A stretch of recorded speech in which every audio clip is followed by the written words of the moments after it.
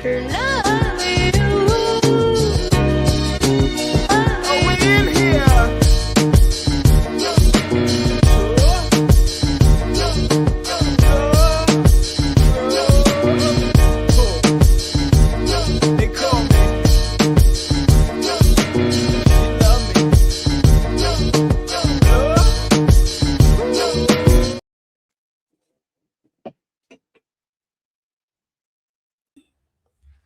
now y'all can hear me.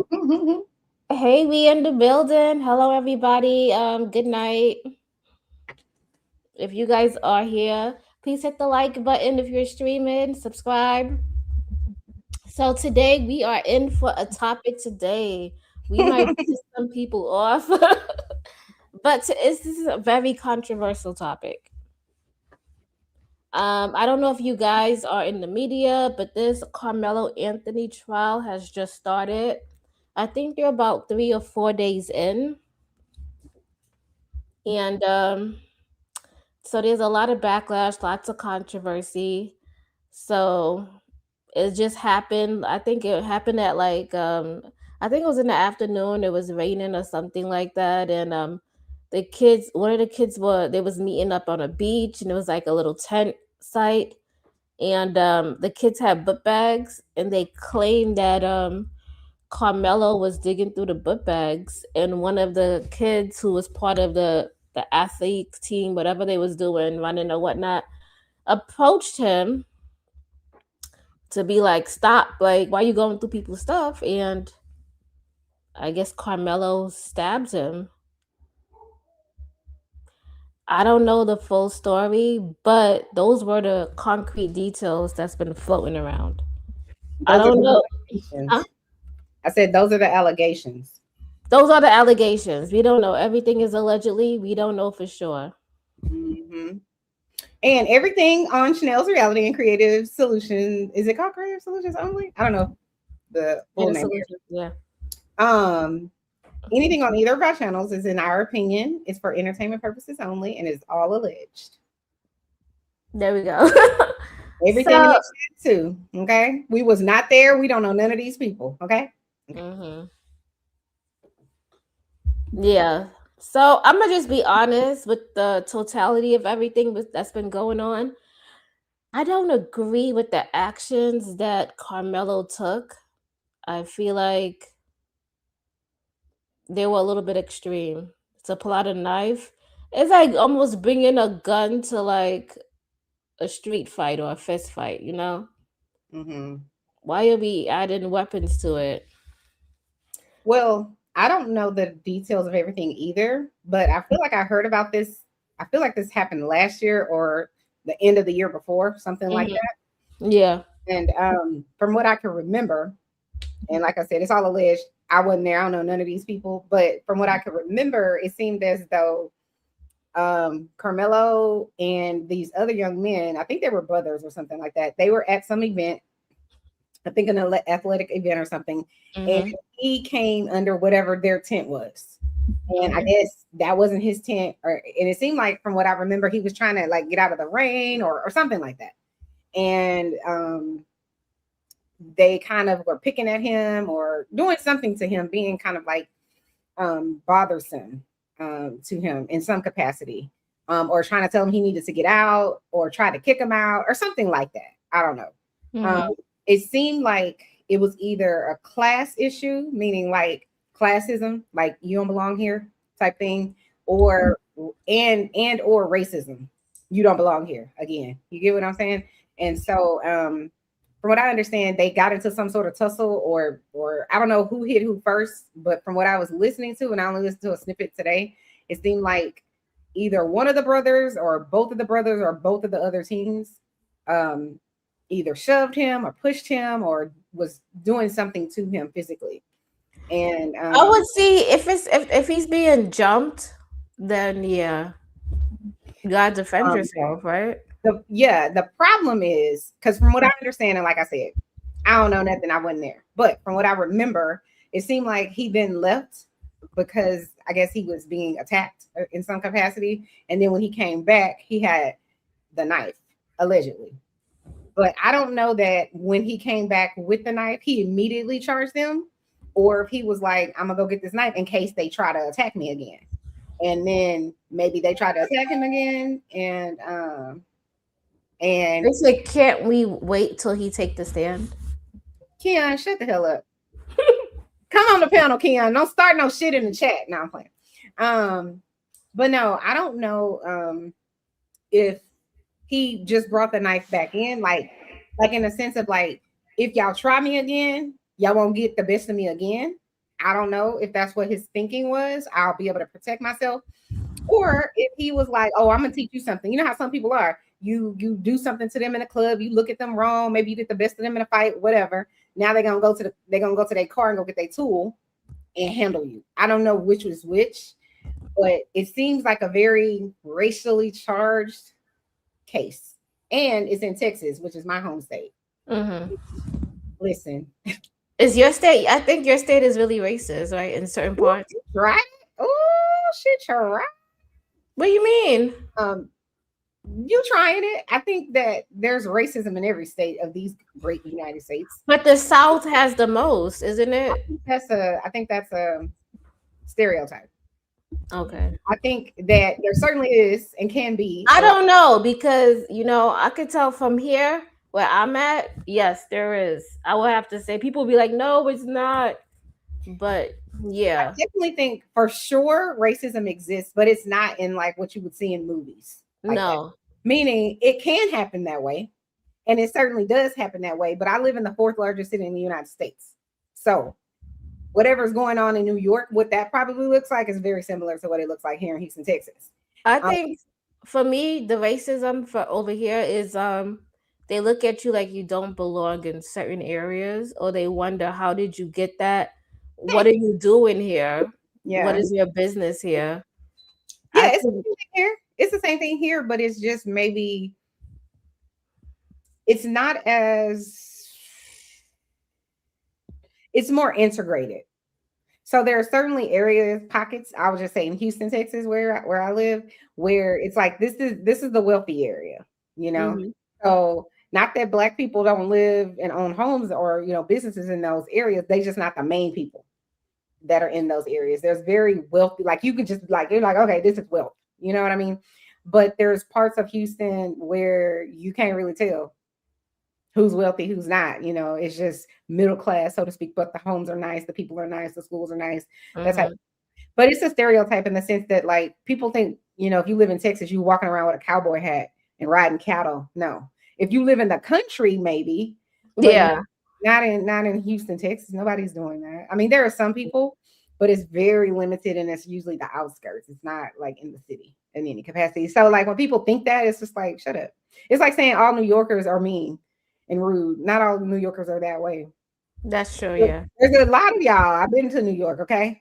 But but not everybody's that way. So yeah, no.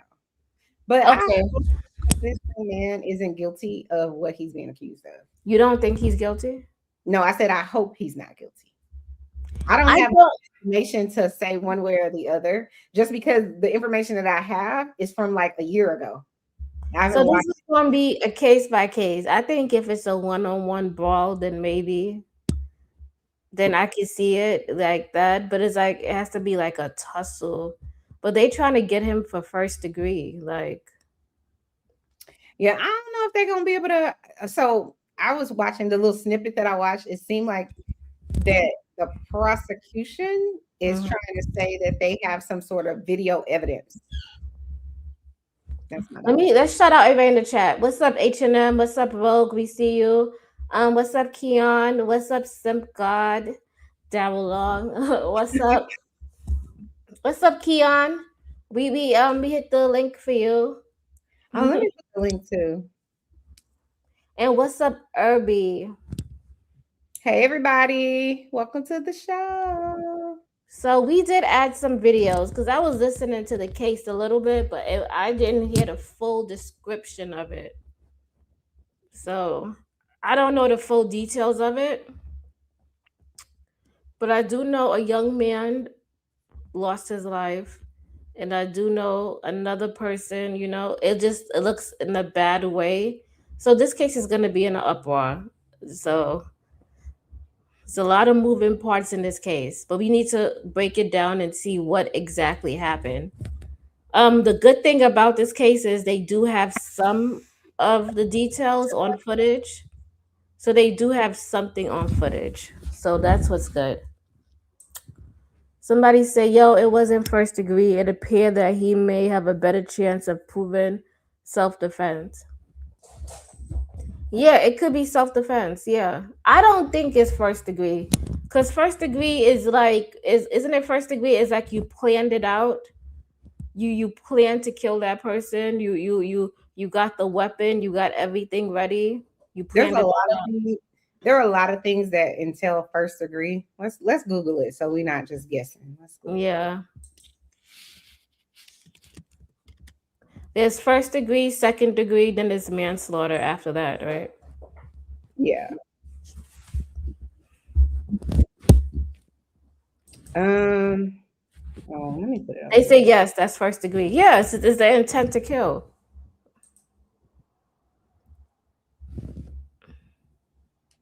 Yeah, it means he intended to do it. Yeah. And they say depends on the state. Yeah. That is true. Depends on what state.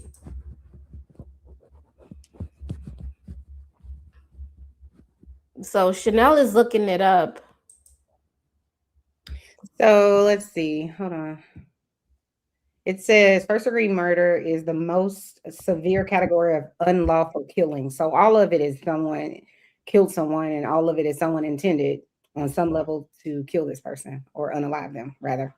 Um, but first degree is defined as an intentional act that is willful, deliberate, and premeditated. So I think that where they're getting the first degree murder part or first degree unaliving, let me stop saying that word on YouTube, but I think where they're getting that from is if that video does indicate that he came in with a weapon unprovoked, meaning he left the fight if they had a fight or whatever, Mm-hmm. went and got a weapon, came back, and then immediately or maybe sat and wait to unalive the person. That to me sounds like deliberate, willful, and premeditated. But if it's what I think it possibly could be, which is you got jumped, or maybe they attacked you in some capacity, or someone attacked you, you went and got some sort of weapon, and then came back because you felt like I can be in this tent, like I should be able to be in here. I'm not harming anyone. I'm not doing anything. Uh-huh. And then, but if you do something to me this time, I'm gonna get you. If I it's, didn't heard of him leaving and coming back. I'm saying that's what I remember like a year ago, unless it's a different case. I feel like if he left and come back, that looks even more bad. I'm just That's no, I agree. That seems premeditated. But also, yeah. to me, if I am somewhere that I'm allowed to be, let's say I'm at a club and you don't want me in there for whatever reason. You told me to get out because my man here, right? You told me to get out. We get into a tussle, whatever, or you threaten me. Let's just say you hit me or slap me or whatever. And then I go to my car and I get something, quote unquote, to protect myself, not necessarily with the intent to unalive you, but to back you up off me, whatever the case may be. Um, and I don't have any intent to do anything to you, but you're not gonna punk me again. You're not gonna slap me again. If you slap me again, you hit me again, then you're gonna get shanked. I don't know that that's first degree, but I'm also not a legal eagle. So you okay? It's some cats, girl. Some cats in your house driving you No, crazy. it's fine. But yeah, I see what you're saying. But it says this means the predator planned the crime or weighed the decision to unalive before taking action rather than acting on a sudden impulse. So him, if he left But and came back, so now they're gonna argue that you left and you was unharmed and you were safe. Why go back and put yourself in a harmful place? because I was out in the rain and I came under this tent for security, whatever. Let's just say I don't know what was going on, but from what I remember, it seems like he came under that tent because he was trying to get out of the weather, and they was just trying to put him out. Like you don't belong here, kind of like what you were talking about earlier. Mm-hmm. But the defense is going to have some damning evidence to get him out of the tight spot the prosecution seems to have him in. Um. They say look it up for Texas. No, not true in the state of Texas. You Oh, guys read your comments. Look it up in Texas. Also, he never left. That's what I was thinking. He never left. okay. Maybe I'm gonna have the wrong case. I don't know. No, you're fine. It says Texas does not officially use the term first degree unaliving Hmm. to classify criminal homicide. Instead, the legal equivalent is first degree. Oh, it's called capital unaliving, which capital unaliving, my understanding is you're committing the act of unaliving someone while committing another crime. So I came to Creative's house to steal her TV, and while I was there, I also unalived her. She died as a result. That's capital. Oh, that's capital. Okay, murder. Yeah. Um, Capital murder also is unaliving a police officer, firefighter, um, or any penal institution employee while they're on duty. I didn't Even know. military members. Yep. I didn't know that. It Also, happened here on the base here. Some oh, guy some guy came on the ship. It was like one of those contractors and killed a sailor on the ship.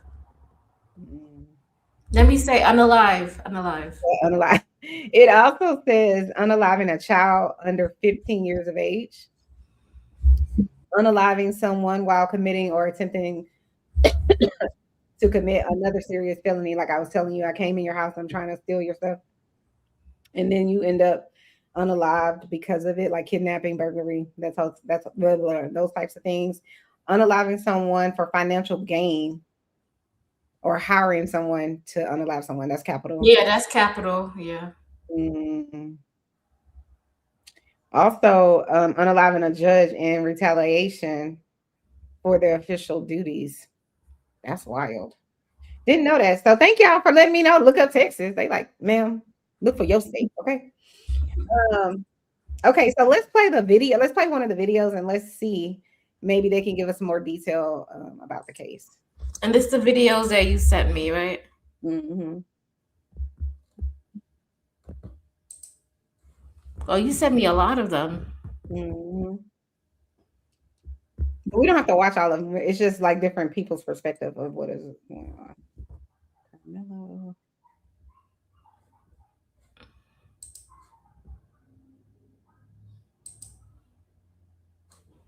Oh, I was trying to make this bigger. Hold on.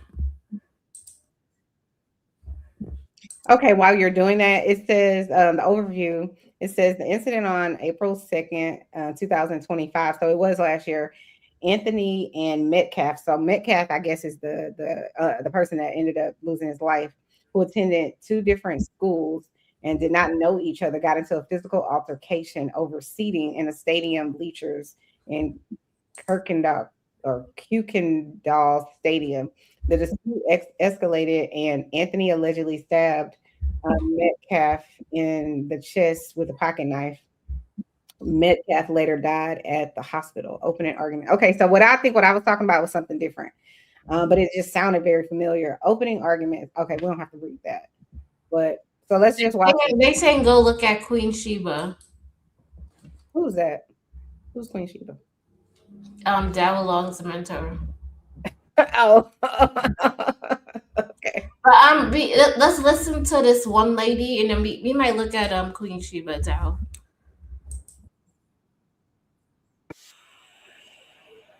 We can't see it, creative.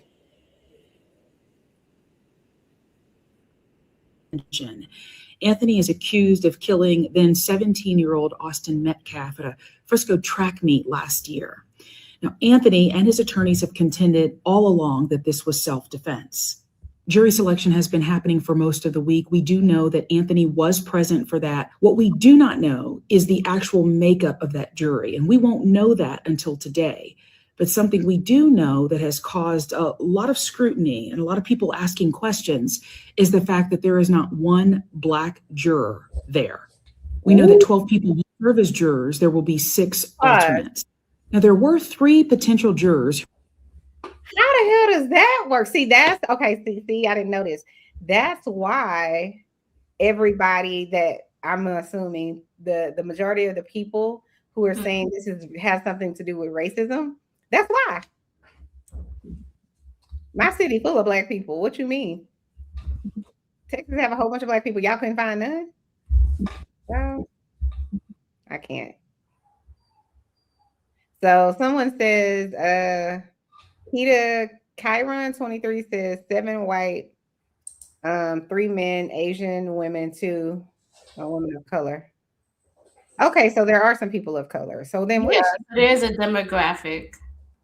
But there's a small. How do you get 7 white men? The prosecution really wasn't playing. I don't know how they got that. They need at least what you want them to have. Let me see you want them. But if we had like three, like two, maybe two black men and maybe another Asian or No, you need at least 3. three If black you men. if he really didn't do it, if he really didn't premeditate this, you need at least 3 to 4 black mothers. Mm. There's Because you know how y'all are about y'all sons. Y'all are very specific about y'all sons. you right, you right. So how they can view it, you need the jury to view it from the perspective of the parent, the mother's eyes and her child going off to prison, trying to protect himself. That's what you need. 7 white men, they could care less about a black life. I hate to say that, but that's just what it is. When you say that, now you sounding biased and racist. I am biased. Okay. I am biased. There's a mosquito that's got in my house and it just won't leave me alone. Yeah, I'm definitely biased. I'm a black lady growing up in a racist ass America. What did that man say? This is America. I'm not blinded to what happens to our people. You Now right. I can try to be unbiased and whatever else. And if something does come out that says or shows some sort of evidence that's indisputable that shows that this young man just went up to this young man, the other young man, and unalived him for no reason, no provocation, then he got to go to jail and he should stay there for the remainder of his life. But if there's some sort of evidence that proves otherwise, then we gotta, at least look at it. I say. So what I was gonna say, I was gonna say he looks like a young boy. Which one? Both of them? No, Carmelo Anthony. He looked like He is young. How old is he? that. Looked like that could be my son. Oh, he's 19. No, he's 19. So he was 17. Oh no, the victim was 17. And let me just say this. No matter how I feel about any of it, my prayers and my heart goes out to the victim and their family, because regardless of whatever the reason was that the other young man, Carmelo, took this young man's life, a life was lost. Regardless if he felt it was justified or not. It's a life that's lost. Nobody wins in this situation. And so somebody's child is no longer with them in an egregious way. So About it, yeah. Think about it for my son, because if that was my son would be trying to protect himself. mhm. So yeah, I don't know. I need more information to make that determination. So let's see what else she has to say. Who were struck from the list. Now, the state said that they wanted them off of the list because they were educators. But the defense did claim that if that happened, that would mean that there was no chance for any Black jurors. Well, the judge in the case said that they were stricken for race neutral reasons, is what he called them. So he allowed it to go forward. As you can imagine, there are people on both sides of the debate when it comes to the jury makeup. But we know that this trial in Collin County will happen without any Black jurors. We also know that security at the Collin County Courthouse is very tight. There are road closures, there are checkpoint restrictions, there's a heavy police presence because of the international attention that this case has garnered.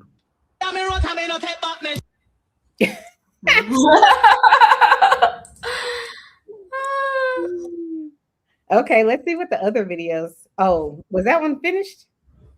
Yeah, that was Okay. a short one. Okay.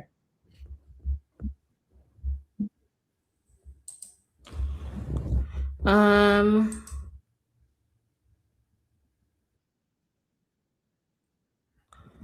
hold on. We do have one from Court TV. This might be a better one. Yeah. This right here is day one. I like your tie. So cute. Very chic. Thank you. Hmm. Hold on, give me a second, y'all. Hey, Irby. Hey, Coach Berg. Hey, Sim God. Oh, you got to skip forward. I thought I had sent it to you where it was. So you got to go forward to where the black lady starts to talk.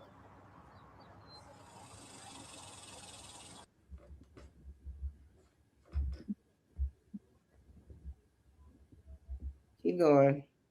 Okay. Should I Um, go back some?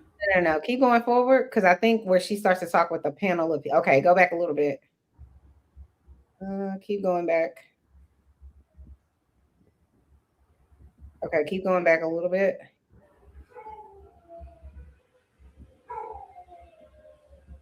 All right, try right there. Is really helpful. You also broke some news for us earlier when it came to the jury. There have been a lot of questions rather about who's on this jury, what may be their demographics, how will that impact a case that has had a lot of polarization racially, especially online, even though we know these parties say, even the prosecution today in the opening saying this is not about race. But what have you observed about the racial makeup of this jury? Yeah, Julia. So, of course, this with the optics of this case, this story here, young black kid, young white kid, violent crime. Of course, people are going to have their opinions. They're going to have their judgments. And, the jury was, that the makeup of the jury was in question. And so, of course, I was in jury selection yesterday, and that jury was seated around just after 5 p.m. yesterday. And I couldn't necessarily see the courtroom today. We saw reports last night that there was no African American people on the jury, and that held to be true. It's a majority white jury, of course, made up of men and women. There are 3 Asian women on the jury. One looked what looked to be a Middle Eastern woman on the jury, and another person of darker complexion on the jury, but none of them were African American. There's a total of 12 jurors, 6 alternates, so a total of 18, I guess I should say. But yeah, majority white jury. All the men are white as well. So the reports were true. No African American people on this jury. I remember yesterday during jury selection, the defense raised an objection to the prosecution's strikes.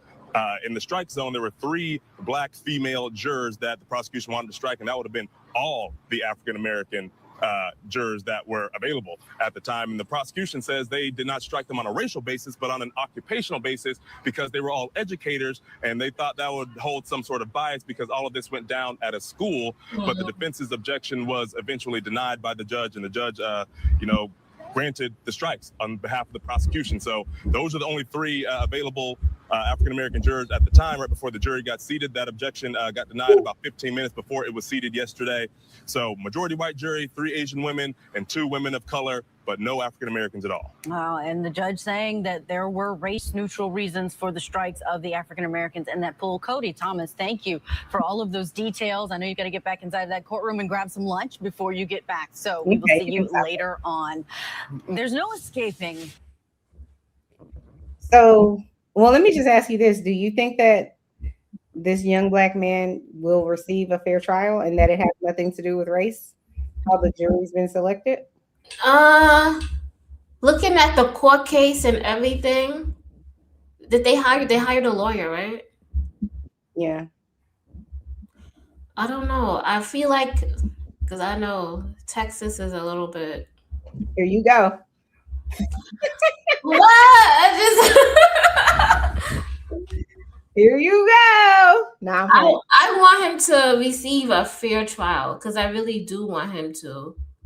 Yeah, I think I don't think so, based on the jury selection and so far the way the media is painting it to seem. The media is painting it to seem like he stabbed him, and it was like he just stabbed him for no reason. But that's what the media is gonna do. Yeah. The media doesn't dig and say like why would a person want to stab somebody? Nobody just stab somebody for no reason. No, people do. People do things out of spite, out of jealousy. Yeah, but like if I don't know you, you don't know me, why am I gonna go stab you? Right. Especially if I'm a student and I'm a young boy and I'm Right. going to school. Why would I do something like that to you unless you antagonize me, said some things. You don't know. Kids are cruel. They could probably say some cruel things. And I'm not justifying saying that you should do that, but I don't know. I was watching this movie and I'm not trying to shift trajectories, No, but I was watching this movie, right? And one of the girls sent the other girl a like a really really hurtful message stating that you need to like you don't belong here in this world. You should just leave or something wow. like that. People do shit like that though. And you For real. know what happened? That girl went home and she tried to And allow herself. yes. People do that all the time. That's why, this internet can be very toxic. Very toxic. Because I remember thinking when I first heard cyberbullying, I was like, how could that be bad? All you have to do is not get on the internet. Like, who cares?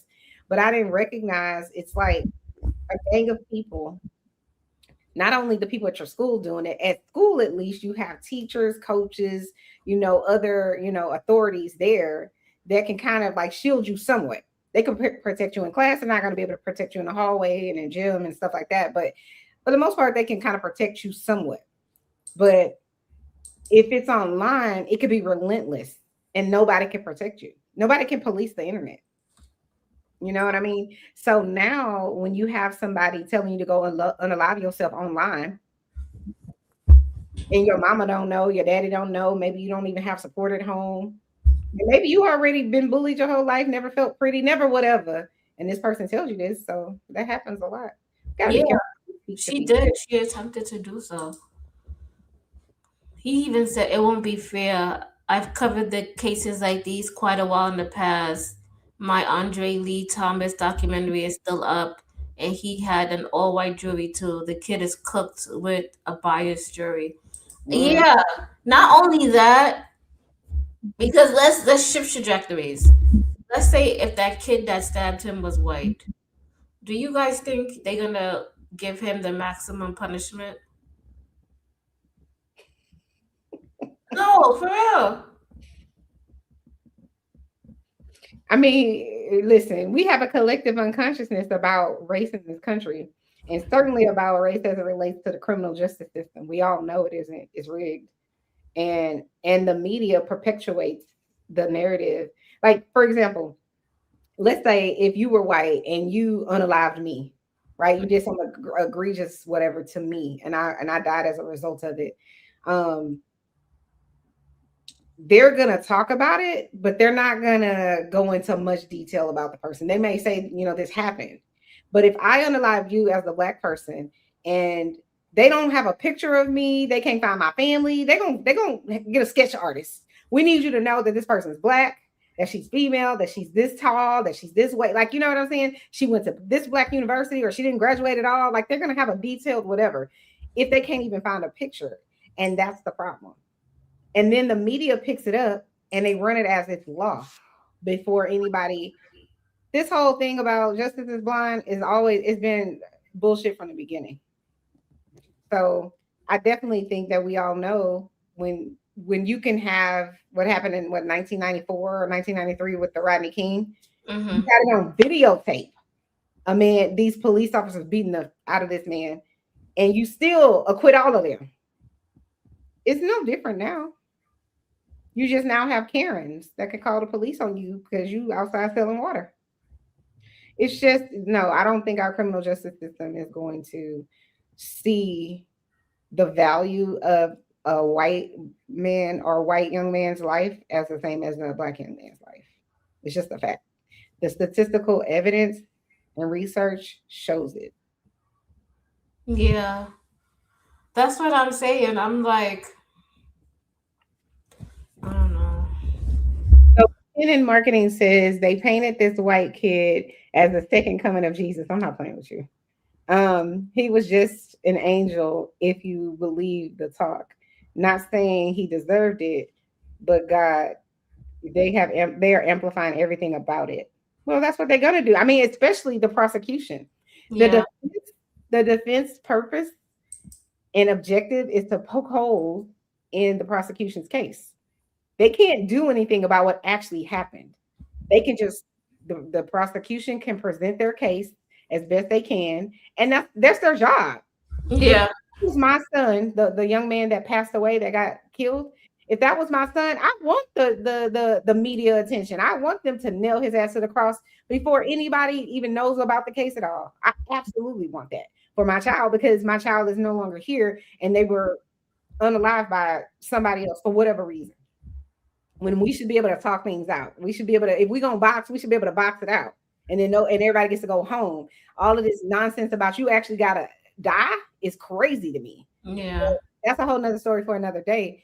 So that's exactly what the prosecution's, that's their job.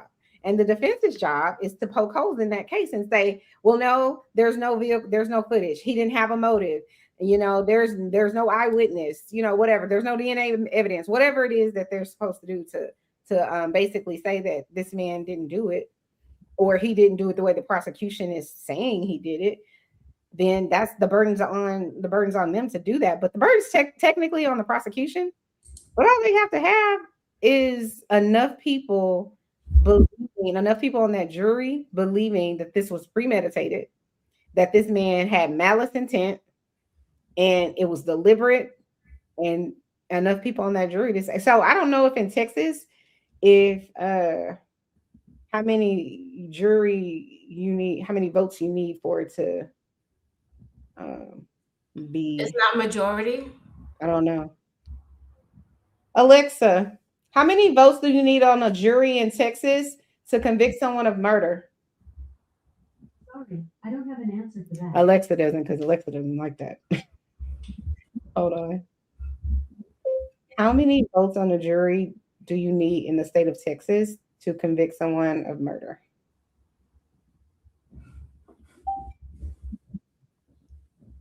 You need 12 out of 12. So 100% of that jury has to all agree that on first degree murder. Now, the only way he could get out of this is there's no true evidence, and they obviously don't convict the jury. I mean, don't convince the jury of it. That's one way.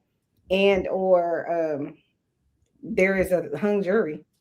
It's one person that's like, nope.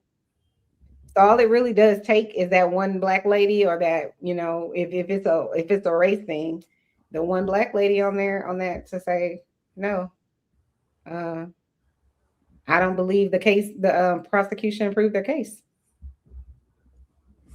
I thought the guy that was talking on the mic, I thought he was going to be part of the jury. Didn't he say that? Oh, I didn't hear him say that. He was like, they called me also. No, I think he's a reporter. Well, he was just covering it. I thought he was going to be part of it. Because they wouldn't let the jury out like that. Not in this high profile case. They might be sequestered. Who knows? So do you want to play some more of this? Because they said they had witnesses. Mm-hmm. So should I fast forward to that part, or? Let's just see what else they have to say. Okay. How polarizing this trial is. Both Karmelo's mom. We need to say fair use, fair use, fair use. Oh, yes. Fair use.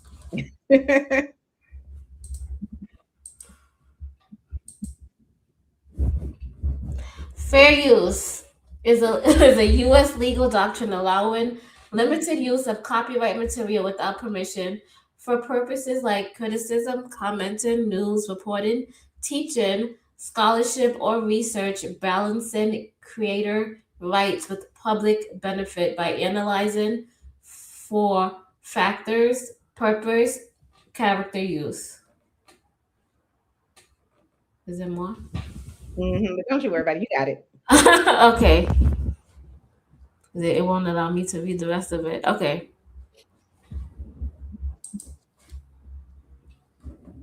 Oh, you can't even see the screen. Mother and Austin Metcalf's father have spoken about the emotional toll here. And joining me now is someone who knows really better than anyone about a trial being this polarizing. He's an attorney who successfully defended George Zimmerman, who was accused of murdering Trayvon Martin. And that was a case that had issues of race and self-defense. It defined that trial as well. We have with us Mark O'Mara. Mark, it is so good to have you on. Thank you so much for joining me.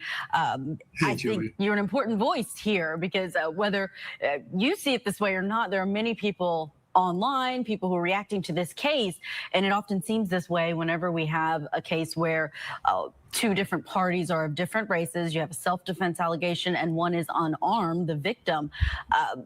There's often a reference to the Trayvon Martin case, the George Zimmerman case. Sure. I want to ask your opinion. Do you see similarities here in this case? Oh, no, there definitely are. It is undeniable. And we can't and really shouldn't even deny the harsh reality that race interposes itself on most criminal trials. It imposes itself on the criminal justice system as a whole. And it does so here in this case, only because they are of different races. Now, I'm not saying that Karmelo had any racial intent in his actions, but we as the observers, right, as the viewers of it, look at this and say, oh, obviously there's a racial component. There may have been nothing in either one of their minds the day that this happened, this tragedy occurred. But we look at it as lawyers and as commentators and say, we have to be aware of it because we know, and I've argued for decades, that there's an undeniable bias existing in the criminal justice system against young Black males. Used to be we could never even talk about it 20 years ago or so. Finally, we can talk about that undeniable bias, but it's there. And I would tell you, I'm very concerned that there is not an African American on this panel, and more concerned that the state was able to cross out 3 African American females that were opposed on what we do call a Batson strike because of a concern of a racial striking. And that's a problem for this trial, and we haven't even started yet. Yeah, that's been concerning to a lot of people who are reacting to this. I'm curious what the breakdown was in that landmark trial that you... So what do you think, Chanel? Is Chanel there? Yeah, I'm here. I think what he's saying is absolutely right. I don't disagree with any part of his statement. Yeah, so there is some similarities. So I'm gonna fast forward to they're gonna talk about the witnesses. Okay. Angel soft. Well, it's gotta be soft. Huh? I said Angel soft. I know. You over here playing commercials, y'all. Get shot that Angel soft. Okay. Okay, we back. Happens. A short time later, Austin grabbed Karmelo to tell him to move, and Karmelo pulled out what this witness recalled as a black knife and stabbed Austin once in the chest and then ran away. Let's talk about what that statement means for this case. Joining us to discuss, we have trial attorney Mark O'Mara still with us and former prosecutor Nicole DeBoard with us. Thanks so much for being with us and breaking down this case for our viewers. Nicole, I want to start with you. With that witness statement, if you're just focusing on that, if that was the only witness to take the stand in front of this jury, do you think that this sounds like murder or self-defense? I'm going to say this is going to be a tall mountain to climb for the defense. It sounds very much like murder. There's a couple of things that really create an issue here because under Texas law, you cannot bring a weapon to a confrontation. And based on that statement alone, essentially what we're hearing is that the person who was provoking the encounter, because he's saying, touch me and see what happens, is actually the person who has appeared at the encounter with a weapon. Certainly that's not going to be what the defense has to say about it, but I will say this does sound like a tall hill to climb in terms of self-defense. Yeah, the defense did try to clean that up in their opening statements with whether he said, touch me and see what happens, or touch me and don't touch me and we'll be cool. Mark, I want to show you witness statement number 2 in this police report. This witness stated to police that they were all sitting on the bleachers under a Memorial High tent when another male he did not know walked over and sat under the tent. That would be Karmelo Anthony. Austin told this male that since he didn't go to Memorial, he had to leave the tent. Austin and the male went back and forth Then Austin stood up and pushed the male to get him out of the tent. During the time of the arguing, the male was reaching around in the bag that he had. It was at this time that the male took out the knife and stabbed Austin and then left the scene. They're substantially the same, Mark, in terms of what they are saying. There are a few differences, but what's your take on whether or not, from those witness statements at the time that this happened, where do you think the jury would land on a case like this? It's fun. It's going to be a tough call. And I know that's an easy thing to say. You can't lose if you say you're in the middle. It's going to be a tough call for these reasons. When you actually do an analysis of self-defense, there are different components. The argument that Karmelo Anthony was there and he shouldn't have been there. Well, that's okay, but it's not your bleachers. You don't get to throw people out because of a tent. That's an argument that you're going to see the defense make. Why did the eventual victim in this case decide that it was his role to kick him out? And then there's a tussling back and forth, and then Oh, we got 18 letter. What's going on? What's going on, ladies? How y'all been doing? We doing good.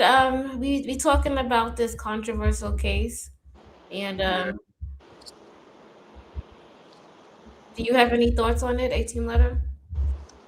Yeah, my thoughts. I haven't been keeping up with it as much as everybody else because I kind of been working a lot. But I Somebody did like get. Huh? I'm sorry. nothing good. It's just.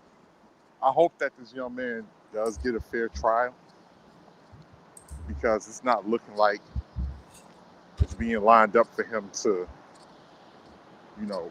get a fair trial, especially with how they announced the jury. So it's not looking good, and I make sure to keep an open mind because we do not know the details of the case completely and what has transpired. So we'll be, I'll make sure to keep up with the case in the future so I can follow, what's going on. Okay. Hey, chocolate. Hey, How you chocolate. doing?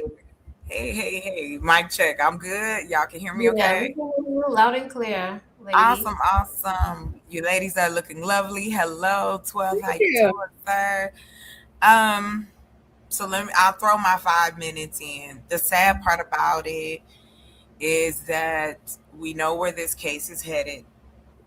They have an all-white jury. There's not one black person on the jury. No, they have 2 black women. Now? Mm-hmm. Okay. It started out with no black people. No then black people, yeah. A certain amount of Asian people, and then 2. I still don't think that it's not going to be fair because the problem is how we look at bullying in this country, how we deal with it in public schools, how we pretend like it doesn't have an effect on our children or No, as somebody adults. got in trouble for that. I was telling Chanel about how somebody sent some messages and the girl tried to delete herself. And that haven't been the first time. There was a woman, these are grown people. It was a woman who pretended she attacked the new girlfriend and unalived her. Pretended to be her through text messages, harassing the man she's with now because the girl got talking about. Mm-hmm. Yes, they did that on that case.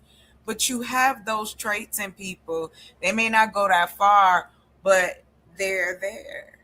And we still have to pay attention to the small things as well as the big ones. And I think that also plays into it.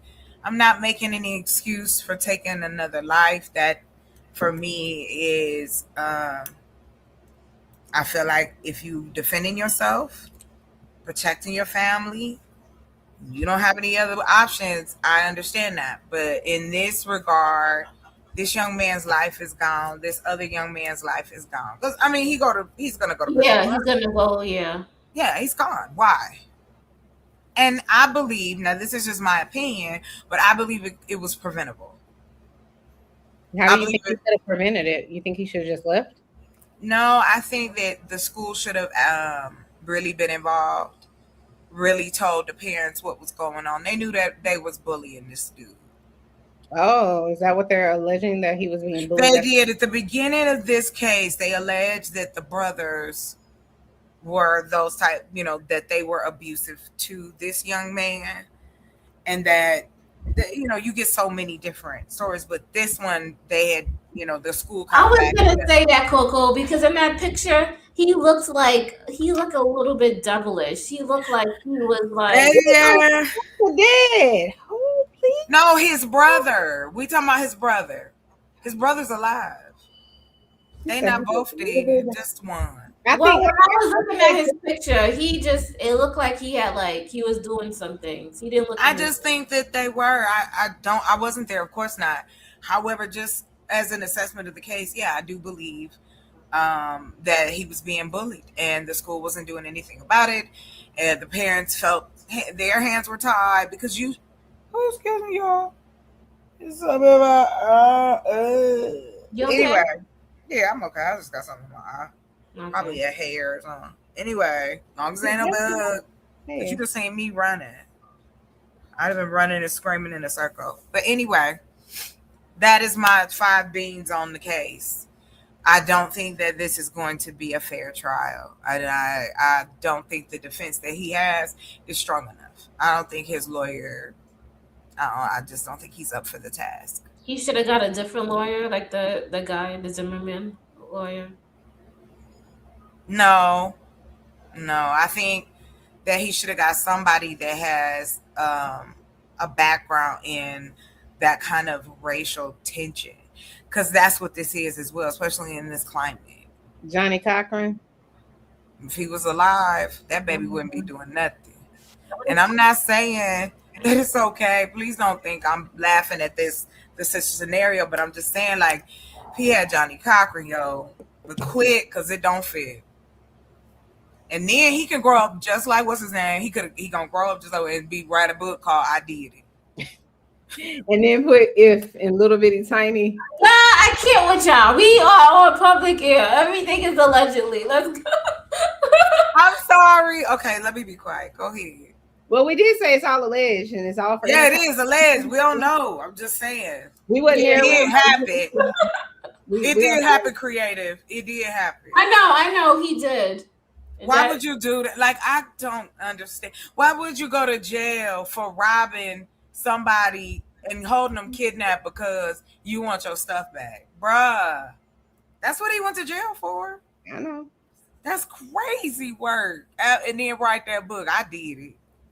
That's why he got 8,000 years in prison. Because they was like, we're going to get you down. Yeah, he did it. Why would you write a book in the first place? Girl, the whys of why. I'm going to tell you why he wrote a book.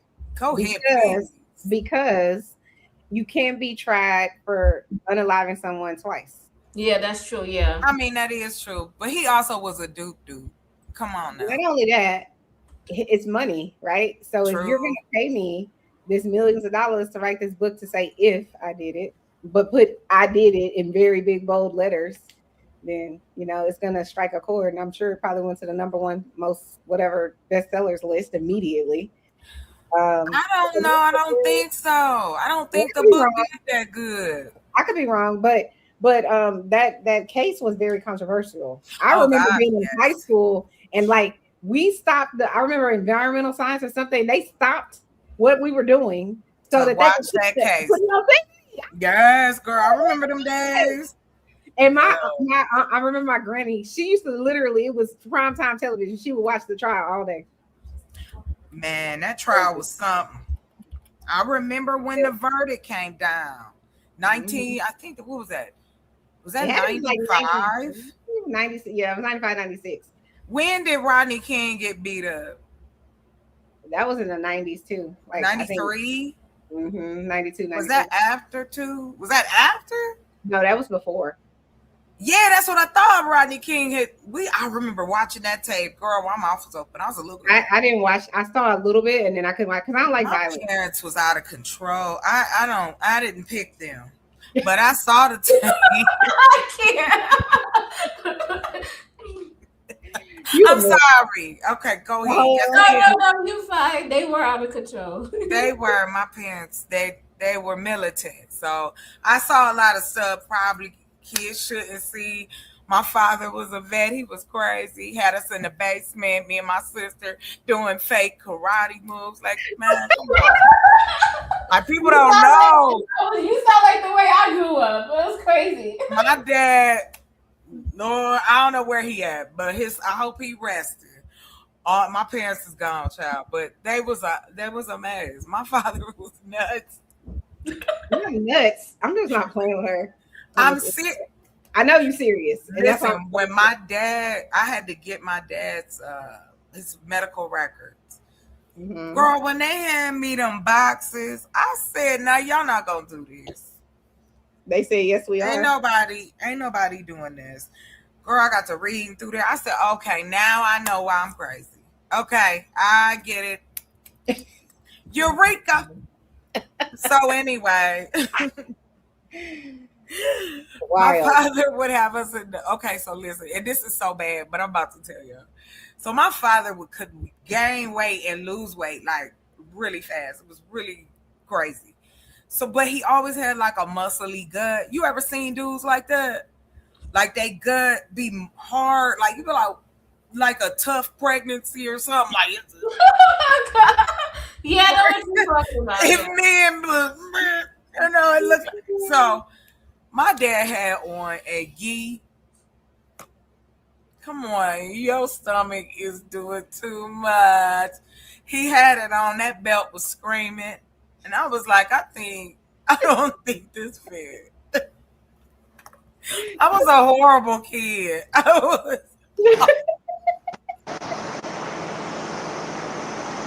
18, what are you doing? I'm actually working. I know. All right, let me get a check. Hey.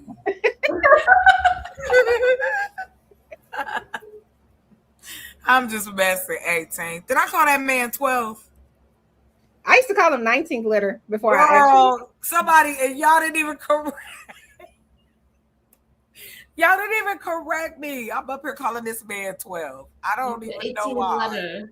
He might be the 13th letter. He might have been on the 12th when he stopped. Like 6 more to go. Wait. What y'all? I ain't hear y'all. I'm sorry. Nothing. Yo, don't listen to us right now. Ooh, no, that's how I know y'all said something. Somebody said something. Shit. No, listen, 18th, listen. When I came up, I said, "Hey, what's up, 12?" And you didn't say nothing. The 12th letter. I took 6 of them letters away. Not 6. And then when I saw the name come up, I was like, wait a minute. Nobody even corrected me. I was like, I'm up here calling this man 12. What is He's wrong? the 12th letter. He might be the 12th letter, child. Where is the 6th one? No, I ain't. What you mean be the 12th letter? Sparkle Terra Square. Did she just finish it? Creative. Yeah. Did you just cut us off? Said shut the hell up. No, I'm getting the screen ready. Oh, play the next segment. This is what I'm doing. Alternates. Here's a portion of the prosecution's opening statement. They told this jury, "We are all here because Karmelo Anthony decided to take a knife to a high school track meet and provoke another young man who he didn't know into touching him, holding an already open knife in his hand and plunging it into his heart." They went on to say that this man decided to commit an unjustified provoked murder and that this case has nothing to do with race. This is not self-defense. Let's talk about the prosecution's beginning of their case. Can you go back just a little bit? 18th letter. Pause. Mute yourself. Sorry. Just slightly. Okay, go back a little more. Just slightly. So where's the boys' pictures? That's where I want you to go back to. The day, so at any moment he could come out and give us a new update on what's happening there. But we do want to show you what happened this morning during the opening statements. Both sides only got 20 minutes to deliver this to the jury of 12 plus 6 alternates. Here's a portion of the prosecution's opening statement. They told this jury, This is what I don't like. Okay. You see what the white boy has on? Yeah.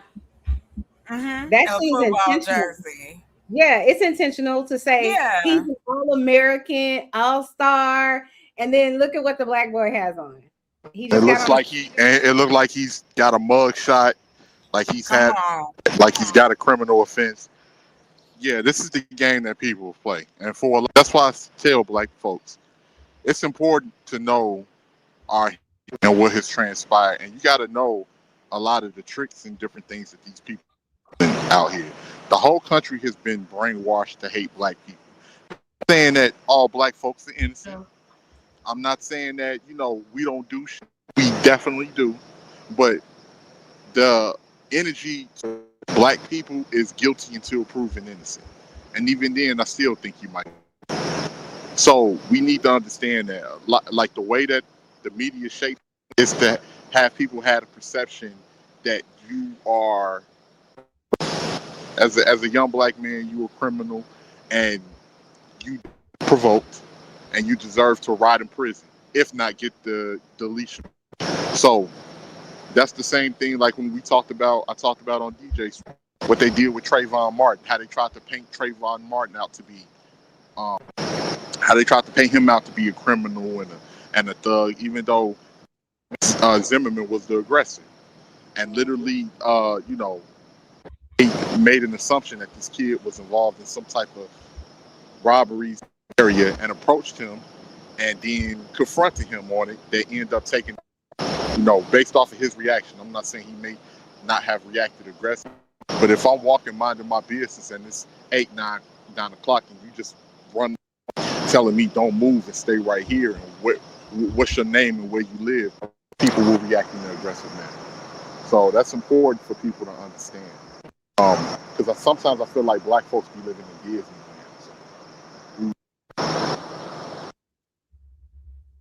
Thank you, 18 letter. And I'm just saying, that your sound was like going in and out. It was like a roller coaster, but I we can't. heard you. I I'm can't. sorry. Let me see if I can and fix this.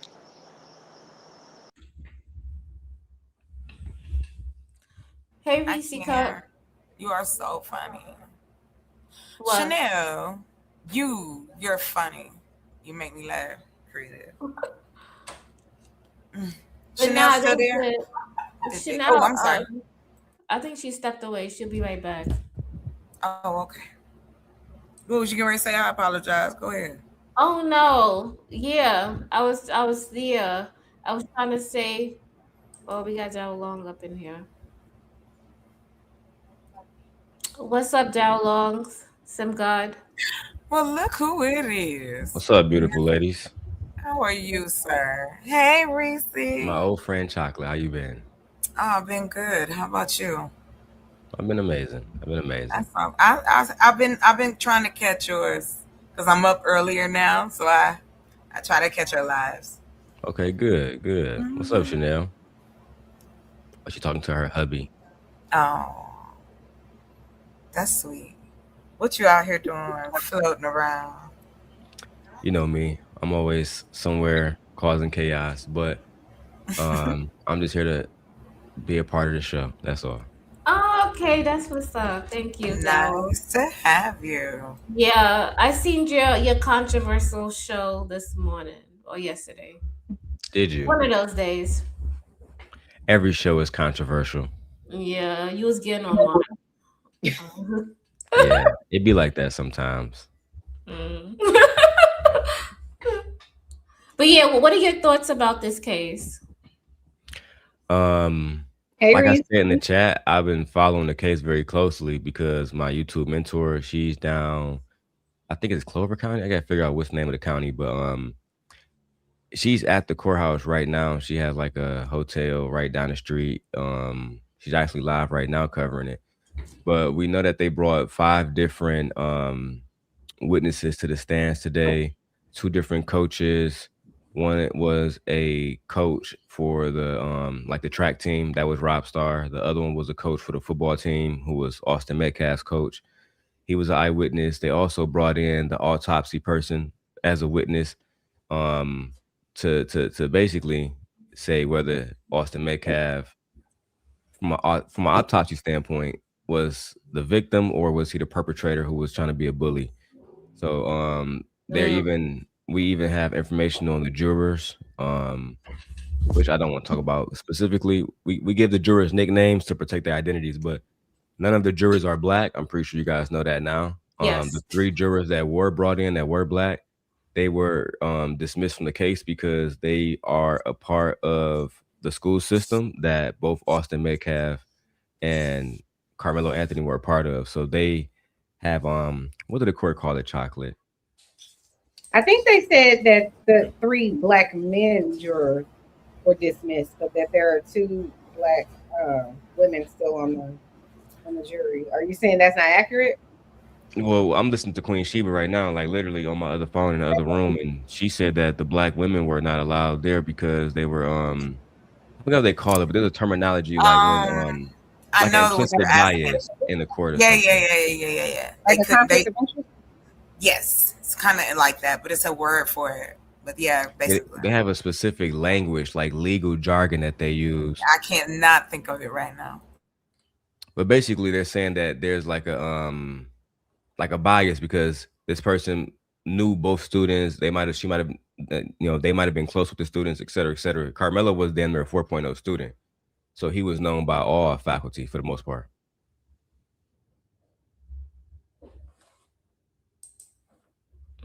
Okay. They said they didn't even go to the same school. They did not. Carmelo Anthony went to Centennial High School. Austin Metcalf went to Memorial High School. The incident took place on April the 2nd, 2025, because we all have notes. I'm a moderator over there. So it took place on April 2nd, 2025 at David Stadium in Frisco, Texas, at a UIL track meet. So they were, the schools were meeting for a track meet. Oh, all schools are meeting. And Carmelo Anthony is on the track team. Okay, they made it seem like he didn't belong to be there or something. So yeah, you're right. There are no black people on the jury. There's no black people on the jury, and to be consistent, he's on the team, but he didn't have a meet that day. So one can argue, I will argue he was there for emotional support. You know what I'm saying? Like I was on the basketball team all throughout high school, and I did cross country. I didn't do track, but the times where I didn't have to run for cross country, we would still have to be there for team support. You know what I mean? To me, so it would make sense why he was there. And let's say if he wasn't on the team and he just wanted to support the school, that will also give credence to why he would be there. Yeah, I thought he didn't, but no, he did. There's no reason why he couldn't be there. Like he belongs to be there. Like I just don't think a young man who's been getting all, doing well and now pushed to this place. That's what I'm saying. There's more to it. Y'all got it. Somebody said they didn't even know each other prior to this event. No, it was that's what the report's saying. Yes, my bad. My bad. Oh, it's all good. It was just the situation of him getting under I guess they was the rivals team's tent or something like that, and they told him not to stand underneath their tent, and then words got exchanged, and you know how teenagers are, ego and pride is in the way. Words got exchanged, and then things escalated. And I guess they took some of the young man's belongings and threw him or something like that. And that's when he told them, touch me and see what happens. And somebody put their hands on him, and he reacted, with the knife. And unfortunately, this is where we are today. But that's a because Creative, there's a video I sent you of a guy giving a breakdown of what the defense said Carmelo Anthony actually stated, and a breakdown of what the prosecution said he actually stated. And it's 2 totally different things. But we can watch this one first. Oh, so this one, I was playing this one because VC said in this video, Nick at Night, she watched the actual surveillance video of what they played out in court, and she's explaining exactly what she's seeing. So do you guys want to hear? Yeah, some of the other videos have that too, but yeah. They do? Mm-hmm. But no, let's go ahead and watch her. Okay. Anthony trial, and I was inside the courtroom when we just watched the surveillance footage of the incident take place. I was able to see Karmelo Anthony enter into the stadium. It showed the victim and his brother enter into the stadium. It showed the tents that they were under and so much more. They also did opening statements before we started to see any type of footage or anything like that. Opening statements was 20 minutes for each side. The defense took 20 minutes. The prosecution took 20 minutes. And when they gave their opening statements, there was a stark contrast on both sides. So first and foremost, the defense went up and the prosecution went up first, and his co-counsel did the opening statements where he painted Karmelo Anthony as a senseless murderer. Navan, the #1 rated business travel platform, lets your team book work. Sorry, you guys.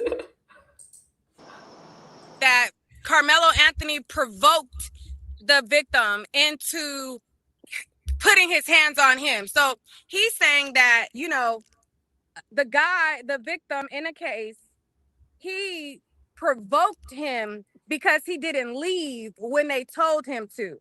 So basically, they told him to leave, and he didn't leave, and he told them that they better not touch him or whatever, or watch what happens if you touch me. That's provoking them to put their hands on him. So then once they put the hands on him, then he used his weapon. He grabbed in his bag, used his weapon, and the whole incident happened in a matter of 4 minutes. So the victim and his brother entered into the tent 2 minutes prior to Karmelo Anthony entering in the tent.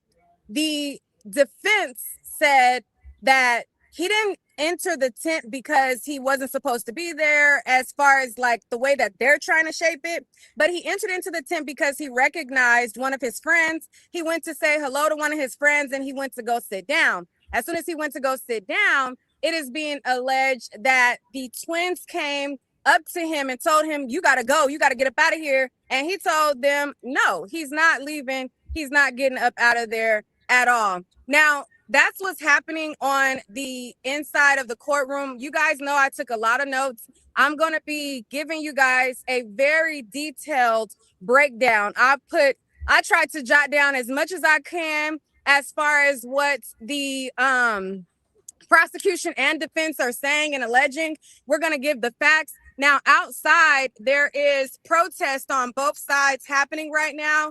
There are people here that are supporting Karmelo Anthony, and then there are people who don't appear to be a part of Austin's family, but rather serving a white supremacist agenda and trying to basically put fear in Black people. So you see them kind of like trying to Black, like, looking all of us up and down, mad dogging us,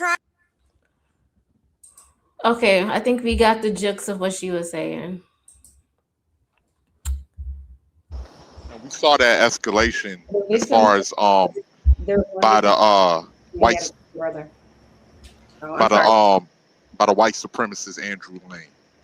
We saw that earlier when this situation first happened, on how he was trying to use the Metcalf, the young man Metcalf, as some type of martyr to try to paint this narrative that Black criminals, young Black men, are habitual criminals, and they're attacking our white youth and they're deleting them, and we need to fight back. So we saw that narrative being played out, and shout out to his father for correcting that and challenging Andrew Yang and saying this was not a racial issue. And apparently the young boys was not racist, nor was the father. So I really do appreciate that coming from the father. But yes, if you understand what's going on right now, a lot of people are trying to make this situation racial, at least with a lot of on the white side, to use that boy for their own narrative to paint. So far, it sounds like self-defense. It also sounds like you don't belong here. Get out. It could be self-defense, but where things messed up is the provocation. Because with the provocation, as far as telling them, "Hey, don't put your hands on me and see what's up," or touch me and see what's gonna happen. That's what I'm saying. If creator, pull up the other video where there's a white guy and he's saying pretty much what this other young lady just said, but he gives a breakdown of exactly what the prosecution says and exactly what the defense says. That the what's his name, Karmelo Anthony said, because the defense is saying he said one thing and the prosecution is saying he said two totally different things. The way the prosecution is making it seem like he provoked them by saying, if you do something to me, see what's going to happen. And the defense is saying that didn't happen. The defense is saying something else completely, totally different was said. But my thing is, if tensions are high and people are aggravated and people are scared or looking onlookers, how do we know exactly what was said unless somebody recorded it? Did you find it creative? No, I'm still looking what you sent me. You sent me a Let lot me of. see which one. Let me see if I have it up. Is it an Instagram or Facebook link? I think it's Instagram.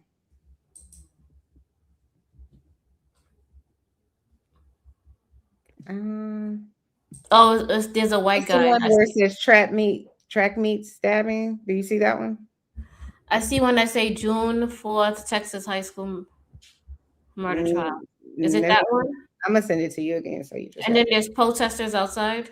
No, I'm gonna put it in the back chat so you can see it.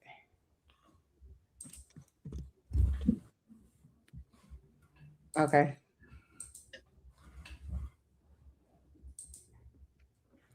All right, I got it. And Reese's right. Put Reese's comment up. You see, it's the last one.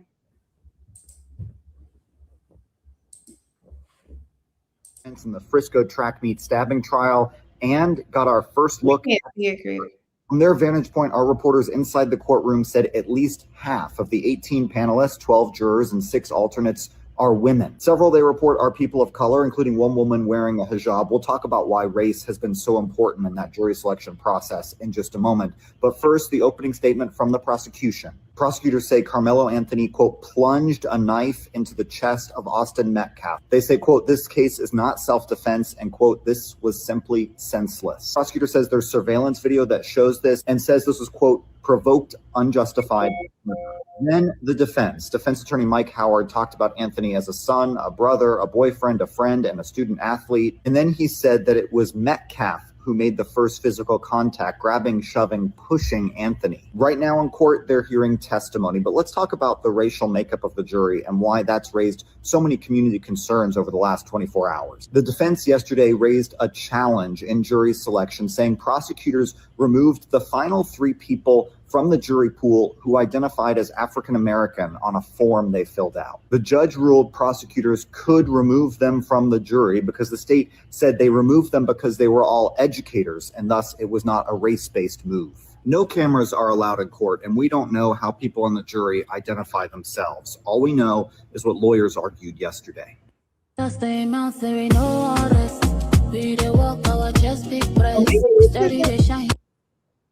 Maybe that's not the one. Hold on. Put Afro beats to this video. Maybe that was the wrong one. Hold on, let me see. That wasn't it? Did he say it? Because I was reading comments, so I don't know. Did he say that the 2 different things that Karmelo said, what the prosecution said, and what the He went over what the defense argued for Karmelo. So he said he covered the 3 teachers not being able to be there as well. Oh, okay. I know I saw a video, or I had a video where it was like somebody was saying what both people said separately, meaning the defense said, Karmelo said, and what the prosecution says.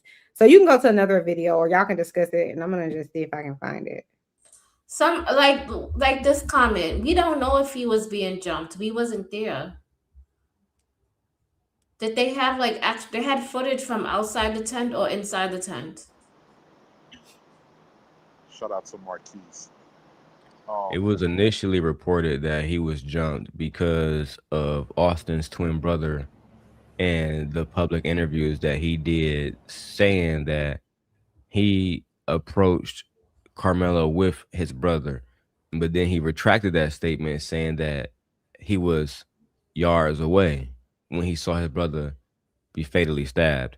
So, and he wasn't allowed in the courtroom, and the judge said that any witnesses will not be allowed in the courtroom. So it's led many of us to believe that he will be called as an eyewitness. Okay. So basically, he kind of like so hopefully that the defense could like pick apart his argument because he lied. He's not sticking to a straight story. I think so too. I think they're going to better break him down because it's already on video of what he said when the situation occurred back in 2025. And from my understanding, Carmelo, it was a rainy night or it was a rainy day or whatever, and Carmelo was simply seeking to um he was seeking shelter from the rain underneath the tents. And from my understanding, also these are all children. So he had, when I say he, Austin Metcalf have no right to tell anybody where to go or where not to go, Mhm. even though the prosecution is arguing that he was the team leader, but he don't have no actual authority given to by administrator of the school to tell someone else where to be and where not to be. He was still a child. Um, my understanding, they asked Carmelo multiple times to leave the tent. He refused due to the fact that it was raining and the fact that he really had no authority to tell him to leave. And they then put their hands on him saying, "Hey, you need to go." That's when Carmelo, as he said to the police officers, he told them, "Put your hands on me and find out what happened." They did such a thing, and he put out his knife allegedly, and it wasn't even a knife. From my understanding, it was like a it was something that they use on a football field that was sharp, and he stabbed him in the chest with it. Mm.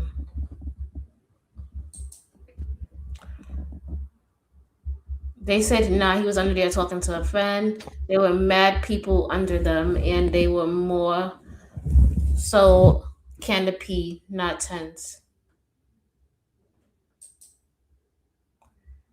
The deadly force triangle for justified use of force is a opportunity, ability, and jeopardy. Thank you, next level, because I don't play football, so it was a cleat tool. Thank you. Yes, it was a cleat tool. So it wasn't like, so they're reporting that he had a black knife, but what the witnesses are saying is that he had a cleat tool. So it wasn't like he brought a weapon. This is something that he would bring any other day that he's going to practice. That's just what it is. A cleat tool don't even look that sharp. I mean, but if you put enough force behind something, you can Yeah. hurt somebody with it. Yeah, you can harm somebody with almost anything. Yeah, with anything. Yeah. So I think it's unfortunate, to be honest. It's sad. Like I said, both them boys' lives gone. I just would like to know, how did it get there so fast? So quick. It just wow. This is a cleat It can go tool. from 0 to 100. It can go from 0 to I don't 100. know if you guys can see, but that's a cleat tool. Yeah, we see it.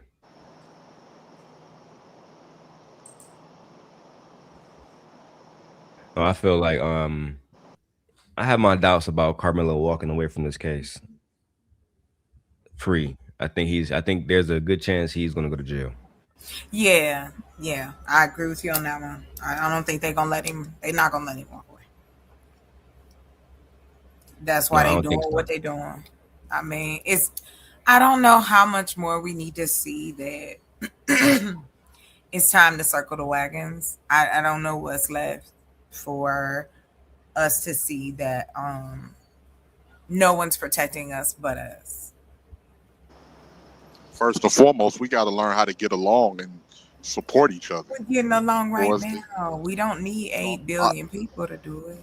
no, I get what. Well, kind of. You need a large number of people in the community. How many people you need? 18.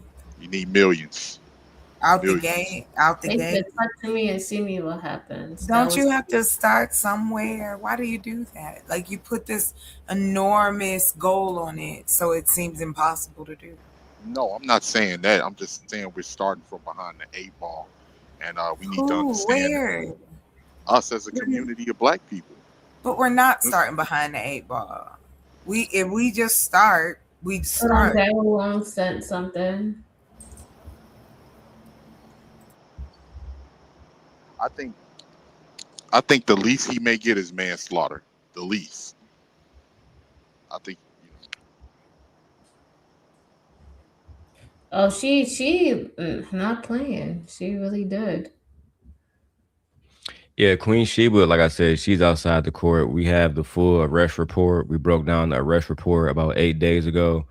10 days ago when she landed down there, um, we have we have information about the judge, how the judge set the rules in the court, the security protocol that they're setting in the court. What else do we have? Like I said, she's live right now talking about the jurors and how detailing which jurors that she believes is going to be impactful in the case. Day two, she was there. She covered it. She spoke to one of the jurors. They quoted and they said, "I can't see myself giving a brother life." That was somebody that allegedly was black said that.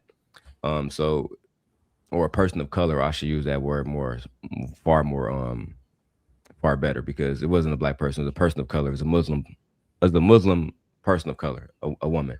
Mm-hmm. And then on day two, which was yesterday, the judge called out the defense for the jury Oh, so I selection see what situation. happened. They wait till he turned 18 to try him as an adult. Yes, ma'am, they That's did. exactly what happened. Under Texas law, it would Yeah. have been extremely hard to try him as an adult at 17 years old based on the circumstances surrounding the case. If this had happened, let's say chocolate at a strip club where Carmelo had no place being, it would have been a bigger argument, right? Of Because we can say, course. well, he's moving like an adult. Mm-hmm. But in this situation, he was where nothing but children were. He had no reason to be told not to go somewhere. So, in my opinion, they had to wait to paint him as the adult black predator, which is what he's being Right. painted as now, Mm-hmm. Of as a course. cold-blooded killer. It reminds me, and yes, I'm dating myself. It reminds me of the '90s. This era in um, high frequency, especially with the police and race, and how folks is ready to fight for something I don't even think they realize that's not even theirs in the first place. Mm. And then to be honest, white tea people are the immigrants. And I say that, and leave it there. But the truth Talk is about still, it. in the course of action, because he doesn't come from money. Because if he had money, right there is that there's the cliffhanger. Could he get off if he had the right kind of representation? Where the money is. And I'm sorry, it's not funny, but I was thinking about where the money reside. Like the song just came. I'm just saying, some lawyers. Carmelo's family is very wealthy. Oh, Is it I hear that they well Carmelo's off. family? They like well off. They not wealthy. Oh, they well off. Daryl, you talking about They're very well off compared to the Metcalf family. Got you. Okay, I was wondering. Very well off. Okay.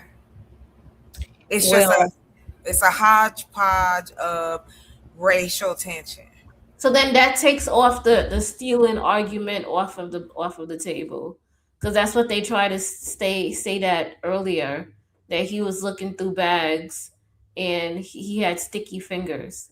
They said all kind of stuff about They said a whole bunch of stuff. I've been listening. It's just like, oh my god.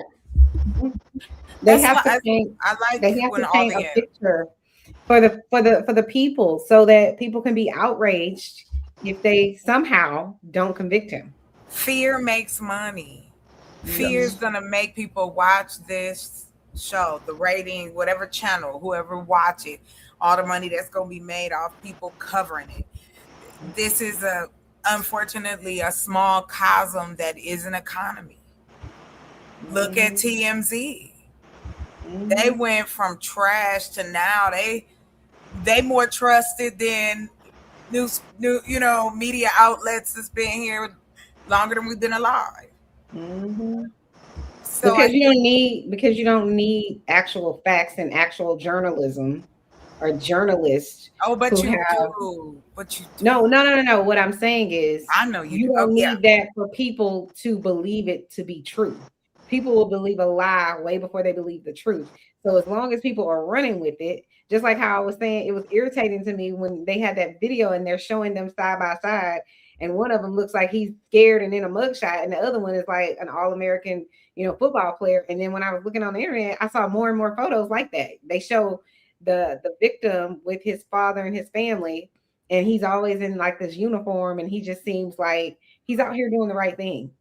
And the way they're portraying the black child or kid in this situation is that he must be wrong. He has to be some sort of demon that's doing something to provoke this young man. And then, he go ahead. I'm so sorry. I was just gonna say the victim couldn't have done anything, and I do believe that regardless of whatever the young man said, or even if he hit him, I don't necessarily believe at all that should result in someone's death. I don't think that. I wish that we could go back to the days where people just squared up, and if you lost the fight, you lost the fight. You just had to come back to school with a black eye or whatever, and just have to face it. But now we so quick to go get a tool, and then one's unalive, and I think that's unfortunate. But I do think the way I'm seeing it now play out, because I didn't see most of the stuff I sent over, because I wanted to have a real response to it, as opposed to like a biased one, so to speak. It's looking like you can't get a jury that's multicultural. That's problematic. Mm-hmm. It is. We have a problem with race in this country. Period, point blank, end of story. People want to say, "Oh, that was the past." That was no, it's every day. They never let you forget. Yes. I mean, well, this country was built off of race. It's not us. That's the funny thing. Built off of race. And the reason why. Oh, go ahead. No, you go ahead. No, honey, because you sound far away. I want you to get out what you gotta say. What about now? Can you hear me a little bit better? You're real close now. Yeah, this country was built off of race. It never stopped being about race. When you look at our history and you see from the beginning all the way until now, the different laws and policies that's put in effect, the different, things we've had systematically to damage black people. It never stopped being about race. You have some people that come along every once in a while and tell you, oh, it's not about race anymore. They'll, pretend everything is multicultural, and black people fall for it every time. I'm not saying go out here and look over your shoulder, be paranoid, but honestly, just know as a black person how this country runs. You have to know that. And they always looking for a scapegoat. If they can paint black people as the scapegoat to be everything that's what's wrong with this country, they do. And they all fall for it. I don't think. Oh, go ahead. I'm sorry. No, you go ahead. I don't think. I'll put it this way. We can't continue to beat up on ourselves if the options weren't left behind. This is what they mean by, how people you throw around generational wealth. Well, your people before you had to be doing something for you to have something to pass down. Yes. Talk about it. Okay, so when we were growing up, that wasn't the goal. The goal was don't go to jail, don't get pregnant too soon, get you at least a high school diploma and a little piece of college so you can make you some money, find your man, get some little beans, and do what you gotta do. Survival mode. I think right, and there's nothing wrong with that. Yeah, that was survival. However, for that to take place, they have to have somewhere to live, which is something someone has to develop and build that. Someone has to create opportunities. So daddy got a job, mommy got a job. we all play a part, and we can jump in and out of different roles in this play depending on what we know how to do and how much money we got. Oh, and who we know. It's like jumping in and out of the line. You know that there's someone always in the back. No matter what, there's always someone else behind you. Because what do you call that? That's natural for us to continue to push forward. And when but what we do is we push forward, but we don't educate. We don't learn from it. We don't really dissect it and go, okay, enough. We got to do something. Now, come on. It's wishes and prayers, like the president. And thoughts. Oh, my bad. I forgot about that. And thoughts. Shout out to your thoughts.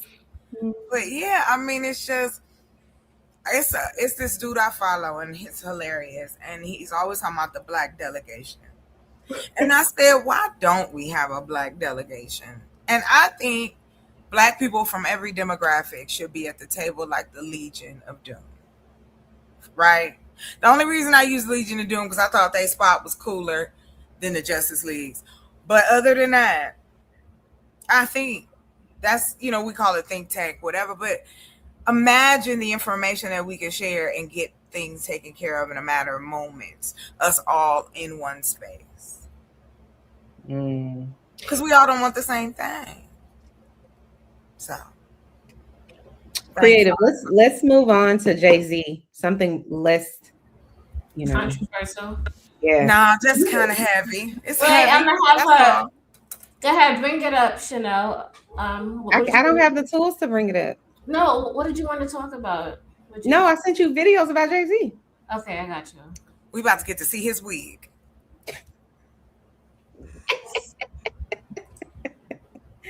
You think it was a wig? Look at his hair. Where's his hairline at? So now we're talking about how Gen Z rejects Jay-Z. Oh. Because of the freestyle? No, I wanted to talk about what you can do that one too. You can let's is that the name of the one I sent you first? From Pink Book Lessons? Yeah, let's listen to that one. This is she a controversial channel too. Oh, you know her channel? Oh, everybody on YouTube. I don't be knowing none of these people. I just be clickety clacking and just seeing what come up. You be like, yep, I know her too. I be telling you which one is a Miami, which one is. Oh, I need somebody to get the lost member. I'm so sorry. Creative. Yeah. Okay, look at the lost member of the Thug and Harmony. Come on, Jay-Z. What are we doing? Hey, Keon. I've been over here laughing my off the last 2 days because the internet is so funny. Y'all been clocking the out of Jay-Z, and Jay-Z really think he did something. Whole time you just sat on the internet and got the tea for what to say. Even my mother knows Jay-Z was never that. Say it again, mommy. What you said? But he was never the one, though. Why he was never the one? Well, I don't know. I know 50 was the one. 50 come up after 50 was the one. Tupac was the one. Biggie was the one. You understand? Everybody's was one. There is not a year where Jay-Z was indisputably the hottest or the best rapper in the game. Jay-Z came in the game in 1996. I think we can all agree that's Tupac's year. 1997, Biggie died. In 1998, which was kind of his breakout year, DMX had 2 number 1 albums in that year. 1999, DMX again, who outsold Jay-Z by a big margin. Year 2000, Nelly and Eminem both went down. Now, 2001 would have been the best argument, but then Ludacris came in the game with hits like Area Codes, Move, Roll Out. 2002, here go Eminem again, dropping the Eminem Show, another diamond album.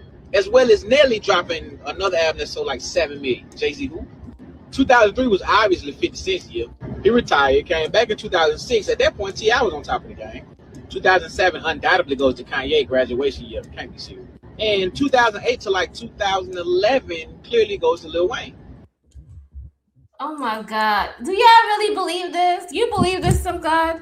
Is he wrong? Find the line. No, that was the stupidest shit I ever heard in a long time. Me Find too. the lie. Jay-Z Find the lie. after hits. Find the lie. This man is supposed to be the God. He's supposed to be the GOAT, but he only has 4 number ones. How? Yeah, but you don't need to be the GOAT. How can you be held as number one and you ain't got 4 number ones? Chanel, it's called features. I'm sorry. He's a billionaire. He's not trying to be number one. Who cares? And he owns Rockefeller, and then he owns a lot of artists. No, he playing the long game. Y'all playing the one-hit wonder game. Come on. Who's we? No, I ain't say that. You need to go down the rabbit hole and find out who your boy really is. So this is the thing, right? Just like an artist, you know. Just like we didn't know, or some of us, I know I didn't, about the Diddy Master and what all of the little things that he was doing, that he a whole ass devil. So is Jay-Z. Go look at all of the bodies and the people that are associated with that man. He a whole ass snake. You listen, even if we take all of the rap stuff out of it, nobody becomes a billionaire unless they inherited it and didn't do some snake shit. So he didn't get there on his own. Like he ain't a big. Oh, and no, then I agree with that. when we I finish agree with writing this list that y'all are trying to destroy, because I want y'all to find the lie in any of the stuff that he said, because he ain't lying. Everything he said was a lie. If you go back to that list. No, you're wrong. You're wrong. But so, for example, right, like people mention the fact that Jay-Z. Why Mr. People mention the fact that Jay-Z only has 4 number one singles, but they forget to mention that he has 14 number one albums. When? That's Alexa, a fact. I could be wrong. Alexa, does Jay-Z have 14? No, I remember going up to Jay-Z's. Hits after hits. Yeah, I can ask Gemini right now. Jay-Z hits after hits. What are they talking about? You can play like a whole bunch of Jay-Z songs that I know them verbatim. I'll do it right now, Creative, just to give you evidence. Hey. So, Gemini, is it true that Jay-Z has earned 14 number one albums, which stands as the most or the second most number one albums in history, only after Taylor Swift? Is that true? Not quite. While Jay-Z does have 14 number one albums, that total puts him in a tie with Drake for the third most in Billboard 200 history. The actual rankings for the most number one albums are The Beatles, 19, Taylor Swift, 15, Jay-Z left Drake, 14, tied. So like I said, the most albums sold in history, right? You see Michael Jackson name not on that list. I think Jay-Z, well, I think Drake has the most. Well, it just said Drake and Jay-Z were tied. They're tied. Right? Okay. So the only person above Drake and Jay-Z, because I know they mentioned a lot of rappers like Ludacris. The only people above Jay-Z as far as number one albums is Taylor Swift with one more at 15 and the Beatles. I mean, the Beatles. Mm-hmm. Right? So when you mention Ludacris and all the rest of the rappers, they just don't have that. You can't compare to somebody that had 14 number one. But he was talking about so if you're gonna say that this man is the GOAT, right? He's simply saying year after year, starting I think in 1995 with Tupac, he was simply saying each year by year who was really hot, and it wasn't Jay. Jay had some hot songs. I'm not gonna lie, he did have hot songs, but I've only ever had one Jay-Z album, and I don't even know how I got it, and it was Carter 2 with the Hard Knocks Life or whatever, when he had DMX, and DMX murdered him on his own shit. Let's just keep it a buck. He did. I'm just going off the facts, Chanel, right? In 1998, Volume 2, A Hard Knock Life Drop, that is the first album that went number one. In 1999, the very next year, Volume 3, The Life of Time to Shine Carter, that went number one. That was the very next year in 2000, The Dynasty, Rock La Familia, that went number one in 2000. The very next year, yes, ma'am. The very next year, I'm reading right now from Billboard website. The very next year, The Blueprint was 2001. That album went number one. The very next year in 2002, The Blueprint 2, The Gift and the Curse. And then the infamous album in 2003, the Black Album, that went number one. Then, of course, right, because this was before, right, Chocolate R. Kelly trial.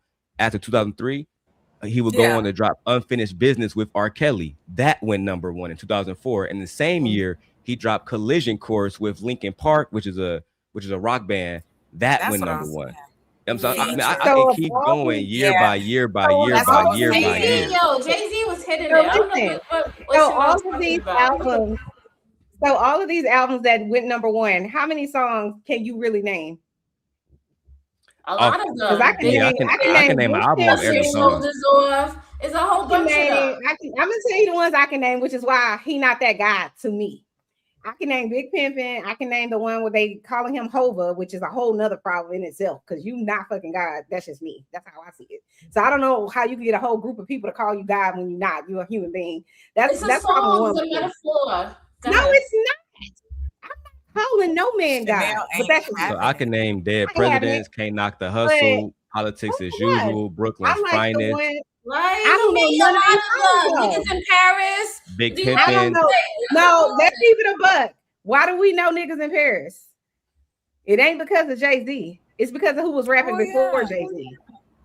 Who, It was Kanye? Kanye. Jay-Z can't even sell out the stadiums. He up here making up numbers. But we got 99 problems. Third off your shoulder. Encore. Why 99 problems? But The Empire State of Mind is the official New York That's State what I song. really like. Right, that's the official New York State Come song. on, Jay-Z been hitting it. He's never gonna be that guy. He never was that guy. This is my opinion of Jay-Z. I think Jay-Z What's the is other a snake. song? Let's go ahead and make the song cry. But go ahead. And I think he's a snake and a sniper because I think that's how you get to the top. He replaced Frank Sinatra. Chocolate. He replaced Frank Sinatra. I don't see him as an icon. Oh yeah. I see him as a man that stepped on a whole lot of people, thanked a whole lot of people to get where he is. I just don't see. There's nothing about him like. I grew up on Jay-Z, but go ahead. Jay-Z, the best rapper in New York history. Outside of It's like Tupac. how creative is like. I grew up on him, okay? I have who lives in Marcy Projects. 03 Bonnie and Clyde. Jay-Z was mine getting ready for the club. Hold on, Chocolate. Do you know he shot his own brother? Yes. Yes, I do. No, I'm asking creative. I'm asking creative. Oh, you know that he shot his own brother? No. Exactly. Did you know he stabbed that man in the club because he supposedly released his music ahead of time? Yes, he this did. Person, he's not a good person. Yeah, he got a whole lot of hits, but that's like saying R. Kelly's a good person because he made a whole bunch of good music. He's not a good person, period. And I'm saying, that's why I'm saying to you, if you pull at the string of Jay-Z, a lot of bodies gonna fall out. That man ain't a good person. Did he make some hits? No doubt, for sure. But he's not that guy to me. I like some of his music. Like I was saying, the New York song, I really like that one. I can bump that one now. I love the one he did with DMX back in the 90s. Was it 90s? Yeah, because I was in high school. And he had probably maybe 5 or 6 other songs. Yeah, a lot more songs. I can't see it coming down my eyes, so I gotta make the song cry. That's why I love that song. I gotta that make sounds the song so stupid to me. And he could like really a lot of people But to too. me, I was like, oh, this is so annoying. Ugh, I can't. But I'm gonna let y'all love that. I'm gonna let y'all love on that man just the way them people loved on Diddy. But you know, he coming. His time coming. Y'all go ahead. But the thing I will say about like when they mention R. Kelly, and I always argue this, and I'm gonna stick to my argument. Outside of Michael Jackson, nobody can name a greater outside of Michael Jackson and Whitney Houston. If you really want to go super far, outside of them two, you can't name a bigger R&B artist than R. Kelly. That's a fact. And if you go to his catalog, if he was to have a versus against somebody, Lord have mercy, God bless him. I think Beyonce's a pretty big name. You know? The fact that you have to go that far shows you how big his catalog for is. Who? For R. Kelly. You can't compare him to nobody He regular. came up with the same year Aaliyah was coming out. That's not that far. That's not that long ago. All I'm saying is when you look at R&B, you'll be hard pressed to name mean, multiple people in his era. I ain't talking about Aaliyah, Stevie Wonder Mary and Prince. J. Blige is one of them too. What about Mary? They not on his level as far as record sales and hits. None of that. None of that. It's not Mary, even Mary got some good singles. I'm not gonna knock. it's not even close. I think R. Kelly is a whole ass savage. However, yeah, he got a catalog that, listen, I can't deny the man's music and his talent 100%. I agree with you there. But I mean, to me, all of that shit goes down the toilet when you are out here, you know, having sex with 12-year-olds and you're a whole grown ass. Al Green all day, every day. I like Al Green. No, I get what you're saying. That are my people in music. Like I love Adele, I love Whitney Houston. I love Beyonce, but I don't like Beyonce personally. I just like her music. What y'all laughing at? Don't be laughing at me. Oh, we laughing at this. Oh, see. But let's take a break because Marquez did donate to the show. Oh, he did? Marquez. Right on. Shout out to Marquez. Give it up. It's a stick up, hard rock, give it up. It's a stick up, hard rock, give it up. It's a stick up, Walked in here with 50 Cent, trying to walk out with a million. A girl can dream. My man here trying to get the green. Y'all already rich, might as well gon' give me a little bit. Hey. Hey, thank Now, you. can we finish playing this accurate depiction of Jay-Z in the list? Thank you. We're gonna go back to the Pink Book Dragon Jay-Z, y'all. Even though I don't agree with this, and Chanel, like, yes, where's my hot sauce and wings? But even creative, before you press play, at the bottom it says 2008 to 2011, Lil Wayne. From my understanding, and I'm no hip hop savant, but Lil Wayne said best rapper alive since the best rapper retired, and he was talking about Jay-Z. So I mean, that's all I gotta say. I mean, best rapper alive is Eminem. If we really just want to keep it a book, can't nobody see M. I would say probably next to M is probably Lil Wayne. As far as people that are alive, No, Wayne don't write his music. You might as well say Gilly the Kid is the best rapper. Have y'all heard of Millie? That man, listen. Yeah. That was written by Gilly the Kid. No. Okay, y'all keep on. Go ahead. Go ahead. Lil Wayne trash. How dare you? That is against the law, sir. Lil Wayne trash. Okay, creative. Push play so we can finish dragging Jay-Z. Only like a handful of Lil Wayne songs. We're gonna keep dragging Jay-Z by his edges all the way down. Because Chanel got her hot wings and she got her hot sauce. He don't have no edges. So at what point was he the hottest rapper in the game? The fallout continues after Jay-Z's 4-minute diss. At the Roots picnic, his fans and critics still windmilling on the internet streets, tussling back and forth as critics question what year was Jay-Z the best male hip-hop artist. You didn't skip it. Okay, no more. It sounded like you back skipped on the him guy that actually was being here. number one above all the other rappers from the late 80s, 90s, and early 2000s. Nobody get no about what Jay-Z talking about on that damn stage. Jay-Z ain't never been the top dude for real. He was the Triple H of the rap game. Look at Triple H's career in WWE and compare it to Jay-Z's career in rap. When Triple H came into the game, who was the top dudes? Brett and Diesel. When Diesel left, it was Brett and Sean. By the time he came into his own Jay-Z. When Jay-Z came with the Hawaiian Sophie, it was LL and Big Daddy Kane. Ice-T and Ice Cube and Sir was still around doing their thing. Then when he was underground right before Reasonable Doubt, Jigga the J, Jigga the Z, do all that bullshit. It was no artists, even that those two artists are not. Do y'all know Tupac and Biggie first songs? No. I do. Go ahead. What are they? Right. Tupac, his very first song is a song called Panther Power that he recorded because his mother was a Black Panther, right? Both his parents were Black Panthers. So he recorded a song called Panther Power. It wasn't big. It's off the first album, Tupacalypse. The first song that went big on that album was Brenda's Have a Baby. Everybody know that, right? So at the end of the day, when people judge Jay-Z off the Sophie thing, that's like judging Tupac off Panther Power. These were very, very, very young artists, very immature artists, right? And I think it's crazy to compare Jay-Z's first song to somebody who is further along in their career. Why not go to Hard Not Life? Why not start at the first #1 album? I mean, if we want to do that, I mean, DMX. Because Hawaiian Sophie never made it to an album. Jay-Z can't see DMX. He can't on no day. And a fun fact, Chanel, Hawaii Sophie wasn't his song. That was DJ Jazzy Jeff's song from The Fresh Prince of Bel-Air. That was off his album, just to make that clear. Creative. I'm gonna send you some information, some clips that I was listening to earlier, but because I didn't want to drag Jay-Z all the way down, on this live. But chocolate. You're gonna see how many words, lyrics. I'm gonna say it like that. He stole from other artists. That's why in that song Ether, that when what's his Nas drug Jay-Z all the way down Brooklyn and through Manhattan and back up to wherever the other boroughs are, by his edges. He said in that song, how many lyrics are gonna come out of your fat lips? Like, it's just a fact. So, but there's lyric after lyric of him stealing lyrics from Biggie, from Mace, from what's the other one? Tupac, all kinds of people. It's just like, how do you remix this shit and put it in your music and think nobody's watching? Nobody's listening. People are watching and they are listening. But we can carry on with the dragation of Jay-Z. I posted in the background for you, and I got the audio turned off.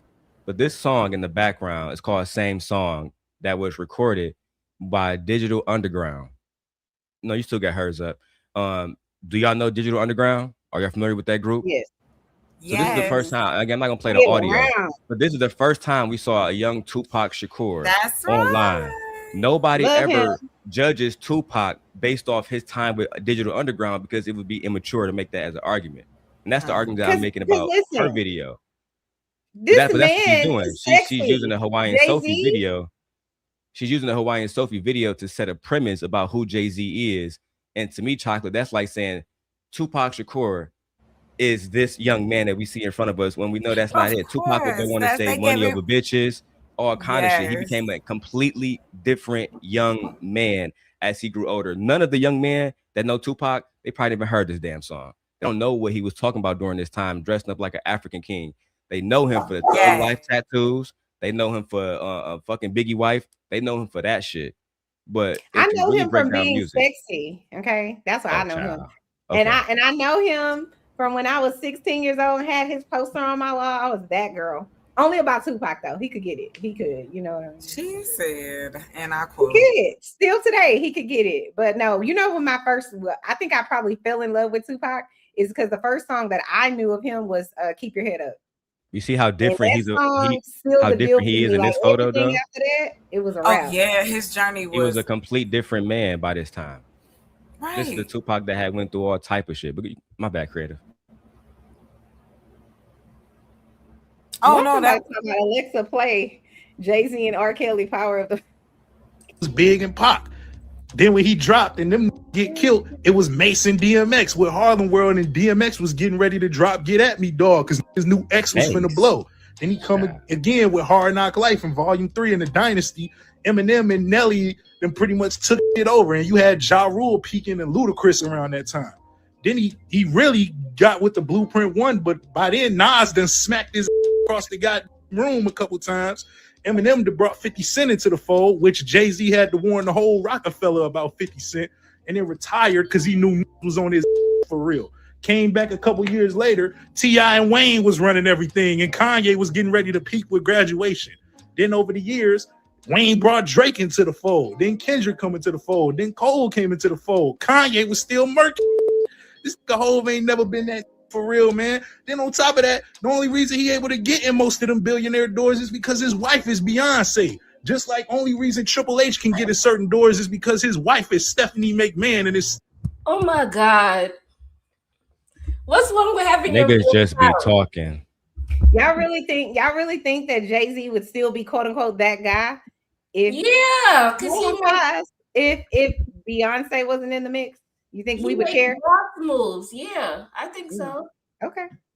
What happened to him owning Rockefeller? He had that whole that name brand. You know, okay, so here's my problem with him and Rockefeller, and I have a very limited knowledge of Rockefeller, but what I do know is the CEO of Rockefeller, from what I understand, was caught a Fed case because she had several kilos of that cocaine and became allegedly an informant. That's why she had to get pardoned by yes, they were drug dealers. It's true. By the guy in the White House. So how you make her your CEO, I don't know, but allegedly they met in some club, or she had a club and they went into, business or something like that. So that is what it is. Everybody has a past. So I'm not judging her for that, but I am saying, birds of a feather. Jay-Z was already up $1 million in the drug dealing game. Everybody know that. He was 27 when he made his first song. He was already had mountains of cash. When you go back and you watch interviews from people like Beans, right, from Benny Siegel, because he knew Hov before he became a rapper. He was talking about how that nigga used to have drawers full of money. Yeah.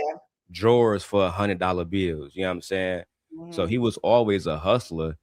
That's why he made Dead Presidents. That's why he made songs like what's the other song he was talking about hustling with Mary J. Blige? Creative, you should know that song.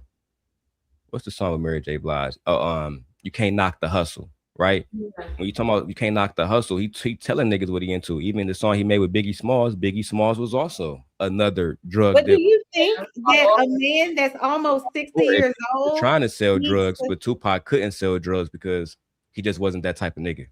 But do you think a guy that's almost 60 years old needs to be on the stage, especially if you're a billionaire, Like, no billionaires that still at work like that. Like, why are you on stage rapping? Elon Musk First work of all, every day. you really Steve don't feel Jobs like work you every like day. What's wrong with him doing that shit now? I didn't say there's anything wrong with it. I'm trying to find the logic in it. If I'm Bill a Gates work every billionaire day. and I keep claiming I'm a billionaire, so $1 billion on the elevator, I got all this money. Why do I need a loan? Why do I need to get a loan to open up a casino? You're For a the same reason billionaire. that Donald Trump did when he went No, bankruptcy we can't 5 bring Donald times. Trump into it because that man we know ain't ever been a real billionaire. Why? Because He it's like, hasn't. why use your money when I I can use understand their that money? logic. I'm not going to use my own money or whatever the case may be. But if you really wanted it and you really was doing it for the culture, which you not, so let's not play in our face like that. You ain't doing shit for the culture. Like, let's not. You was telling the black people, stop taking a knee. We beyond kneeling. Meanwhile, you was sniping Kaepernick behind the scenes. We all know it's a fact because the moment he got that money from the NFL, he then said, let's stop kneeling. We're past kneeling. And now Colin Kaepernick is on by his way. He doesn't give a about what happened to the black people and why we were actually kneeling, why Colin Kaepernick was actually kneeling. He was doing it out of respect and solidarity for the people that were getting brutalized by police. Right. And that situation, he sold out. So yes. He sold out there. He also sold out when he had that title company, right? He said, "Oh, come all you black artists, it's gonna be for us, buy us, all this bullshit. I'm gonna get all the artists more money. We gonna own more of whatever it is." Lies. And the moment those people said we're gonna buy title, he bye. So where was all your loyalty to the people? Like, it's just like it's a whole bunch of fuckery. And I'm just saying I'm not buying into it. I'm not saying that the man should make money moves. He certainly should. I'm just saying stop with the facade, acting as if you doing this for us. You're not doing any of this shit for us. You're doing it because you want to be rich. And that's all you care about. And if you so rich, again, do you know any billionaires that are going out there to talk back? When this man, let's be clear. Yeah, look at Will Smith. And Beyonce don't say Elon shit Musk. about anybody. And look at Will Smith. Will Smith be out there still no. videos and all of that. Let's be clear. Jay-Z and Beyonce have been, ever since they've been a couple, they are silent. They don't respond to nobody for any reason. Nobody. They don't respond to nobody. So you telling me you ain't respond when your bestie was on trial, before he was on trial, when he was getting drugged through the mud, he your bestie. You don't have nothing to say about all the fuckery that he done, right? Zero. But you responding to Jaguar, right? You responding to Nicki Minaj. You responding to everybody, but you're not responding about your name being in them files. You don't have nothing to say about none of this fuckery. You don't have nothing to say about what really happened with that girl that says that, you did something to her, but then she took it back. And I don't believe none of the stuff I can't say if it was true or not, because those are some very serious allegations and nobody should have that jacket on them. But I'm saying, if you have a history since you were a child of shooting your brother, let's just keep it a buck, and then stabbing people in the club, you, to me, aren't a good person. That's not to say that you didn't make some horrible decisions and you can't come up from it. I'm saying to you, creative, that he's not moved very far. The only difference is he has money and a lot of influence and fame that kind of makes people say, well, he came from, what did you say, the Marcy Projects. And so now he's a billionaire, so we can do it. And he's just not that guy. That's all I'm saying. He's made a lot of good music. He's amassed a lot of wealth, or obtained a lot of wealth. But I'm saying, I still can't get with you just because you're a musician who became a billionaire. You still not a good person. That's my problem with Jay-Z. I think you're wrong though, Chanel. I think that maybe let me not use the word wrong. I think you may be misinformed. Maybe a better, more appropriate role. Right. Okay, so you are misinformed. Jay-Z have given back to the black community for years in different avenues. He's done high profile financial investments. He has done systemic legal advocacy, and he have educational initiatives. I'm gonna bring it up to you. So the first one we can bring up is the Sean Carter Foundation. The Sean Carter Foundation, which was founded by him and his mother, Gloria Carter, literally gives over $2 million in scholarships every single year. They have college prep resources. They have they pay for college tours for young students to go to HBCU specifically.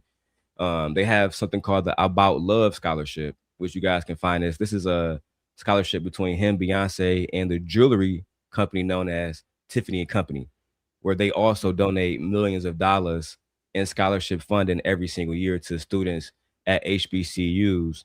Not only that, they have the Reform Alliance, which was co-founded by Jay-Z, Beyonce, and Meek Mills, most famously for having people like Kim Kardashian participate, Van Jones, et cetera, getting people out of prison, writing probation letters and writing parole letters to help get people out of jail. They've been doing this for at least about 8 years now. Also, Jay-Z and Beyonce have been on the record to pay about $500,000 in protesters and inmate bailouts. Most famously doing the situation in New Orleans where some young man had got killed and they was riding down there. He paid all them niggas to get out of jail. So, and also the 2 documentaries that was founded, one on Trayvon Martin, another one on Khalif Browder. Everybody know Khalif Browder was the young man that was arrested in New York unjustly on Rikers Island.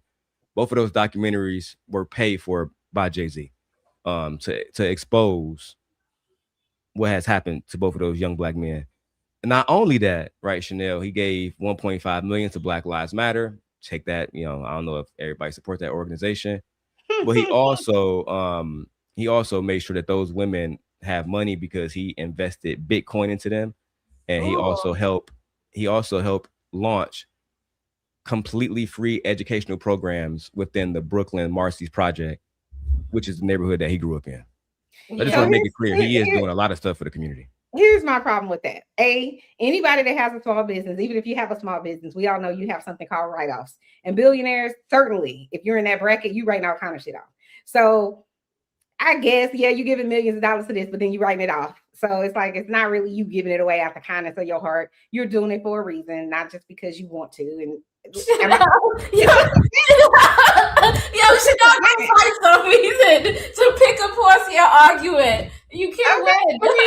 You just trying to lie in what I'm saying. I mean, listen, it is what it is. And here's the thing: there's nothing wrong with that. That's the way our systems are set up. It's for, if you're going to do something altruistic, then there should be some way for you to get something back from it. I'm just saying that's the way it's set up. But as far as the thing where the Bitcoin stuff, if you dig a little deeper in the Bitcoin stuff, you know that he's setting up a way for you guys, some sort of financial literacy program. And here's how you invest in this Bitcoin, whatever it is, to people who can't invest. So, okay, so you're going to go invest the non-money that you have? Like, stop it. Otherwise, why would you be living at the Marcy projects? Like, come on. Like, let's not do that. And then there was one other thing that you were talking about. He grew up at. This is the last thing I wanted to say. When I was younger, when I was growing up, right, when we used to go past the Marcy projects, he would go through the Marcy projects and he would give out $100 bills to everybody. Like, and he would do that randomly. And during the summertime, maybe 3 to 4 times a week, he'll come through and he'll give out money. So yeah. Okay. So also, I just want to make it clear. You got to give poor people educational resources that they don't have, Chanel. It's not that he's telling them, hey, invest, everybody in Marcy, invest 100,000 in Bitcoin. What he's saying is, like in Marcy, I grew up in Detroit. So when people don't have access to Wi-Fi, access to cheap computers so they can write essays, access to fax machines and printers, you need somebody to come into a community that lacks those resources and place those resources in. And correct me if I'm wrong, Chocolate. Isn't that what black men are supposed to do? Aren't they supposed to go back to their communities, provide resources for people that don't have them so that they can use said resources to get better in life? I need you to stop it. Like, stop. That man don't give a damn about black people. He uses but there are. He does. And let me just say this one last thing. If you cared at all about black people or people in general, especially citizens of this great nation, why do you have an event and then you have the son-in-law and the daughter of Donald Trump seated at you and Beyonce's table? It's your event. You sponsoring it. Why are you putting them people at the table with you? I'm not sitting their ass at the table with me. Now you could say, oh, well, that's because they donated and blah, blah, blah, but they don't have to sit at your table. You put them at your table for a reason. It's optics. I'm in the room with these people. I want to sit at the table with these people. I don't want to sit at the table with a man that's done the kind of stuff that his son has done, or him or his daughter. They're not good people. But again, back to my original point. He's not a good person. So it's par for the course for him to sit at a table with people who are crazy and don't give a shit about black people and what black people do or anything like that. I can't knock anybody, and I will never knock anybody for doing something good for the community. Because that's really, to me, what you do for humanity is the only thing that really matters. And it's like, in my opinion, it's where I, get the most joy and things like that. But that man isn't a good person, and he's shown it time and time again. So it's hard for me to move forward with, oh, you're this good person and you care about the people and the culture, when you don't, because you keep showing me you don't.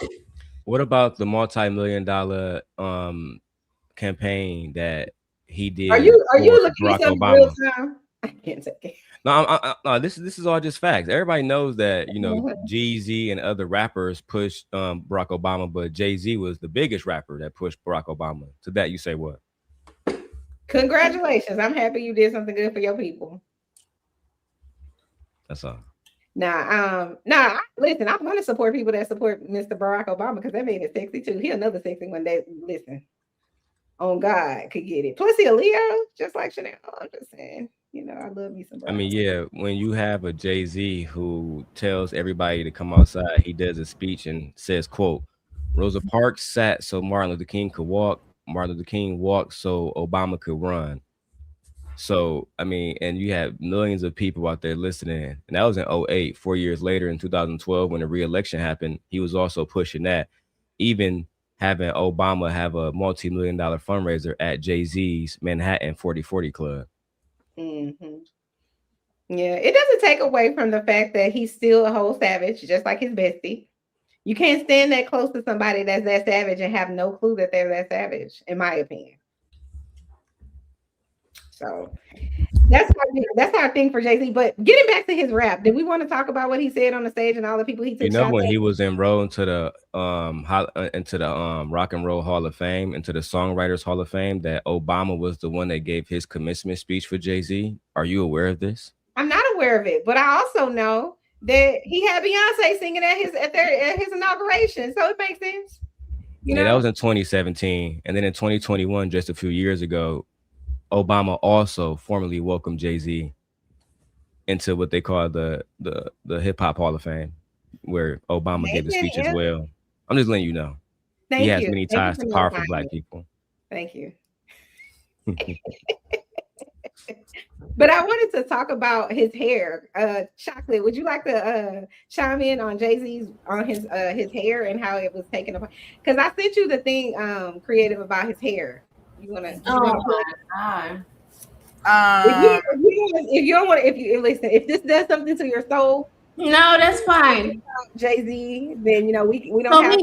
We skipping the video that we was just watching, right? Okay, we moving on to hair people. Oh no! Hold on. Let's finish watching some more of Jay-Z getting drugged. I'm sorry. Let's carry on. So that I can get under Mr. Sim God's skin. I'm about to eat a snack real quick. Daddy is big. Okay. Go ahead. We can't see it. We can't see it. Man. Them dudes ain't never been them dudes for real, man. Get them goofy up out of here. Yeah, you have a lot of people asking, what year did Jay-Z dominate hip-hop as the #1 male artist?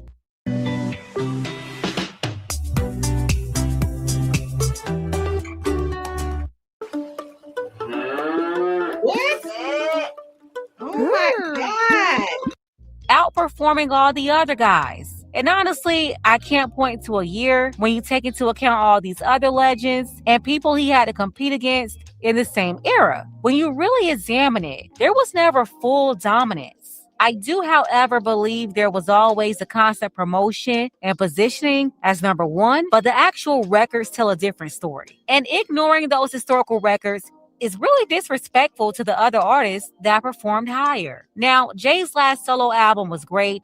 I really liked 444. That was almost a decade ago. But here's the problem he's got right now. This younger generation, they're not just judging him off his music. They're looking at how he said he wasn't a house Negro on 444, but then later linked up with Roger Goodell, selling out the Black community. The hypocrisy is what they're getting at, and they just can't trust him based off his actions, his own behavior. Based off of his survival, everything that he had to experience up until he was Jay-Z, that manipulative survival nature is embedded inside him, and it's obvious and it's evident to me.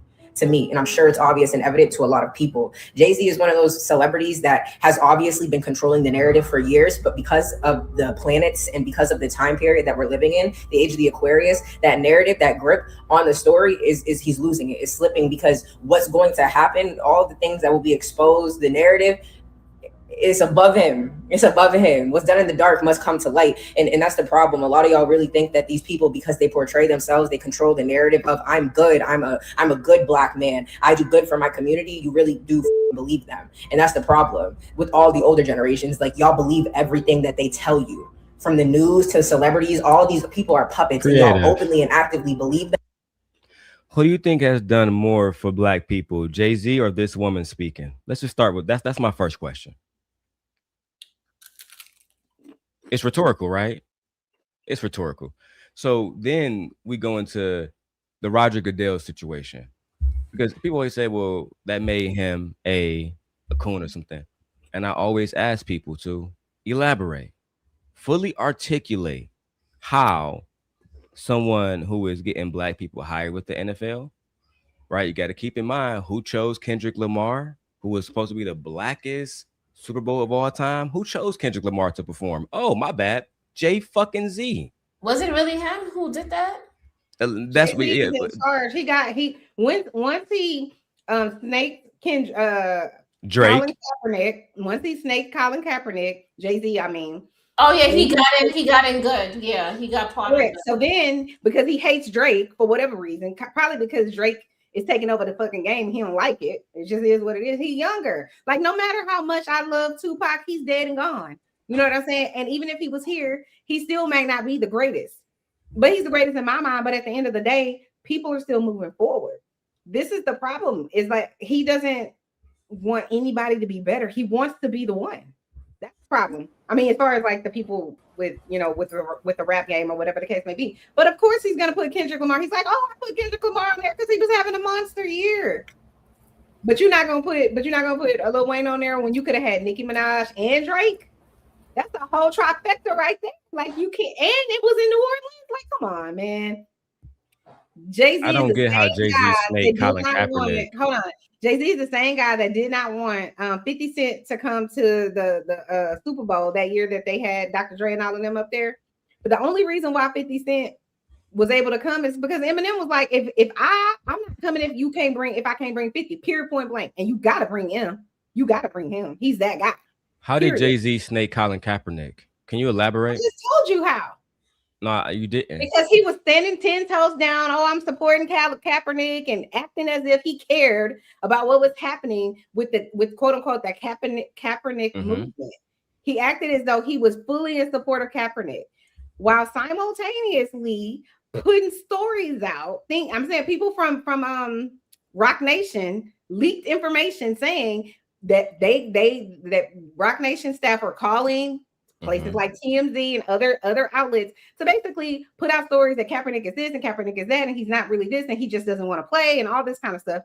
So that the world that was already crumbling and trying to pressure this man into not taking a knee anymore, he's snaking him that way. Don't act like we don't know that people can't, manipulate and can't be the puppet master. That's exactly what he was doing. But the real reason I feel like he snaked him is because you said you were standing for this man and his cause, and all the black people across America, we ain't standing of allegiance, we boycotting the NFL, we taking a knee, we ain't blah blah blah. And then your ass get hired supposedly to help the black people, so you could be the black voice, right? And then as soon as you get in there, you have a whole ass press conference to tell black people we beyond kneeling, we're not kneeling no more. Who the fuck put you in charge of telling the black people that that's not what we doing no more? That's how he snaked him. He didn't even mention Colin Kaepernick. He could have said, I'm not coming. Kaepernick deserves that job. And I can just be in charge of the entertainment. But no. Has Jay-Z ever shown any public support for Colin Kaepernick? Say that again. Has Jay-Z shown any public support ever for Colin Kaepernick? Right before he snaked him? Yeah, he did. A whole bunch. But like they said in those files, you killing me saying snake them. Oh, you know why I disagree about snake them, right? Because from my understanding, there was a point they did, right? At one point. Yeah, so they boycotted the Super Bowl. Actually, the Super Bowl they asked Jay-Z to perform. They was gonna pay him, and he said no. I would consider that support, but at the end of the day, he discouraged artists like Travis Scott. Travis Scott was one of the ones that spoke up, said that Jay-Z discouraged him to speak about the Colin Kaepernick situation publicly because it was impacting their bottom lines. That's just what it is, right? It was impacting their money, which impact how they feed their families. Bottom line. And that's why he said, hey, if y'all talk about this, that's cool. Just know what come with it. Didn't you say something earlier about if you stand for nothing, you'll fall for anything? Or maybe that was somebody else. That is him standing for something. That's him standing for making sure Black families have the means that they need to take care of. Chocolate was just Chocolate. Y'all all just agree when Chocolate said that we need the generation to pass down resources. Yes or no, Chocolate? How do you pass down resources if you support something that's going to take all of your resources away? Would that be a worthy cause? Do you go back to your children and say we can't afford rent this month? What's taking all of our resources? Hold on, Chanel. I got you, Chanel. The thousands of jobs that the NFL provides. Thank you. Right? Jay-Z secured those jobs for African Americans. Let's look at it. If you look at one NFL game, you see all those people on the sidelines, they all getting paid. Those coaches, side coaches, all getting paid. Those people who's doing the media up in that room, they writing on that paper, all getting paid. You can't play that game with me. Let me tell you why. You can't play that game with me. Because yes, those people. Before you finish, I just want to land my point real quick, right? Go ahead. So, all y'all know I'm from Detroit, right? So I don't know if y'all know about the Fab Five, right? Chocolate. It was a group of Fab Five, and they were 5 terrific basketball players that went to the University of Michigan. They were so good that even when they played against the USA team that featured Michael Jordan, right? He said they were that good. However, guess what? To create a point, they were never paid, right? 5 Black boys, jerseys being sold, millions being generated, right? They playing at the University of Michigan, the biggest school in Michigan, tickets being sold, right? Don't forget that we got TV deals with CBS, ABC, and everybody else to, right, Chocolate, we got to show March Madness. It's a big deal. Major big deal. That's Meanwhile, they were eating fucking noodles, right? Jalen Rose said that he was eating chips. He was eating he was eating salami and what's those little Vienna sausages because they could not afford to take care of themselves. That's So, right, you need representation at the highest clip to make sure that Black people are protected. This is the same thing that LeBron James did when he met with the governor of California, Gavin Newsom, and they signed the NAACP deal that gave them the right. Hold on. It's the same thing though. I got you, Chanel. It's the same thing that gave them the right to make money off their labor. Why? Because they have families to provide for. So we can't have conversations about leaving resources behind while also saying that it's okay to lose everything in a fight that they was going to lose in the beginning. Yes, we can. And here's why. Those people have something called a contract. Thank you. They do. They have something called a contract, which means if I sign this contract and you sign the contract, it goes both ways. So I'm getting paid, period. And if the game doesn't go on, the game doesn't go on. That's why those people that had, what was it, the Mississippi the NFL don't work that way, whatever boycott they did back in the during the civil rights movement, those people were losing money, but they was like, get your ass off that bus. There's no guaranteed contracts in the NFL. All I'm saying is this. What you just said was wrong. There's no guaranteed contracts in the NFL. It's a game by game basis. Okay, fine. I know they get a game check, right? But sometimes you have to think about the greater good and not yourself. And I get it. If I don't go to work, how about all of the people that whenever the government shuts down and those people still got to go to work and they still got to do X, Y, and Z and they taking one for the team. It is what it is. There's unions. There's unions that help pay them. Not all of them. And there's banks that front load that check so they can continue going. Not all of them. Not all of them. It doesn't all work that way. That's number one. Number two, y'all done made me forget what the hell I was about to say about the damn. I was talking about the game checks, and then it was something else that I was talking about with the NFL. Oh, with Rosa Parks, right? So plenty of Black people were losing money and not going to work when they were boycotting the bus system or whatever it was. But guess what? We overcame that, or they overcame it, and we have a better situation now.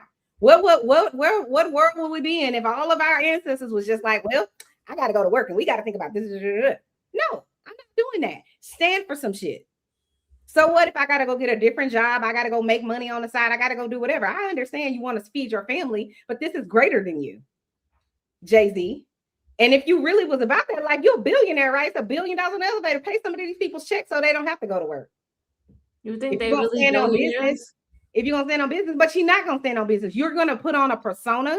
You're gonna wear a jacket and suit and make it seem as though, okay, I'm here for the people. And then the moment you're supposed to really be there for the people, you tell the people we not kneeling. We beyond that. You think those people really?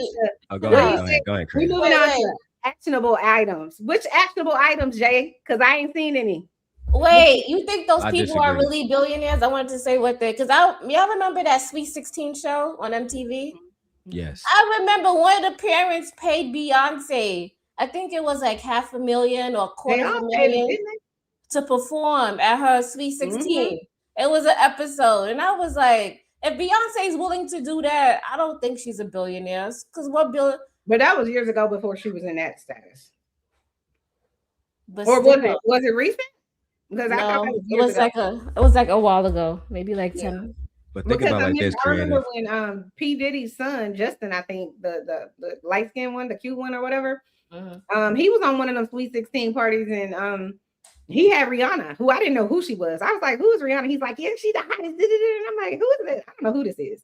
Because I probably was like 21 or something like that, or maybe 31. I didn't know who the hell Rihanna was. I'm like, who is that? I don't know her.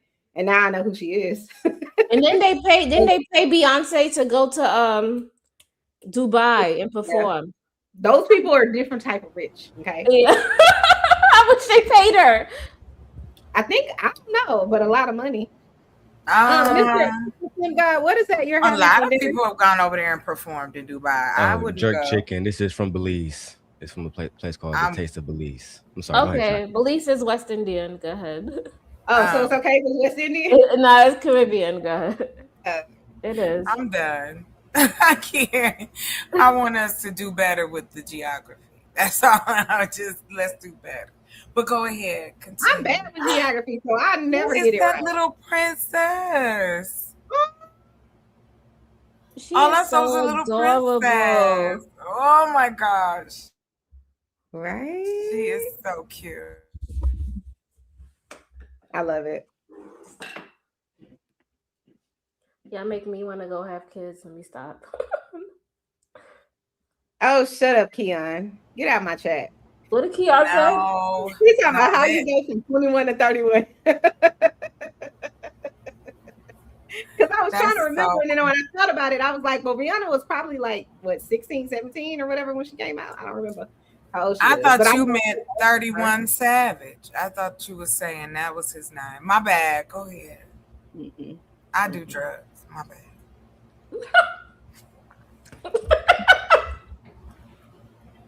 I cannot. I would like to know if Jay-Z had on a wig. Do y'all think he had on a wig? Yes, he did. He had on, and somebody said it in the chat. I don't know if they still in here, but shout out to them. She said she looked like, oh, I love they little family. But I saw that. That's what the man said, didn't he? I just didn't understand the whole. He seemed like he had dreads down his back. Them wasn't dreads. That was when you get your hair done. When your hair, you know how your mom do your hair, you get it washed, and then it just sit there for a while, like it's be the next day because it's the weekend. And you get up, and you had that old side ass afro. I had one. I don't know about anybody else. That's when you had. That's what that looks like because he's not a member of Bone Thugs and Harmony. I've never seen Jay-Z Bone. I ain't never seen. I don't understand why he decided to get dreads anyway. And what was it? Is it hot or cold? What do you have on? Who? The prison ensemble he had on, like 1995. Ice People Cube. was calling him. They was calling him one of the members of Bone Thugs and Harmony. But it's in the 90s, not even the new. Oh no, they say he was dressed like they say he was dressed like Eazy-E. You embarrassing the Gen Xers. Like, I mean, I'm sick of it. I'm just gonna be honest. These old niggas is embarrassing me. I don't want to be a part of Gen X any longer. The young niggas embarrass themselves. Chocolate, don't worry about it. I can't take it. If you're a billionaire, listen. I do feel this way. People can do whatever the hell they want, right? You seen? I'm sorry, Janelle. You seen Genuine? Why is his head so big? Oh my god, I can't with chocolate. What happened to his head? And then he I don't know. And I know then you got. How did Lloyd turn into an East Indian man? Like, what is going on around here? You seen Lloyd. You know who Lloyd is, right? What happened to him? Lloyd fell on stage, but he do look like an East Indian man now. He cut his hair. So now he cut all his hair off? Yeah, so now he's like, hey, look, come on over here. Who's Lloyd? The head did it. Give me some. You got to go looking it up. I don't know who that is. What's his last name? Lloyd? You don't know who Lloyd is, but you know who Wayne and Lloyd. They had linked up. I see him. Yeah. They was all a part of Young Money. Meet me on the south side. But now he's like, hello, Bangladesh. Come here, friends. You bastards. We done. I knew I just want to let you know, Chanel, also that there before there was a Rosa Parks, there were women like Norma Boy. You know Norma Boy, right? She was one of the co-founders of Alpha Kappa Alpha, the AKH, and she was why also. Why does Ninja think he can teach me history? Y'all know why? Because I don't. Go ahead. You don't like history, Chanel? What, Chanel? Yeah, I'm out the window. You don't like history? How you gonna preface it that way? I thought history was important. We've been talking about history all night. I thought history was important. And I apologize, Daryl. I'm trying to focus, right? But you so kind. I'm listening. I love I'm high information. too, so I'm always high. You know that. I'm always high. Yes. I literally. That's okay. I am too. From the time I bought a half ounce of some fire. That looks nice. Are those like gummies or something? No, it's 14 grams. Yeah, that's nice. I don't know what that means. What Boy, don't look bad. I don't know what you're talking about. I do. I like you know what, they do a lot of pre-rolls here, so I get Lloyd, it. How old is Lloyd now? Like 50? Lloyd is not 50. He's in his 40s. Yeah, he's a millennial. Yeah, he work out. He like Ace Hood. Them niggas. But he fell on stage. They have to fall at least once. He be dancing? Lloyd dancing? Lloyd dance. Yeah. I had no idea. Do y'all know? Yes. Beyonce fell down some steps. She was like, wow. Why? When did she fall? Okay, Chanel, can we do a mukbang? Because I'm trying to tell you, just want to keep pulling food out. We can sit there and just talk. Well, I was going to ask her what you got there. Is that popcorn? I had oxtails and jerk chicken and Elysian rice. Oh, are those little coconut? Like the little white powder. Island food. No, they're white powder cookies. They look like we don't got no more chocolate. Oh, do you still got them Reese's? David's cookies. Let me throw something at her real quick. These cookies are so good. If you ever come to Chicago, chocolate, you know they got like it's so like multiracial. I used to work in Joliet. So I've been in Chicago. Yeah. I don't live far from Joliet actually. Okay. Yeah, I live in the suburbs of Chicago, but I'm going on like a taste. I'm tasting like all the different foods and shit from different places. Are you gonna film it? Oh yeah, of course. Good. They got something called a roti. You ever had a roti? I don't know. Yes, I'm West Indian. I'm from Trinidad. So I had it in the Caribbean. I love that y'all fuck with it. Like they got. No, I was in St. Lucia. You can get it with different meat too. You can get the chicken. You can get goat, lamb. You can get all kinds of different food with it. So creative. I have a question for you. What? Is it hard to buy land in Trinidad? You have to be like a citizen. I'm pretty sure you gotta you gotta go to you gotta like a pledge that you want to be a citizen. Because there's a lot of Americans that go to Trinidad and they buy land to live there and stay. Isn't that where Cassie just went to? I know she left America. Did she go to Trinidad? I don't know. I didn't hear where she went, but I knew she left. Smart girl. Good for her. Yeah, good for her. I believe. And her husband. You know what I'm saying? I hate that support them. I like them. Yeah, together. me too. Me too. Yeah, I like them together. I wish she had a black man, but she's not black, so it is what it is. You know what? I'm okay. Why do y'all? Cassie's black. Well, she's mixed. My mom is like super mixed. But can't she be? Isn't black also a culture though? Like there was a time when they used to tell me that I wasn't black enough. There was a time that not that long ago in the 90s, it was like my mother was your complexion creative. And my father was a lighter skinned man, but he wasn't like white. But they only saw us with our mom all the time. So one day the dude at school was like, so your daddy must be white. And I said, well, at least I have a father. Where's yours? Damn. Let him have it.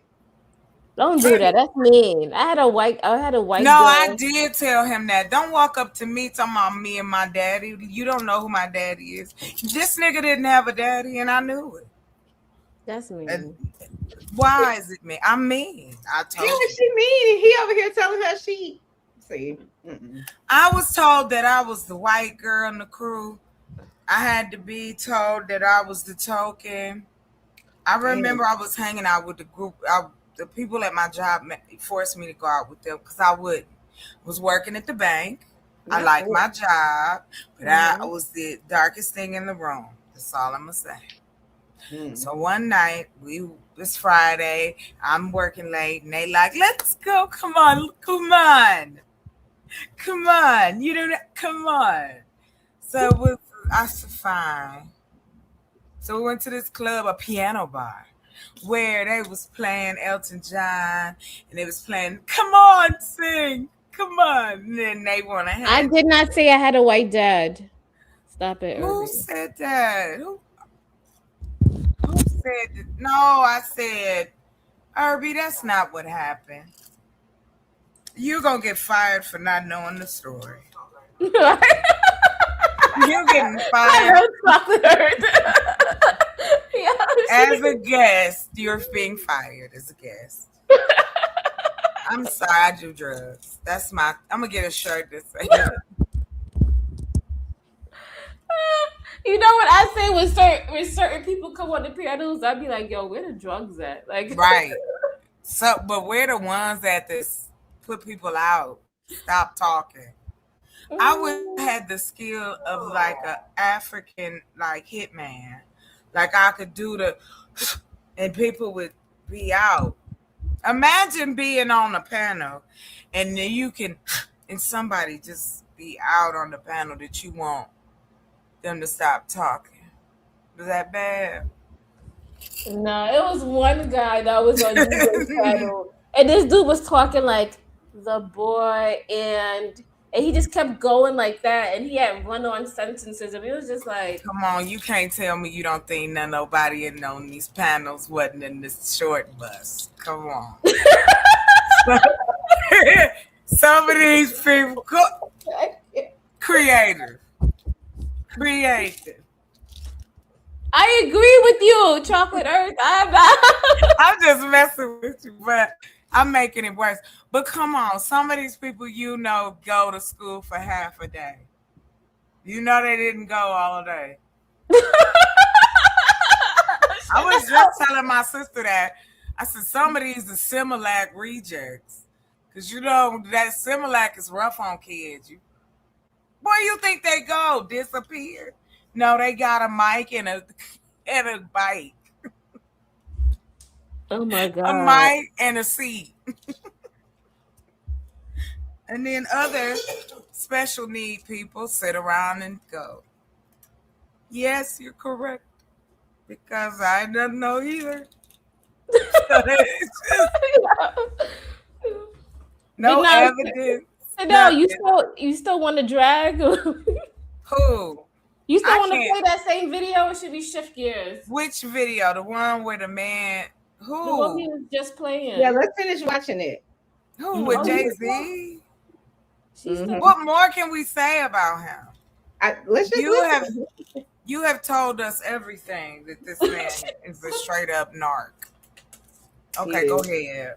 Without any proof of evidence that this person is actually who it is that they say they are. And the only thing that a lot of people have been seeing come for Gen Z is the fact that they believe that we're all stupid and all of us are just dumb and we're so obsessed with our phones and everything in between. But newsflash, buddy, 1997 to like 2008, 2009, like we went to school. We actually wrote our essays with a pencil. We actually had to put brain to pen in school, right? Like we didn't grow with technology. We kind of grew up alongside of it, and it wasn't a part of our development, unlike the younger generation. So it's not the fact that we can't understand what Jay-Z is saying. His bars don't go over our heads. It's simply just the fact that like he was a part of y'all's generation and he did not age into our generation. Respectfully, Jay-Z, I've never even thought to listen or bump him. Like, and it's probably just a generational thing. It is, but the fact of the matter is, Jay-Z is not one of those people that Gen Z is going to carry from y'all's generation. Just not. He's not one of them. And it's because of his character. Simple as that. It's because of his character. He could be one of the best lyricists of all time. I don't care. From a character standpoint, you are unsettling. You're unsettling. I mean, let's not talk about how he openly exploits people from his own community, his own people, to get. Okay, Chanel, you do have a point there. You know, with this new generation, people do have, you know, a tendency to go with morality more in today's generation and dig up your past and see the type of person you are and convict you. You might not be convicted on paper, but you be convicted in the public. So I give you that. I give you that. Well, but it's also too, it's because, just 1 second, Chocolate. It's also too because whenever I was growing up, there was no such thing as the internet. It just was not a thing that you could access. We didn't even have well, we had computers. They had the little Apple computers, but we didn't have them in the way like how everybody has a phone, which is a computer. You know what I'm saying? You didn't have a computer in your home unless you were wealthy. You know what I'm saying? I think we got a computer in our home. I was probably like 18, maybe 17, something like that. And we had something called dial-up. So I'm saying all that to say this: the access to information is instant, right? So back in the day, if you wanted to tear somebody down, you had to tear them down kind of like locally and then wait for it to kind of like go from Houston to Texas to, you know what I'm saying, and spread across the US and then go across the pond. Now, instantly, shit don't even have to be true. They can just say all of this stuff. And it's there forever. So people can now go and dig up your past immediately and see exactly what you really been up to. And now he's not going to be able to get away from some of the stuff that he's done, in my opinion. But you never know. But I do think that generation, the Gen Z or whoever they are, they just don't care. Just like they don't care about Tupac. They still know about him, but they don't care. Well, because we didn't pass the torch down. Yeah. There's again, you can't, like, okay, say for instance, when we talk about Generation X, the younger to older. So you got those are the people that's like 55, 56. Those are the older Gen Xers, and they're more like boomers. Then the younger Gen Xers, or the ones they call Zennials, because you're right there in the middle. And I think that's like 78 or something to like 84 or something like that in between. Anyway, whatever. The sad part about it is that the information isn't passed on through our channels. They've been scattered out. That's why we blown away by all this information we gaining on the people that once we only knew them through their music. Now we know all their personal business. I'm gonna tell you. Yeah, I'm gonna be honest with you. I followed the Diddy case from day one, and I couldn't. I only could go so far with it, and the reason being is because it's such a long history of things that we're just now getting privy to, and it's coming like. So it's a lot of information. Some of it's real, some of it's not. It's rumor, but who's investigating all of that? Yeah, I think with regard to Jay-Z, he's been protected, just like Diddy was protected. Because how you can get away with all of the things he was able to get away with for 30 years, and really only people in the industry, so to speak, knew. And then even when we found out, how you have a whole entire entertainment industry on hush mouth, like on mute, meaning sports, music, film, TV, ain't nobody got shit to say about it. Like nobody.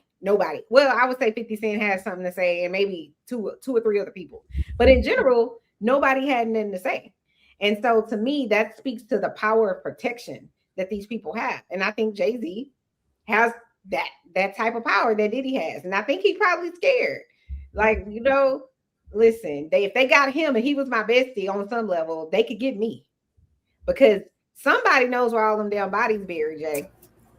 And listen, it's not Chanel's reality, because I wasn't there. I don't know none of these people. Okay, I wasn't. But there. in What is it but do? in all What they do?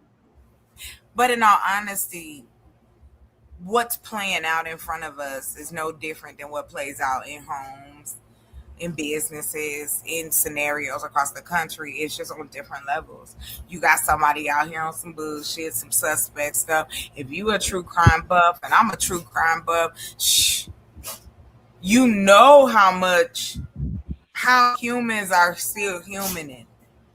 If a person would unalive you over $5, what you think somebody would do? Yes, people have been taken out of this world for That's $5. no kind of money. You expect to go get work, get a job, and pay you more. I know. I'm trying That's to what rob you. Jay-Z shot his brother over. Money. Oh, I think you might say $5. But No. anyway. It was money like or that. no. Maybe it was drugs. He was his brother. But I think his story is no different. His story ain't unique. I ain't shoot my siblings. I'm just saying. But you didn't come from that era, nor did you come from that lifestyle. Yeah, you did not. I didn't, but it doesn't matter. I still have a conscience. No. That's not nobody. Hold on, Chanel. It does matter. But there's nuance in there that you still, no matter how we try to straighten it out and make it linear, humans aren't linear. They all over the place. They're a kaleidoscope of psychotic change all the time, like the seasons. However, tornadoes are rough, right? Yes, I'm having a high philosophical moment, so just hang on. It has a point. People have tornadoes this time of year. Why do we know this? Because of the heat. Well, no, because of last year. What happened last year? Tornadoes showed up. Mm-hmm. Where them people at? They rebuilding. And they know the tornado coming. Every year, tornado coming. Man, I'm standing outside, standing there with his family, talking. So how do you feel, Jeb? We're going to rebuild because Lord knows. Yeah, we're going to keep going. Why?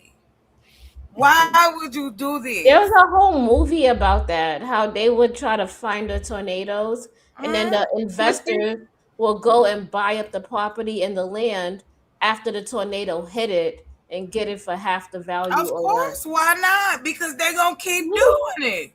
Somebody going to move over there and be like, it's going to be different right now this time. Them tornadoes ain't going to get us. No, that's not true, sir, ma'am.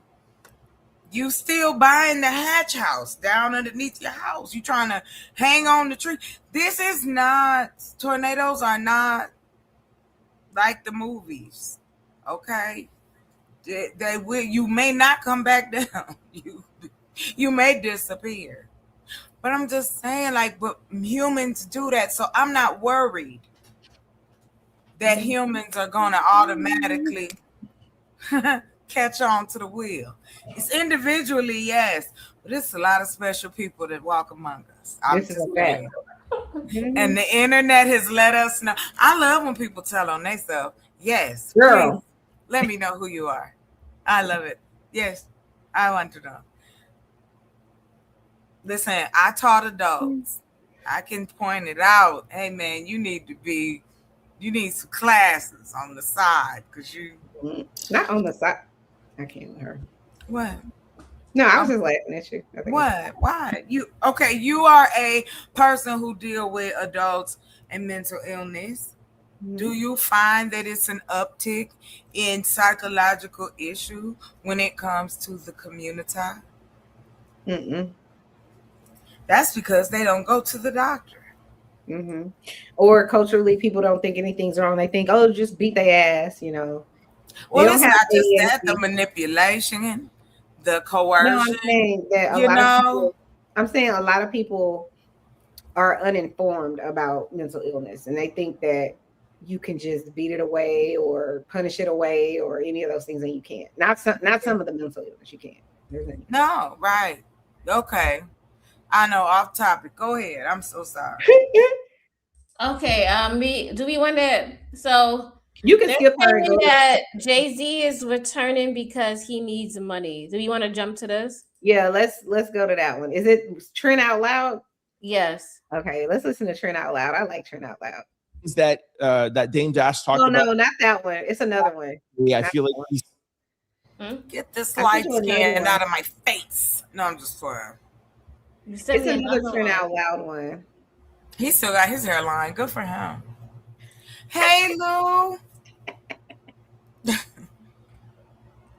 I only I'm see the that lady one. at the end of the bar that It's needs the to one go where he's talking about Jay-Z's broke. Oh, okay. Lord, this man right here is saying Jay-Z is broke. I'm a little Lord have mercy. Let me go on mute. Oh, it's this one. Hold on. Let me see if I That's can. his name ain't Drake. His name Can is you drop it in the back Rake. chat for me? Yeah, that's what I'm about to do. Rake. They took the D off. It's just Rake Irby. So hold on. So this man in this video is going to make an argument that Sean Carter. Not in this video. I put Okay. it in the back creative. I think But this is certainly this is a man that has more money than Jay-Z, right? Because just listen to it before you knock it. Just listen to it before you knock it. no, I mean, yeah, I have no problem listening to it. But when people make arguments about somebody being broke and people It's need the same money, video. Hold on, that's the wrong one. Hold on, let me. I everybody needs money. I mean, unless y'all got this one. A cuter life that I don't know about. But No, everybody we needs all money. need money. Where We all is need it? What money. did I do? Okay, that's what I thought. Okay. Hit the cash app. Where's the stop? Where's the video? I gotta find it. I don't know. It's like y'all have a conspiracy because I know I sent you this video about Jay-Z. Hold on, let me see. Hold on. You know what? I'm gonna just go to his website. Hold on, let's see. Oh, Keon about to come up here, and you know he gonna roast somebody. So somebody about to be roasted. Oh, let me see. Is it this one? Who we roasting? I love roasting. We do that all the time. Me, my sister, and my brother. We roast each other all the time, and other people. Do you want me to play this for in the meantime? No, I got it. It's this one. Hold on. Let me go back. I'm about to put it in the back chat. Hold on. So it is this video. It's just at the very beginning. So the one you have up is this video, but go all the way to the beginning. Oh, it is this one? Mm-hmm. But go to the beginning. Okay. Yeah, go all the way to the very beginning. We got the ads playing. Mm-hmm. I have a Prime membership, Creative. I can play it on my end if that will help you at all. Right? I think I'm gonna get YouTube Prime, y'all. Word broke means for the people in the back. And this is the beginning. I know, but just go back and there you go. Okay, now push play. Okay. Before we start this video, we're going to define what the word broke means for the people in the back and for the people who clicked on this video only to come into the comment section and say, what are you talking about? Jay-Z ain't broke.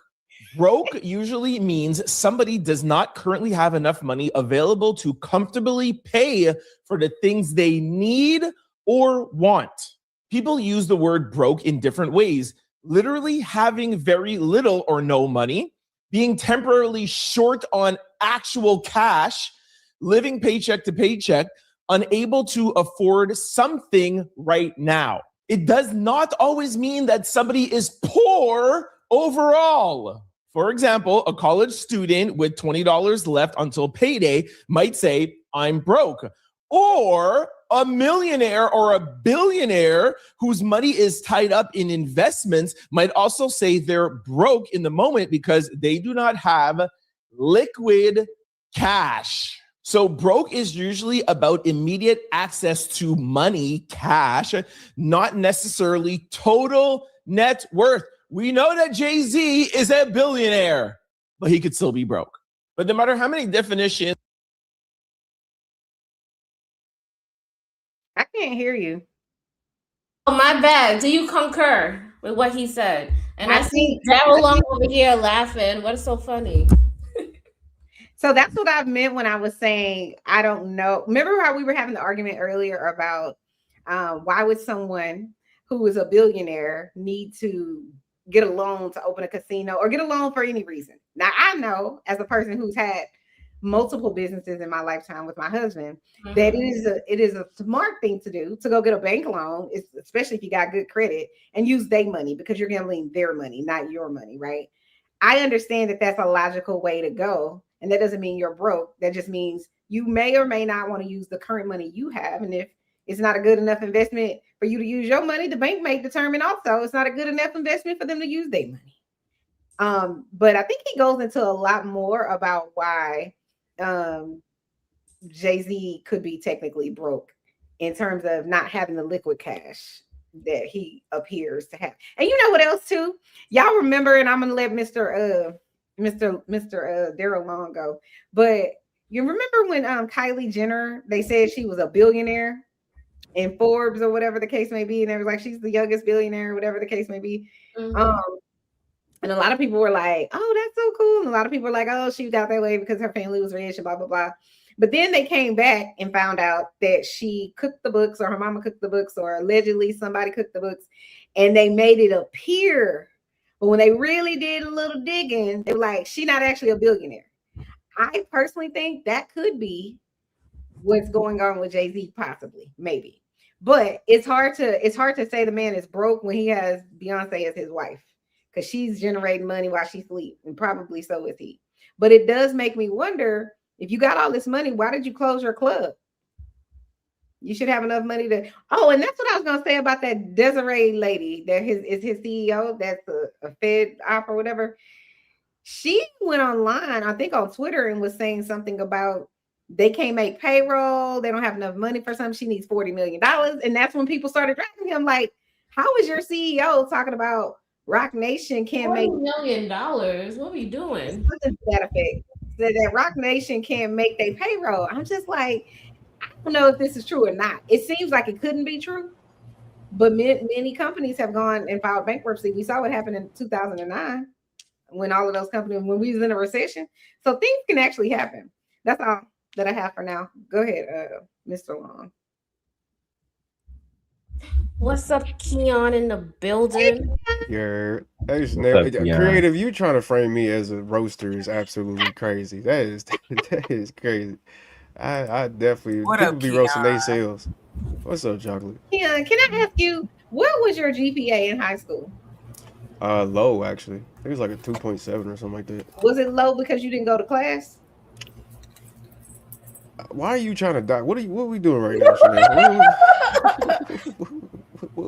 I only asked you this, and you don't have to answer any of my questions. Nah, yeah, it's halfway because of that, halfway because I kind of signed off during my senior year. I think that you're an extremely intelligent human being, like extremely intelligent. And I just like, this guy probably was top 10% or something like that. But I think you wasn't top 10% because you didn't go to school. That was my theory about you, but I don't know that to be true or false. So that's why I was asking. I'm blushing. You're killing me, please. I can't with you. Now he does this whole thing where he acts crazy, but no, I don't think he's crazy at all. I think he's very smart. No, I'm a little. You can be smart and crazy. Shit, I'm smart and crazy. In the video, this man is not going to prove beyond reasonable doubt that Jay-Z is broke, even by the definition that he gave and the landscape that he tried to create. It's just that's like saying, oh yeah, Steve Jobs he was getting check to check, so he's broke. It's a very, very, very poor argument. It's nothing else but hate. We get it. You hate Jay-Z. People like you was gonna say that, but go ahead. I mean, yeah, it's the same way I broke down an argument recently from Cam Jones saying all the awful things he was saying about Michael Jackson. Like, so for one of the things that he was saying, right, Chocolate, was that Michael Jackson was dating a 15-year-old Brooke Shields. But then when you actually look into the it's not true at all, right? Yeah. So, but these YouTubers would say this is true, like this young man. But when you actually break it down, a young Brooke Shields met Michael Jackson at the American Music Awards. That was the first time they was introduced. So, and they were going to be just friends, to which she had said that publicly. But in the video, he was trying to use the video to say that, well, Michael Jackson was doing this with Brooke Shields, so he probably was doing that to those kids too. And that's it. When they say that, it's nothing more than hate, because you cannot prove it beyond reasonable doubt. That's all I'm saying. He can give whatever ideology or theory that he want to present. I'm fine with that. But he will not, by the end of that video, be able to prove beyond reasonable doubt that Jay-Z is broke, even by the definition that he's given. But what I can prove is Jay-Z has more money than him by the end of that video, beyond reasonable doubt.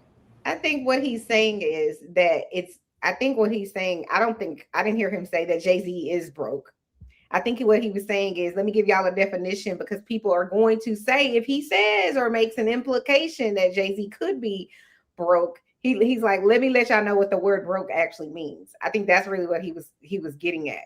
And I think it's absolutely true. We've seen people, millionaires, celebrities, that supposedly have all this money, and then we're like, how the hell, you know what I'm saying? You a Uber driver now. How the hell you working in a grocery store? Like, it's just weird. I felt that way about Diddy when it was like, you can't bail yourself out of jail. You can only put up 50 million, which isn't even 50 million. It's only 5 million. It's just like, it's wordplay. It's not real.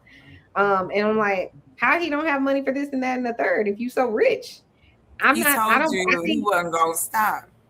He said, right? He did say that. He did. Well, Diddy, if I was Diddy, I'm not paying 50 million or 5 million and get out too on a case where I'm only sitting for 4 years. That's like, I know, and Keon probably know niggas. Keon, you in Indiana, right? It's niggas right now, because Keon, weed is legal in Indiana, right? No. So weed is not legal out there, right? That's what I thought. So come to you Cali. can get caught with an ounce of weed or a few ounces of weed, and you're doing 4 years, like Diddy. That's just a fact in Indiana. They don't play about weed stops out there. I know this for a fact, right? And I know this, Keon, because I be in Chicago, and then when you go down to South Hammond, Indiana, right across the border, they get strict as hell. So to the argument though, right, Chanel, it's the same argument that people made against President Trump when they said, well, President Trump must be broke because he filed for bankruptcy 4 or 5 times. When we all know that billionaires use the bankruptcy system to recreate their credit, right? To flatline their credit, use cash for 5 years, and then next thing you know, their credit is back at 800 because they went bankruptcy. They filed for Chapter 5. So this happens all the time. But these people are far from broke. We just said that Jay-Z has an active deal with the NFL, active, currently, with the biggest sports organization in America. So I think it's hard to say that this person is broke. His wife just sold one of the biggest country albums and had one of the biggest country tours in the last 10 years. That's a fact. Who did she sign to? She signed to Jay-Z. So, I mean, when she eat, he eat. I mean, Bonnie and Clyde 03. You know what it is. Let's keep listening to what Trent Out Loud had to say about Jay-Z possibly being broke. Oh, God. Yo, like, Chanel, where's your chicken wings and hot sauce? Chanel, can I be? I give the people in the back, people are still gonna talk and say, "Oh, it's impossible for Jay-Z to be broke because he's." What you said? No, I said I ain't got no wings, but I'm waiting on this pizza to finish though. Oh, this is only 28 minutes. Okay. He's a billionaire.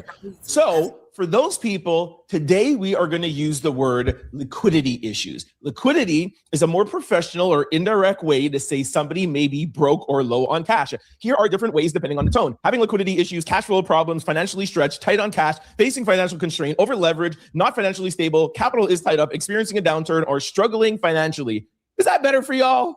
Liquidity issues means somebody may have money or assets overall, but they do not have enough cash readily available right now. For example, a person could own houses, jewelry, businesses, or cars worth millions of dollars, but still not have enough actual cash in their bank account to pay bills, debts, or make purchases immediately. That's a liquidity problem. Dame Dash was the first person to reply to Jay-Z's freestyle diss track. And yes, while most of his reply was ridiculous, Dame Dash brings up a point about Jay-Z being broke. And he gives us some insight that almost nobody else in Jay-Z's life would have but Dame Dash. They have been together for years, almost since they were teenagers. There are a ton of questions circulating around Jay-Z's financial situation. Sit back, relax. I'll tell you everything you need to know, and then I'll hand it off to you, the out louders, to let me know if you think that Jay-Z is broke. Liquidity issues.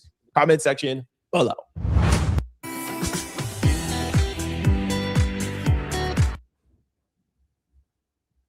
Okay.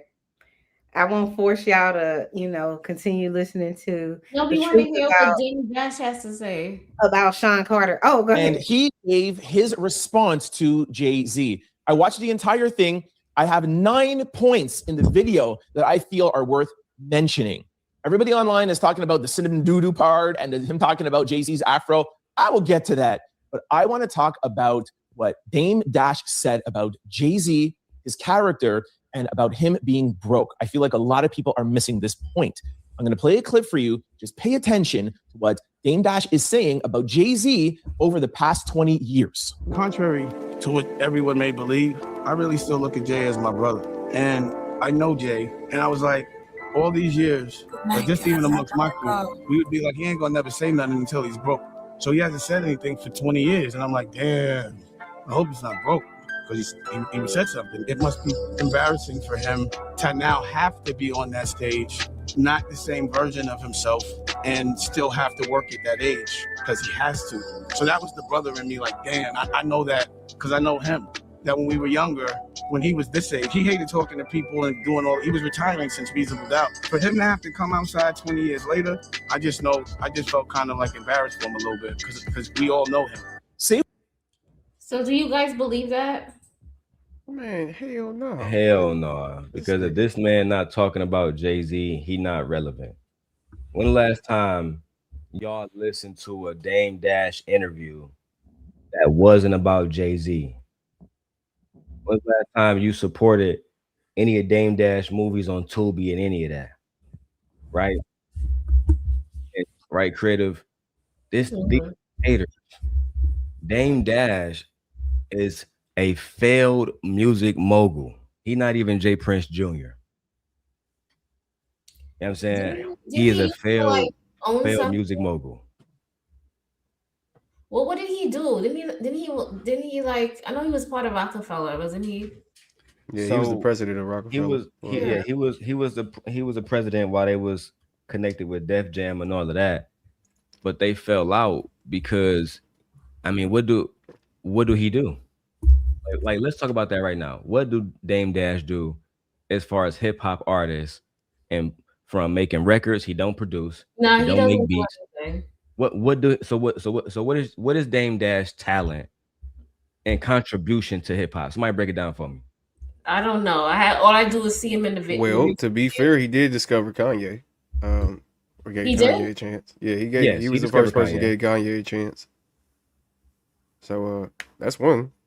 He's a scouter. He's like a talent scouter. That's all he used to do, pretty much. I was about to say that's the most that he can say he did is he brought them to the table. But why is Jay-Z and Kanye closer than Kanye and Dame Dash? Because they was in the studio together. They made music together. Yeah. Kanye actually, he didn't look up to Dame Dash. Thank you for introducing me. But I look up to this man as the legendary artist that I know him to be.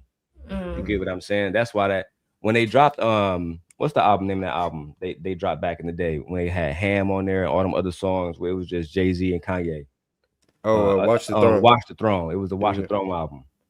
That album itself was legendary because you got two gentlemen in the studio, legendary producers from Timbaland down to Pharrell, everybody. That's what people want to be around. Dame don't do nothing but introduce people to other people. He don't contribute from a music standpoint. He don't do absolutely nothing. So it was no point of having him around. And then Jay was transitioning to owning everything himself, right? Transitioning from Beyonce being represented by her father to represented by him, and him owning everything. That goes Roc Nation, and we got Roc Nation Sports where people like Kevin Durant are signed. So he's getting money. Every time Kevin Durant get paid, he get paid. So you got to remember, like, he's very, very, very multifaceted, as well as his wife. So hold on, wait. I had a question. What does Dame Dash do now? Interview. He can't even afford to get his fucking teeth fixed. He does nothing. He has his teeth fixed. Stop it. Listen, Dame Dash is a whole ass narcissist, but so is Jay-Z. If we just want to keep it a book, they just are who they are. Two peas in a pod. But Kanye said out loud, out of his own mouth, that the reason that he and Jay-Z made the Watch the Throne album is because Jay-Z found out that Wayne and Drake were making a collab album, and so they went and made Watch the Throne. He said this out of he said at the Drake concert, I think it was at the Drake concert, he was like, we would have never made that album if we didn't hear about this man right here. He was referring to Drake and what's his name? Wayne making an album. So Jay-Z is just known for copycatting. He can't let nobody be better than him. He couldn't let Drake, and Drake was a new artist. Drake, I don't even know. Alexa, how old is Drake? He got to be at least 20 years younger than I wouldn't call that copycat, and it's just competition, Alexa, right? That's just how old is Drake? competition. He's like 37. I'm not. Oh, he's 39. Okay. 39. It's just competition, right? You know, you got one label that represent the South You in with Cash competition with Money and everybody, Young though? Money, and then Nobody you got can one win. label that represent the North and Rockefeller Records and Def Jam. So, you know, and good music on the Kanye side. So yeah, they had to go back and forth. That's like Nobody saying can win, though, that ever? Ford shouldn't compete with Dodge Nah. when they drop a new Charger, they drop a new car. That's not. why we have this free economies and this free market, so we can compete. No, nobody's. I listen. I believe in free enterprise. I believe in capitalism. You should be able to go out there and compete. But when your sole purpose is to take other people down so that you can dominate, that's crazy to me. That's very narcissistic. Ain't nobody ever win. You gotta. It always is about you. Always in every way. Nobody can ever win. Even DMX, the great late DMX said it about him. He was like, when Jay-Z got, I guess, became president of Def Jam, he called him up and was like, yo, fam, what did he say? Something about the prisoners have taken over, their inmates in charge or something like that. He was basically saying, we in, I got you. And then as soon as DMX would try to drop an album, and this was happening before DMX, as soon as he would drop an album, then it was like, or wanted to drop an album, oh, you know, we gotta wait. He's trying to shelve him. This man had already went platinum and diamond and everything else, and you still trying to put him on the shelf? Like, come on, sis. Like, you know better. But he did this to all of his people. Oh, you're gonna ready to drop an album? I think it was it Beanie Siegel was trying to drop an album. He was like, no, I'm gonna drop it right on the same day or the same week. He would do shit like that. That is not. Beans made millions. Ye made millions. Cam made millions. We all made millions. They all Beans would have. tell you if I'm he not wasn't in his knocking feelings. that. I'm not knocking that. And on any day of the week, I believe in competition. I'm just saying, if you're up here pretending, this is the same thing. It goes back to what I was saying earlier. Why call DMX up and act like you with it and you want to see him win? And then Did Jay-Z play Rihanna? When Jay-Z signed Rihanna, did he play Rihanna or did she become a billionaire? Did Jay-Z not position Rihanna to become a billionaire? Oh my God, I'm not saying that, because let's be clear. It's a yes or no question. No. Rihanna isn't his competition, and let's not act like that. I didn't say she was. I'm saying Jay-Z. The same way you gave. Hold on. The same way you gave Dame Dash credit, right, for finding Kanye. I didn't give credit. Jay-Z found Rihanna. She is one of the biggest female artists of all time. Nobody disagrees with that, but he's not in competition with her. So yeah, he can let her make it, but he's not about to go let anybody else that's in his lane make it. That's why he mad at Jay-Z. I mean, at Drake. What has Drake done? That's just competition. If I'm Walmart, I don't want Target to do better. 50 years old. Why are you in competition with Drake? It don't matter. We always in competition. Not only that, you the GOAT. He shouldn't be your competition. We always in competition. He ain't in competition with nobody. We always in competition. Michael Jordan is retired. He's still one of the most competitive people on the planet. I get right. That. I'm not denying when they did that Michael Jordan documentary, right, Keon, he talked about every time, even at this age, they would say people was better than him. He took that personally. He said, I wish I can come back on the court and show y'all. But that's how competitive people are. They always want to win. You can't really you can't be for capitalism and then be upset that people have a bear market type mentality where they want to succeed. That's just what it is. I agree that people can be in competition. What I'm saying is there is a level of greed and a level of I have to be the one no matter what that is crazy to me. It's borderline evil. It's like you have to know that you can't be 85 years old still making rap songs. You have to know that. Beyonce can still be singing at 85 because she's singing. She can sit on the stage and just sing. Nobody gonna be walking around jamming New York when you 85. You gotta let it go. Still be your billionaire self, okay? Still go and create, still go and do whatever, but you don't have to be on the front line all the time. It don't have to all be about you. That is my problem with that man, outside of the other problems that I've already named. He just can't be number 2 ever. And No, I he's gonna have to disagree. realize that So at some Chanel, point. do you think that because Michael Jackson was a billionaire that he shouldn't grace the stage anymore when he was alive? No, I don't have a problem with that. I have a problem with you trying to snake people.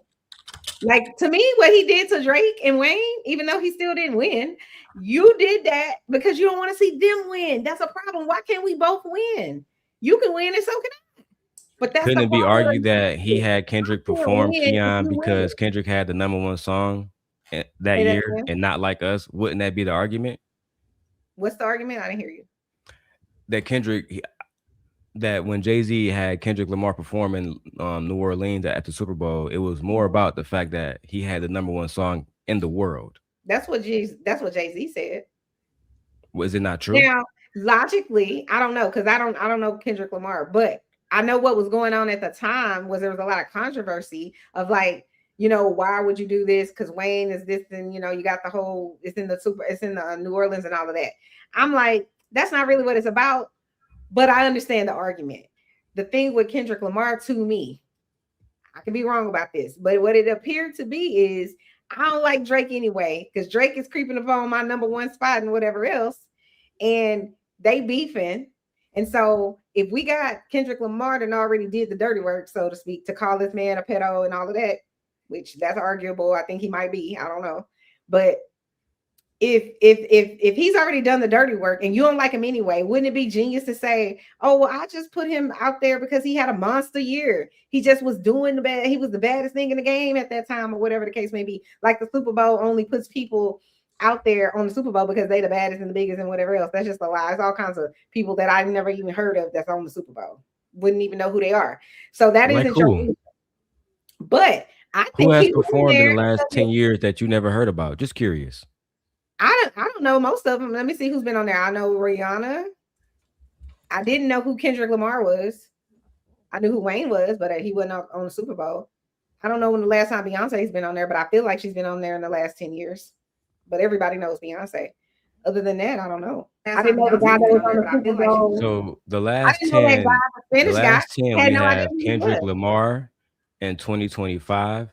Do you know Usher? Yeah. That was 2024. 2023, that was Rihanna. Do you know her? Mm-hmm. In 2022, Kendrick Lamar again with Snoop Dogg, Dr. Dre, Eminem, and Mary J. Blige. Do you know them? I did not know who Kendrick Lamar was. Of course, I know who the rest of them are. Okay, I'm trying to figure out which one of these artists have you not heard of? The guy, Bad Bunny. I didn't know who he was. It was Bad Bunny. Didn't have never heard of Bad Bunny? Never heard of him.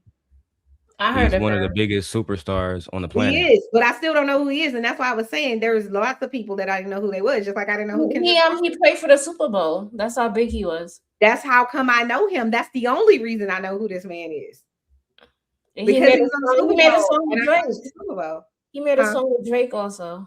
Still never heard. He made a song with with Cardi B that went still never heard viral of as well. Called I Like That. Still never heard of it. Yeah, I like it. But my point is, I think that Jay-Z put that man on that stage, and he did have a monster song, and everybody was singing that song, or it was a very controversial thing, so it made sense to get people eyeballs on the Super Bowl. But I do think he did it also in addition to embarrass Drake. You want him to go in there and say she's a minor. You want the whole crowd to say that. That's insane, and we all know that's what it was. Creative, am I wrong? No, that shit was the glory. I loved every second of it. What? Wow. Okay. Y'all didn't like that Super Bowl performance? I think Drake color. I think that performance was trash. He colors very close to the line with the minors. Just saying. What if Drake deserved it though? Like, I mean, he might have. That's what I'm saying. Like, he might have. I don't know enough about any of these people to say whether or not they deserve it. All game in the rap industry. He made a platinum song. It's just I do hate that about the rap industry. I will say that part. It bothers me that it's like we can't. Why do they pit each other against each other? Celine Dion ain't pitted herself against anybody else. I'm Celine, bitch. Like, I just don't understand why we have to do that, but it's in our community, and I think it's very intentional.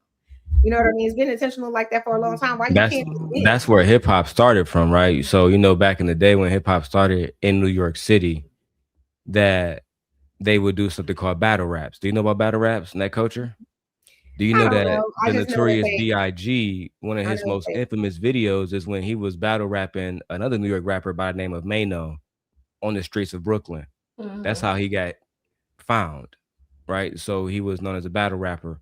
It's really just a culture that is within hip hop that Yeah. people battle rap. Eminem from Michigan, He battle he rapped also. he He battle made a rapped also whole movie, 8 Mile.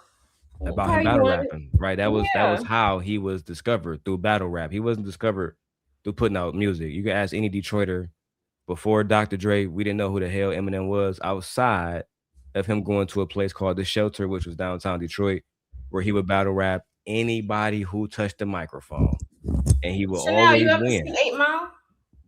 Have you seen 8 Mile? Ma'am, of course I've seen 8 Mile. Everybody knows who M is. That's not.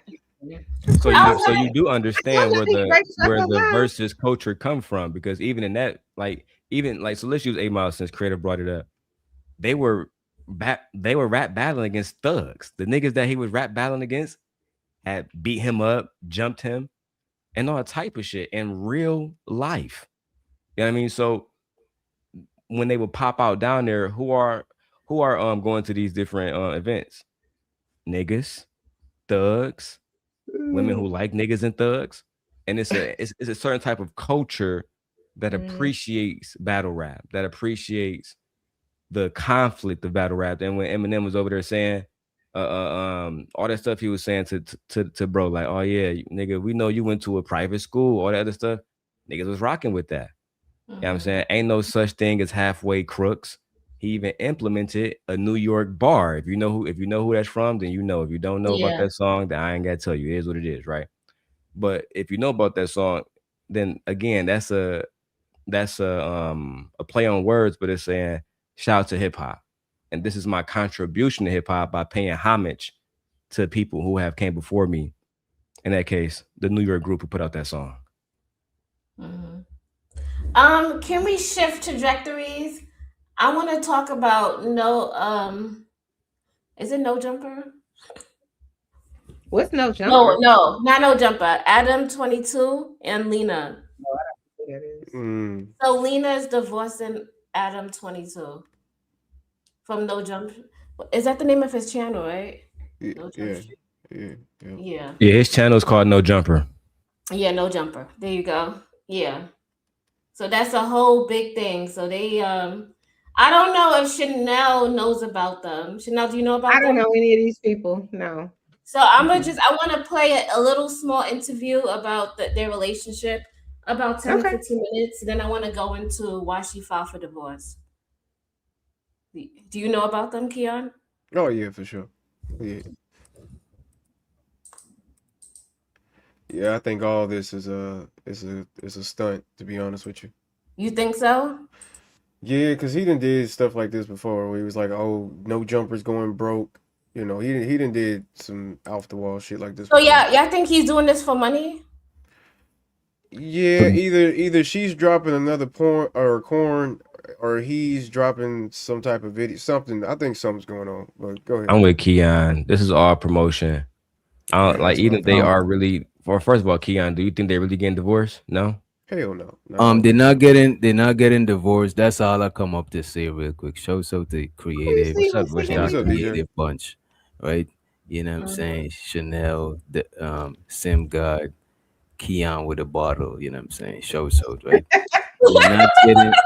You're not getting divorced. She didn't file for divorce. Somebody else did it under her name. You know, that's what they're saying. But I know they actually lying. It's just a content strategy to make them relevant again, type shit. That's a fact, bro. These niggas are the biggest clout chasers. Damn, they are the biggest hoes in this space. Yeah, show so to them. You one of the biggest hoes, like for real, for real. They will do anything. They'll sell their soul and everything. They'll sleep with whoever just to be. They don't believe in that kind of stuff. Like I remember when he dropped a video with his wife, with my man's what's dude name? Jason Love or something like that, right? And she reported that they made $1 million. He reported that they made $1 million on the video within like 2 or 3 days. People not making that kind of money on average. You know what I mean? So I think that they just don't give a damn as long as they get the resources to do whatever they want to do, take care of their people, they gonna do that. I used to tell black men in the manosphere years ago, creative, when they would say women like Meg Thee Stallion or Sexy Red, pick your poison, that these women promote hoe culture. Back in the day, they would say it was Lil Kim if we talking about New York rap. Mhm. But what I would tell them is, in actuality, the first fact, white women participate in sex culture more than anybody else. You Thank can't you. go to any corn site and not see them. Secondly, they are the biggest stars within the sex industry, right? As black men, we might bring up somebody like Pinky or et cetera, et cetera. You know what I'm saying? But the actual stars, like even right now, Sophie Rain. There's no black version of Sophie Rain. We don't know who that is. That's the OnlyFans white girl that made more money than LeBron James last year. My whole point is they talk about whole culture when men and white women participate in whole culture more than anybody else. That's just the facts. And they promote it more than anybody else. A white man owns OnlyFans, et cetera, et cetera. Instagram is basically a whole website now. Whoa. It is what it is. Mm-hmm. And I said what I said. What No, you think about that, creative? No, he right. That's why I be saying that. I be feeling like a lot of black women are very conservative. I don't know what they be talking about. And even if we were to like go and sleep around, it's white women who just do it openly. Like they don't give a fuck. Like they like dominate in the space. A lot of black guys be like, "Oh, I love white girls because they down to have fun." They say it all the time in these spaces. Mm-hmm. So what do we? But I hear people say they date white women because they want to get good credit score. So, Stop it. so which one is it? You know what I'm saying? You talk Yeah, about ism. not in my experience. The best credit score I ever seen was with a black woman that I dated in my past. She had an 800 credit score. That's just the facts. But I will say this, right? My A lot credit of score those is white almost girls be 800. hoes. A lot of the white girls be major hoes and they get passes on it. Even when I was talking to my former apprentice, which all y'all know who he is, I was telling him that white women, let's give a name like Sabrina Carpenter, right? They're trying to make her the new Madonna. But Madonna's from Michigan. She was talking about pussy in the 80s and 90s. That's a fact. She got a song called Like a Virgin. Do y'all know that song? Like Yeah, a virgin, touched for the very first time. you know that song. Yeah. That song was literally selling to young girls who are virgins. Hey, go get fucked on. And then there's Material Girl, Mm-hmm. right? Which is say, hey, if you ain't a rich nigga, you ain't touching this coochie, which is the same exact thing that a Karicha or JT would say on a City Girl track. But they don't get the same treatment. And I don't even want to start with the infamous Marilyn Monroe and how she literally promoted sex. Literally. And I don't want to get into the stuff with JFK. But Hey, but she that new promoted career, sex. hey, that new Young Miami song though, that's a Negro spiritual in my opinion. I ain't gonna lie to you, but go ahead, my bad, go ahead. Now we gotta go listen to Young Miami when we done. Cause I don't know. I Where couldn't are keep my it out of the line. scamming ass niggas Niggas, at? that's Where that money it. fast? That's how the That's song why I go. say, boy. But look at Kia. Kia like yeah. Spin that shit. Spin that shit that's a good song. It's a good song. So I couldn't pick her out of lineup either. Is that the one that was married to Diddy? Yeah. She was never married to Diddy, Chanel. She You was know this. never married. She was like she was just like Whatever she was She Diddy's was a girl. concubine at most. yeah. But she got paid though. Give it to her, you know? No, I'm not giving it to her. Sorry. What not like that, but like give her props. Like she was getting Props like a for what? quarter. But you was She being got $250,000 every single month. psychopath? No. Mm-mm. So creative, would you still give it to her if you knew that she got peed What are on? you talking about? Oh, you down long? Hey, More than Simon. likely. Y'all got beef or something? Simon told everybody that I fucked his girlfriend, but Did you?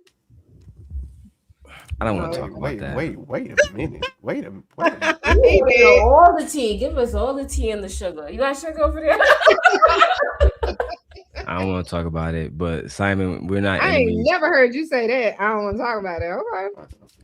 Yeah, because wait a you know minute. the young Don't lady talk about it. involved, Don't she's talk not about it. here, and I want to protect. You know, I want to make sure she's protected. You know, as a Okay. gentleman, that's all. Okay, keep protecting her. Oh, Creative, who is he talking about? I don't know who he talking about. Y'all wasn't even here during that time. Y'all wouldn't even know if I told y'all. I definitely would not. You No. probably would. And I probably don't care if we being honest. I don't care who people having sex with as long as it's not children or animals. There you go. No, she's a Delta. She's an actually cool person. She's a Don't cool tell us person. who she is. We don't want to know. I'm not gonna tell y'all who she is. Thank Yeah, but Simon, you can come up. Nobody should be censored. Yeah. I If had a you are, question still. for Keon. So Keon, are you banned from Trader Truth Tellers panel? shit, I shouldn't be. I don't think I am. It's just Oh. I mean, ever since You didn't do anything to him, did you? But He he was banned saying Beans' that. You were ass. saying that on Drip's panel. That's why I'm asking you. Yeah, because he was saying something about since he was over there on Daryl Long or Daryl shit, like he said you can't come back over here. Well, he didn't tell me this specifically, but he was saying like an announcement talking about all that shit. So nah, I just chilled out because you ain't about to. I could give a damn, especially about a nigga that's mad at me because I guess I didn't defend him, or because I didn't say Who were something. you defending? Who were you supposed to be defending? I guess I was supposed to be defending Trey because Trey's not this and he's not that. And it's like, man, I'm But not. I I didn't refuse. think you did. I thought you were going at the guy. What's his name? Oh God, what is his name? Beans is his I name. thought you were going at him saying he's a pedo. I didn't know you were going at Mr. Truth. I wasn't. But since Daryl's big head ass was over here talking shit about him, Yes, I was. He was like strong. I was like, God damn. Yo, So that if was you want to I hang never out with seen that. pedos, go on and over to this and I person. defended your ass. I defended your goofy ass, man. You Fuck tried to Daryl. and see where that got you. You can't defend him. Let him defend himself. And let me tell you something. He can do it all by himself. He do not need no help. Yeah, I wouldn't say I was defending him. Like, he just Not asked me if I you. fuck I'm with him, and I said, he don't need I no think yeah. what they wanted you to do, Keon, is when I was calling him a pedo and I was Hey, exposing the fact that he was only he told Jazz Noel that he was a teacher for Noel for 11 years, and maybe he just, because I'm not gonna call him a liar, but maybe he was just misinformed on what role he actually played. Yeah, I can't with y'all. So he's actually was a teacher's aide, never licensed. Some people may confuse that with a substitute teacher, but in order to be a substitute teacher, you still must be a licensed teacher from a 4-year university, which he is not. So See, this is the shit that got me in trouble, You have Daryl. to have a certification. I don't think you have to have a license. he has a certification. I put it up. It expired in 2022. He pulled up everything. He did the whole thing. Like, is this 18th again? Want to be loud on our show? For no reason. My bad. I didn't think y'all could hear that. Ain't you driving your truck, bro? What's up, say? DJ? He out here working hard. Yeah, I gotta make my money, man. I gotta make my money. Make Yo, your what's money. up, Don? I can't wait Yeah, till I my can get my brother a shit truck driver, expunged and man. do That that shit shit. lit, low key. Cash rules everything around me. I got too many DUIs, man. Once I get those things expunged, nigga, I'm hitting the road, nigga. Why do you have drinking and DUI? driving? I don't support that. I got hit by a car. Nah, I ain't drinking. I don't drink and drive. It's You under the influence. possession. Oh, they got you know, for Shouts out to weed. my nigga DJ. Yo, what up, bro? Hey, But yeah, DJ, it was just weed from, legal like, where you at, possessions. ain't it? Ain't you in Atlanta? Who? Ain't marijuana legal where you at? No. As long as you got under a zip, you good. Anything Yeah, over, they so might catch you for trafficking.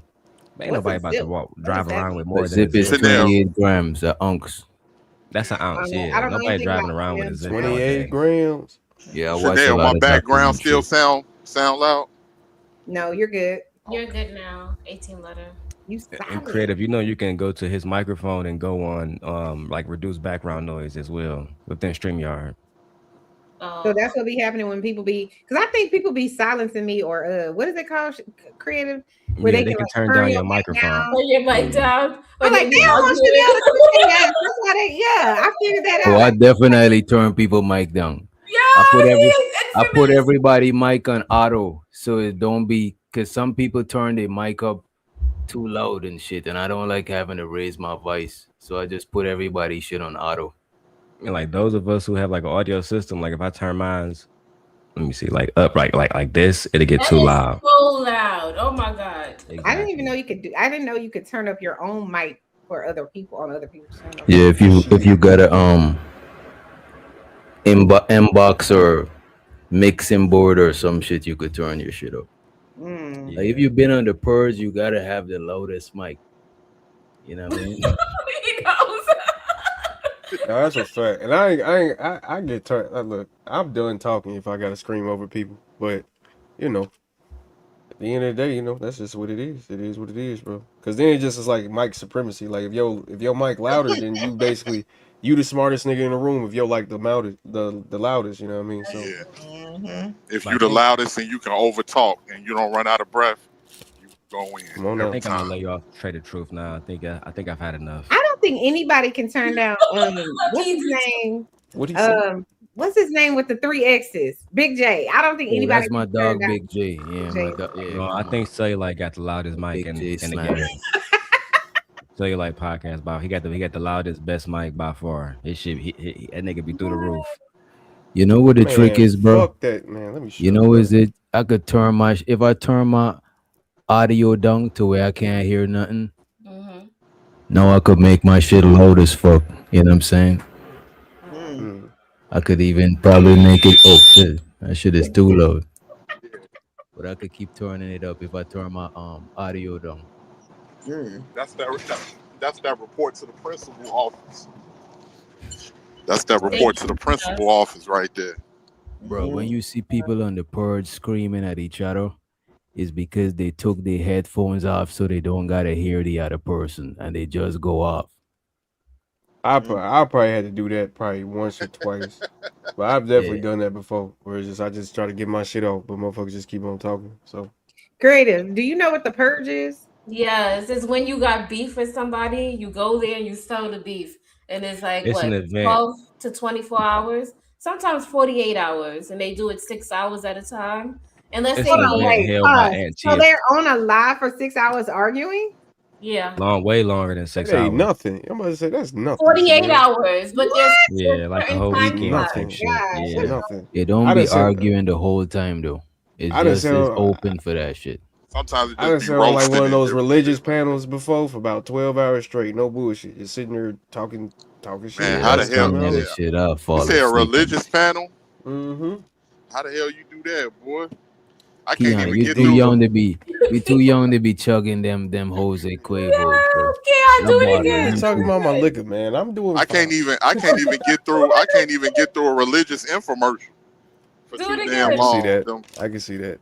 Y'all remember them infomercials that used to wake you up? They used to come on BET at the end. They'd be like, "Cause if you follow the word of God," they used to be screaming and shit. They used to come on late at night on BET. Them shits will wake you up.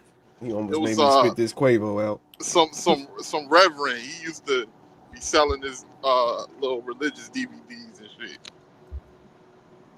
Keon, do you drink like that every day? Every day. Yes, man. Every day? Every day. Would you say you're an alcoholic? Hell yeah. Brother, you're gonna have to lay off that. You too young. Yeah, I'm you're too functioning. young. You need your I'm a liver. highly functioning drunk for sure. That's for sure. I'm all good though. Ever since I started drinking, I lost 30 pounds. What y'all talking about? Yeah, that's what every alcoholic say. They all good. Mm. You're gonna have to, you're gonna have to lay, you're gonna lay off. You're gonna have to lay off of some of that, brother. Instead of judging me, I think y'all should join me. Y'all I should mean, go I get y'all. smoke every day, so I can't judge you. I think I'm y'all not should get judging drunk with you. me. I just think I that judge you. listen, let me just say this, Keon, and it's not towards you, it's just for the ether, right? For the people out there. Is I watch people dying every day, and a lot of times some of the stuff is preventable. Mm-hmm. So it's not necessarily that you're gonna die in that way. It's your quality of life when you're 50 or 60 years old that you go into dialysis and stuff like that. So just consider that. That's all. Shit, niggas die every day, B. We be all Right. right. But I'm Nigga, not we talking be about good. Nothing like that. Come on, no. Life is not that hold I'm on, bad. gonna have to get up out of I'm here not, one way. I'm not You Look talking know? at it like this. Oh.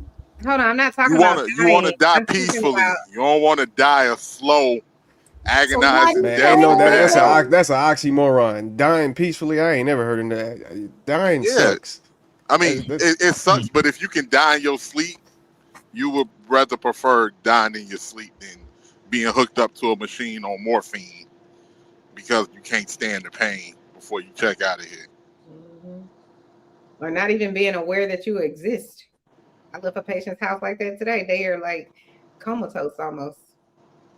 And all they're doing is giving them morphine. So just all I'm saying is I'm not judging you because you can do whatever the hell you want.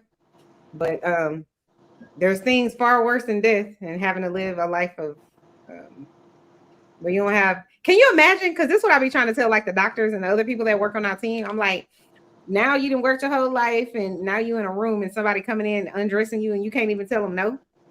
Because you can't do nothing with your own bodily functions. You So know just think what? about This that. is why I'm about to start drinking from a cup. So y'all niggas can't get the shit. I'm drinking apple juice. Yeah, we know Fuck, that fuck you y'all. drink it though, Fuck sir. y'all. Like we know. And that's the first sign of an addict. But you at least said you were, so I'll give you that much. But that's what they do, they hide Oh it. yeah. I mean, I've been on and off when it comes to drinking since I was like 17, 18 years old. So be what? chilling. You say what? 17, 18 years old, you've been drinking? Mm-hmm. Do you know why you drink? Mm-hmm. Why? No, tell no. Deaths. My baby mama got pregnant about 2 months ago, so it's a lot of shit. Trauma. Oh, you haven't gotten over that relationship with your baby moms? Nah, I wouldn't say so. We ain't been together in Man, like 6 years though, but it's just I don't know. It's kind of fucked me up. hey, now don't take this the wrong way. Don't take this the wrong way. Don't say it if he gonna take it the wrong way. No. I'm just saying, no Diddy. No Diddy. Hey, Don't do No, it if Keon, he Diddy gonna is take it crazy. the wrong way. you're a handsome brother, bro. You can get out there No. and That's get what you they say. some more chicks, bro. Nah, Yeah, I'm you good, Don't man. even I can. sweat found That's that. how you get over That's a stutter somebody. step. Oh my Hell God. yeah, that's how you get over somebody. What the No, hell? don't listen to him. Get underneath somebody new. Yes. Don't listen to him. Because Time That's is of very the toxic essence. advice. Hold That's on, 18. bandit babble. Let's keep it a buck. Keon, since Yeah, your baby mama, have you been under on top of somebody else? of course. So has that helped you get over in her? I wouldn't. Nah. That's all I'm saying. So that's why Look, I'm she moving. already pregnant. She ain't thinking about him. Listen Why to is he me, sitting up here thinking 18. about her? It's not something you can just get Because he over. loves her. There Right. we go. Thank you. That's Yes. so sweet. See, Everybody not like you, 18, that Because they he can love just her. move That's why you on. think about her. And I wouldn't say she ain't That's thinking about that's me. that. I mean, that's cool. Don't get me wrong, but it's over. If she already pregnant with somebody else, it's It's over. okay. Let me break it down to you like this, Mr. 18th letter. It's a loss.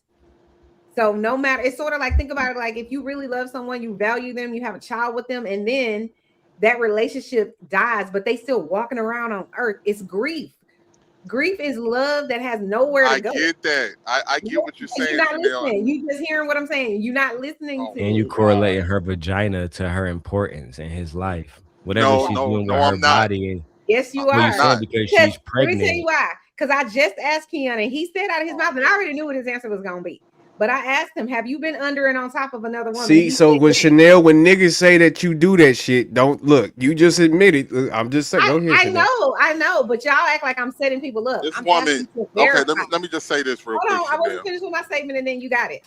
I knew that I was proving my point. My point is that just because you moved out of someone's proximity and you're not around them and don't have access to them, that doesn't mean, and just because you having sex with someone else, because that's what you said, just go get another one.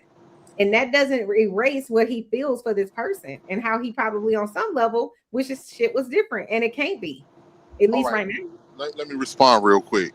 What he's feeling for that person is driving him to drink. He Okay. was already So drinking. with that being said, I'm not saying just get up under somebody to go sleep with them. But That's what you he's said, a though. young no, I didn't.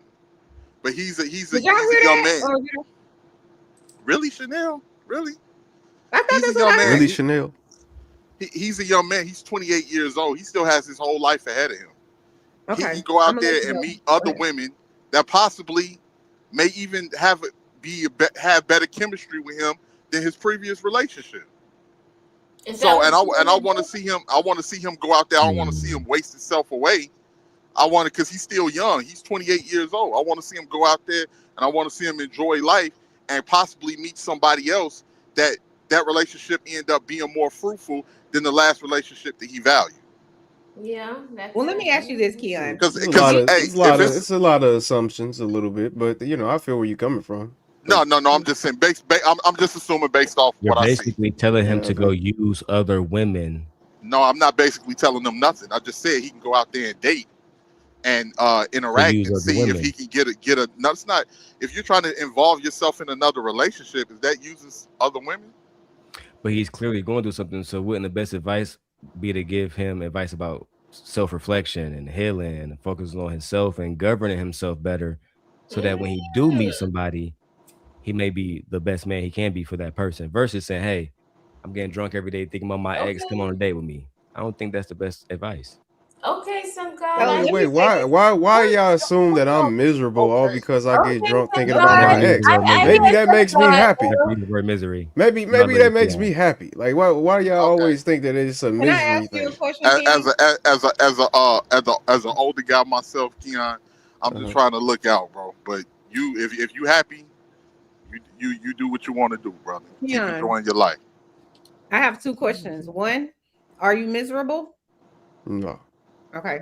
And then my second question is, would you say that's your coping mechanism? Well, I wouldn't say coping because it's not like I'm drinking thinking about my baby mama. It's just something to pass the time, to be honest.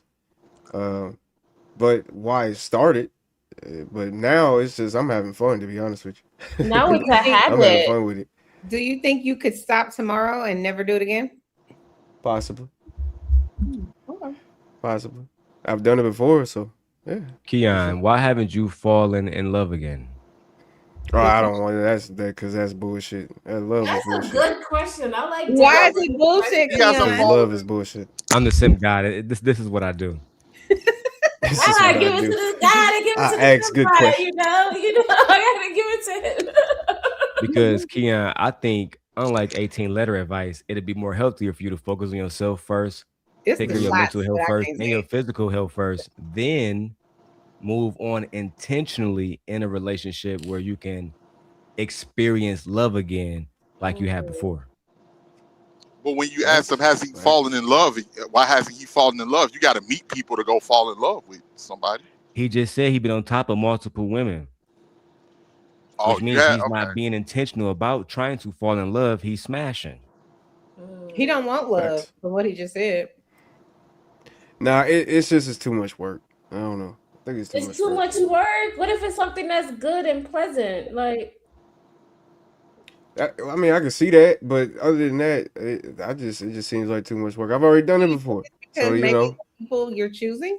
so huh? you get have you Do you given up think it's on because love? of the people you're choosing? And that's why it's too much work. Mhm. Possibly, but I mean, how the hell would I know until I realize that it's too much work, with the Date a person? whole bunch So, of people. But so now before you're You telling me just to say, date a whole no, bunch no, of no, people. hey, Wait a you minute. just no, Wait a no, no, minute. no. you're Wait a a minute. hypocrite. You're a Wait a minute. hypocrite. You Wait a just minute, Yo, what Chanel. kind Hold of family on, you got? before y'all jump off a bridge, okay? I said he asked a question. He said, "How would I know?" I said, "Date a whole bunch of people." I didn't say have sex with a whole bunch of people. Get to know a whole bunch of people because that's I how you. just said that.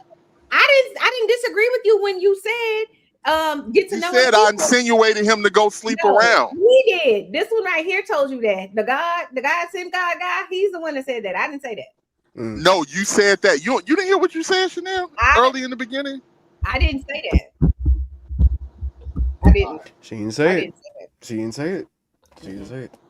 I wouldn't tell somebody to go have sex with a whole bunch of people because I do think that you do need to heal, and I do think just peripherally, from based on what you said on this channel, you're using it, the alcohol or the weed or whatever it is you're over there doing to cope because people use those types of things to cope. It's a fact, right? But the thing about alcohol and certain types of narcotics and stuff like that, you can become physically addicted where you can't just stop. Oh Meaning my you'll get sick or alcohol. Your body will have a reaction or response, and it won't be a good one. Which is why a lot of times when people can't stay sober or clean or whatever you want to call it, because they're afraid of what's going to happen when they stop. But I would say develop some healthy coping mechanisms, and probably hopefully, I just hope you don't go into it using it for the rest of your life. I hope you can find what you're looking for and heal and all of that. And I know Keon probably like, whatever, Chanel. But I'm telling you, I do this for a living. Oh, no, I'm listening. Yeah, you gotta heal somewhere. And I would encourage you to do this. Like whenever you are in that mood, whatever that mood is, when you like, I ain't doing because of her. And go directly from the trigger to the response. Chanel, you're talking too much. Shut up. Get off my panel. Chanel. Can you drop him immediately? What Thank up, you. Flo? Do you want me to add him back or no? You don't like Clue? Was that? I wouldn't like somebody that comes on my panel and tells Did me you to drop shut Clue up. channel? Well, You got me cool. fucked If you up. want to come back up, you got to cash app Chanel $10 and me also. I don't even want. We're waiting. You a mess. No, but seriously, Keon, it starts here. You gotta want something different, but because it's not at the bottom of that bottle, I can tell you that. No, that's a fact. But I never expected it to be. It's to me personally now. Like I said, it's just a pastime. But It's all not a good. good one because it has addictive properties. Shit, and nigga, I think any pet don't most pastimes you get addicted to because you like it. You know what I mean? I'm talking about physically addicted, where you can't stop. That's what I'm talking about. That's bullshit. It's just people that to me. See, that's the problem. We No, it's talk about what we can't do and what we can do. No, what I It's mean what by you. that is, listen It's to what what I'm you saying. want to do Yeah. at the end of the day. You're- People are addicted and want to smoke cocaine or the white stuff because that's what they want to do. That's just People. Let me tell you something Did you about get a cash addiction. app Chanel? Cool, you got to send a cash app. We're dead serious. Yeah, you're not coming back up here to be disrespectful. We're not having that. What I mean Clue by was disrespectful. We're talking about Cool. Yeah. He's still in the back, but What I mean by that, Keon, is that you know how you see people, certain people, you've seen it on intervention, and you will hear about people that they sell their child for some heroin, or you know what I mean. They selling to a man to go do and they put themselves in clearly dangerous situations. That isn't somebody that's doing that just because they can just choose something else. It's not that Like easy. when Now, when your body becomes your physically body addicted. needs it. It becomes Physically, physically. you can't just stop just because you want to. It's not a mind over matter type of thing. There are medical mysteries where we don't like. Some people have just Chanel, stopped. stop talking shit, please. What? Okay, Stop you can talking drop shit. him too. Yeah, drop me. Yeah, drop him too, because I'm not in the mood. I'm not. I'm being serious right now, so I'm not. Well, as long as you don't drop me, Chanel. As long as you don't start telling me shut up and all this other crazy shit for no reason. Like, I need y'all to get y'all life together. But anyway, Creative and Chanel, can y'all put y'all cash apps in the background for Clue? look at the creatives. It's like, hell yeah, I sure can. Wait, It's on the screen too. It's on the screen too. But no, Keon, I'm only saying this to you out of concern. I don't know you. I don't claim to know you. I'm not gonna sit up here and act like I know your life or nothing like that. But I do work with people who are in crisis. I'm not saying you're in crisis. Let me be very clear. I'm not saying that, but I just don't want to see some of the. If you saw some of the stuff that I see like on a daily basis with people and they life. It's not pretty. So that's all I'm saying. Just think about it. That's all. Anyway, let's move on from Keon. This is not the Keon show. Okay. Yeah, fact. It's up to y'all. It's up to y'all. Do we want Simon? Oh, we were supposed to talk about the other people that couple that's divorcing for clicks and views or whatever it was. Yeah. So Simon, you can come back up, but you gotta, we are the hosts. It's me and Chanel. You can't be disrespectful to the host. Period. So we'll try again with Simon because Simon has manners. He came up here before with us. Yeah, I don't know what Simon was. Yeah, Simon cool. I think. I'm gonna make it clear. Never mind. Okay, never mind. Yeah, all right. Yeah, they're all no. They're all no, right? If you like a nigga to interrupt your panel. What's up, Detroit? Hey, Simon. He was supposed to send you a cash app. Did he send you a cash app first?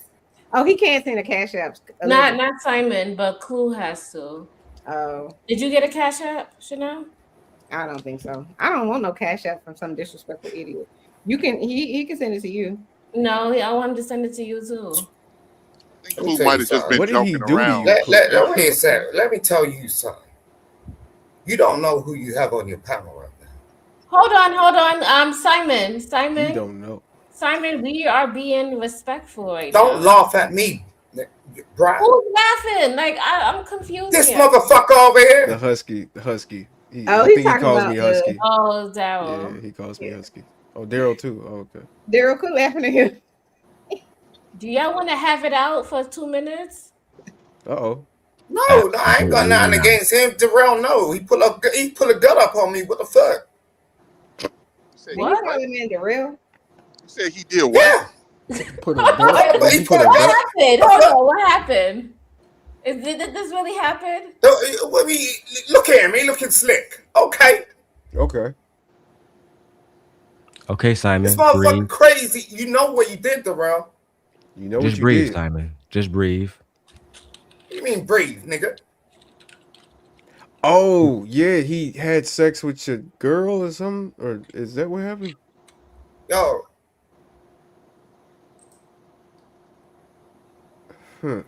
Act nice, Darrell. Go on. Go ahead. We know. Wait, what did he do, Simon? I'm interested in hearing. He pulled a fucking gun up. He pulled the gun on you? Okay, he put a gun on you. Was this in person or this was online? Darrell,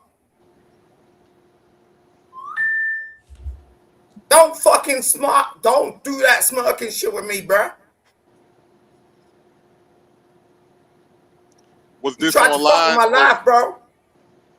The fuck? What happened? What happened, Simon? Take us through details. Ask him. He knows exactly what the fuck happened. What happened, Daryl? I have no idea what Simon is talking about. Simon pulled my fucking chick in your fucking house, tried to do some fuck shit. I did what with your chick? I'm sorry. I'm gonna go back on. Oh, wait. Well, all right. So where? Well, all right. Okay, he says he don't know what you're talking about. Can you explain to me? Yeah, but he's smiling and smirking. Well, he ain't gonna say. So won't you go ahead and say it, Simon, so I can know. He doesn't want to say it. No, I ain't incriminating myself like this dumb fuck. So in all fairness, Simon, that young lady wasn't your girlfriend at the time, right? You don't do this shit. Man, this shit is weird, man. Let's go to the next subject. Yeah. Ain't nobody gonna say. That's why I said bye. Like, you want to fuck this nigga? Go ahead, sir. You're 18th. I got respect for you. I'm just up in the panel. I'm just up on the panel to support. Nah. This nigga purposefully came around here knowing that I'm trying to do some business with creative, and he's fucking the shit up the same way he did it before. So go ahead. All right, bye.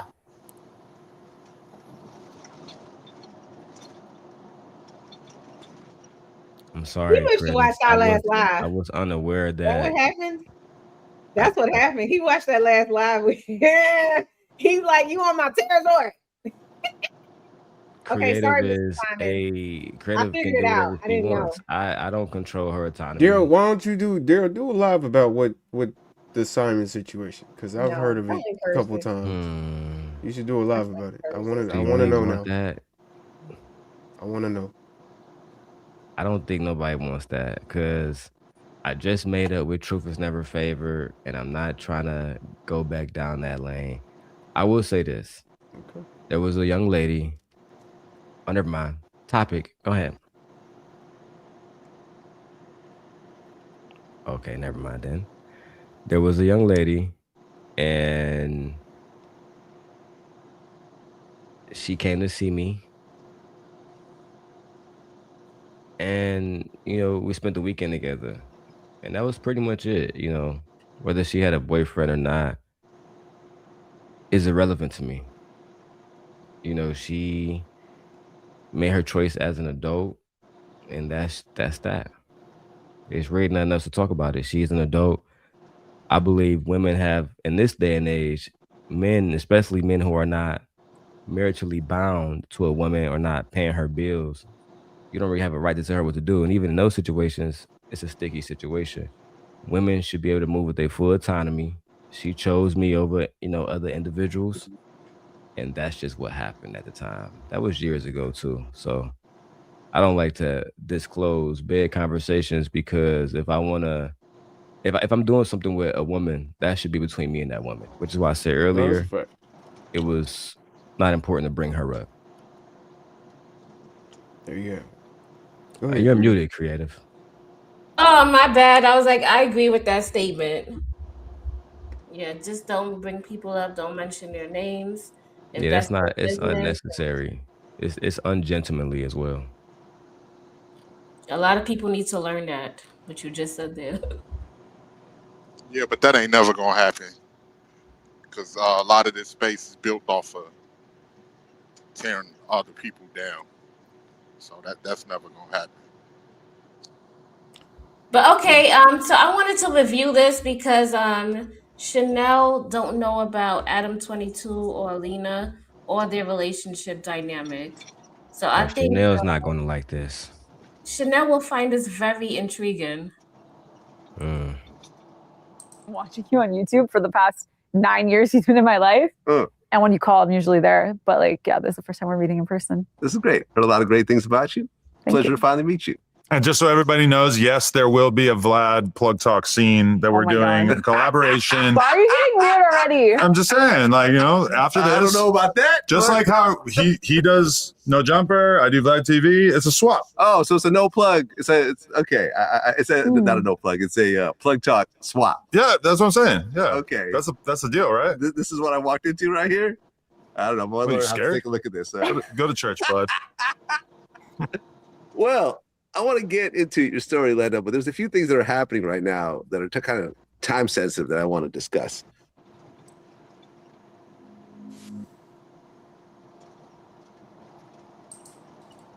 Top of the news is Tyler Perry's being sued by a man for sexual assault and sexual harassment. You heard about this? I did hear a little bit about that, yeah. Are you surprised? Questions about, okay, was this really like his little secret girlfriend or I think that if Jeffrey Epstein was broke, he never would have ended up doing all the freaky shit that he ended up doing. Potentially. I feel like a lot of people it's Huh? Should I fast forward it a little bit? Because I don't want to talk about what he these. was saying, but go ahead. You was? Is this Adam 22? Yeah, I wanted them to talk Okay. about their relationship. I don't give a fuck about this current event shit. It was probably one of you see where them big ass humps at is. I would assume is It's try over to there? Okay. try to. Chanel, why did you drop me? Why did you drop me? I thought we were Just talk to the friends. other people on the panel and don't talk to me. I thought we were friends. I'm not interested in having a conversation with you, so don't talk to me. Okay, that's fine. That's fine. Thank you. Alrighty then. close to gay as you could get without actually fucking that guy, and you got a woman administering the cum. I mean, it feels like he really likes coming right up to that line and then not doing something that would actually make him feel 100% gay. But I also feel like maybe there's a bunch of what the fuck? stuff that we maybe don't know yet. I don't know. Well, look, I asked Punisher. I said, do you think that Diddy's gay? You've been in like 12 sexual, situations with him. He said, honestly, no. Because he was told he could not make eye contact. He cannot talk to him. He cannot acknowledge him. He said, in fact, the first time he made eye contact with Diddy was walking off the stand in trial. Wow. That's the first time they actually locked eyes. And Diddy kind of nodded at him. And they're both from Harlem. And they're both like the same age. Right. So he's anonymously banging this dude's wife in front of the most successful guy from his area in the music industry. Wait, Creative, for like pause forever. It real quick. And I don't like this guy. I don't like this guy. Creative, this isn't off of Vlad TV, is it? Because I can't see the screen because I'm driving. But if you review a lot of Vlad TV stuff, he can't copyright strike. Oh, he will? Yes. Okay. Yes, he will. Absolutely. So we should probably. So the only thing you can do, like that guy. One thing you can do, if you wanted to play the audio and keep the screen hidden, that'll be different. But when you I was gonna say that too. when you play the video, he will But I walked away. But yeah, before I was gonna say that when I saw it on the screen, like, oh yeah, we shouldn't be like playing his videos. That nigga don't play games. Yeah. Okay. DJ Him and Sasha Vladimir. K, they don't play those. DJ Vladimir for Russia. Yeah, I didn't even think about that. But you can play the So I audio. was Like, like, if you just leave hey, all can of I us up here and play the video, we can still hear what everybody's saying. Yeah, okay. So I'm playing the audio. just help you guys for free? Like, can I intern here? And so I started interning at this company, and they were like, they didn't really have anything going on except for the fact that they had a large Snapchat following, and they had a large Instagram following, and they were trying to do outreach to models and stuff. And this is like 10, 11 years ago. This is a long time kind ago. of novel, yeah. I think that they're an OnlyFans agency now because everything's evolved, but back then it was just like an Instagram and Snapchat thing. And so I started working for that company, and we would have models come into the house all the time. I actually lived there and worked there. And all we would do is do these, like, we called them Snapchat takeovers, but we were just making content with these models on Snapchat. And through that, like, it's mean to say, but the girls would come to the house, and part of me was like, well, this girl's not prettier than me. Like what's the difference between her doing this and me doing this? And back then I had never, like, I was very late to social media. So I didn't have Instagram in college. I had like a Facebook. I was calling it Chat Snap forever. Like, I couldn't get the name right. I was very, very late.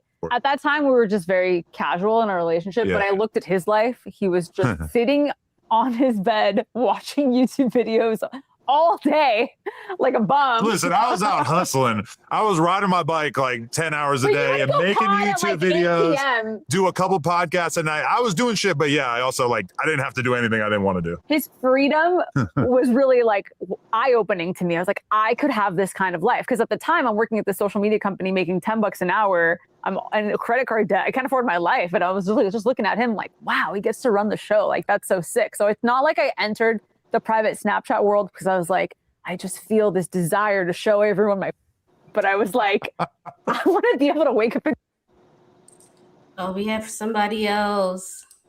Oh, Keon. Yeah, my bad. I got kicked. Oh. go work out instead of working for someone else. And I remember we went out drinking coincidentally, like the night that you first like got paid your amount or whatever. And it was like, you just had 30 grand all of a sudden. And like, when I met you, you were probably 30 grand in debt and had like barely enough to get by. And then all of a sudden within a month and to her being like relatively sexually open, it's like, what, I posted some pictures, like creative, put the fair use back up so there. I kind of got to see her.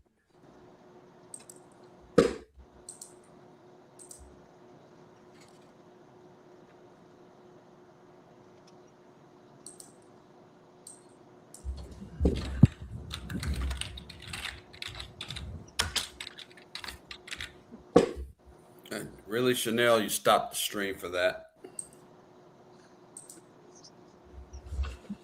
Really, Chanel? Really? So Chanel, what do you think after listening to her? I wasn't really listening.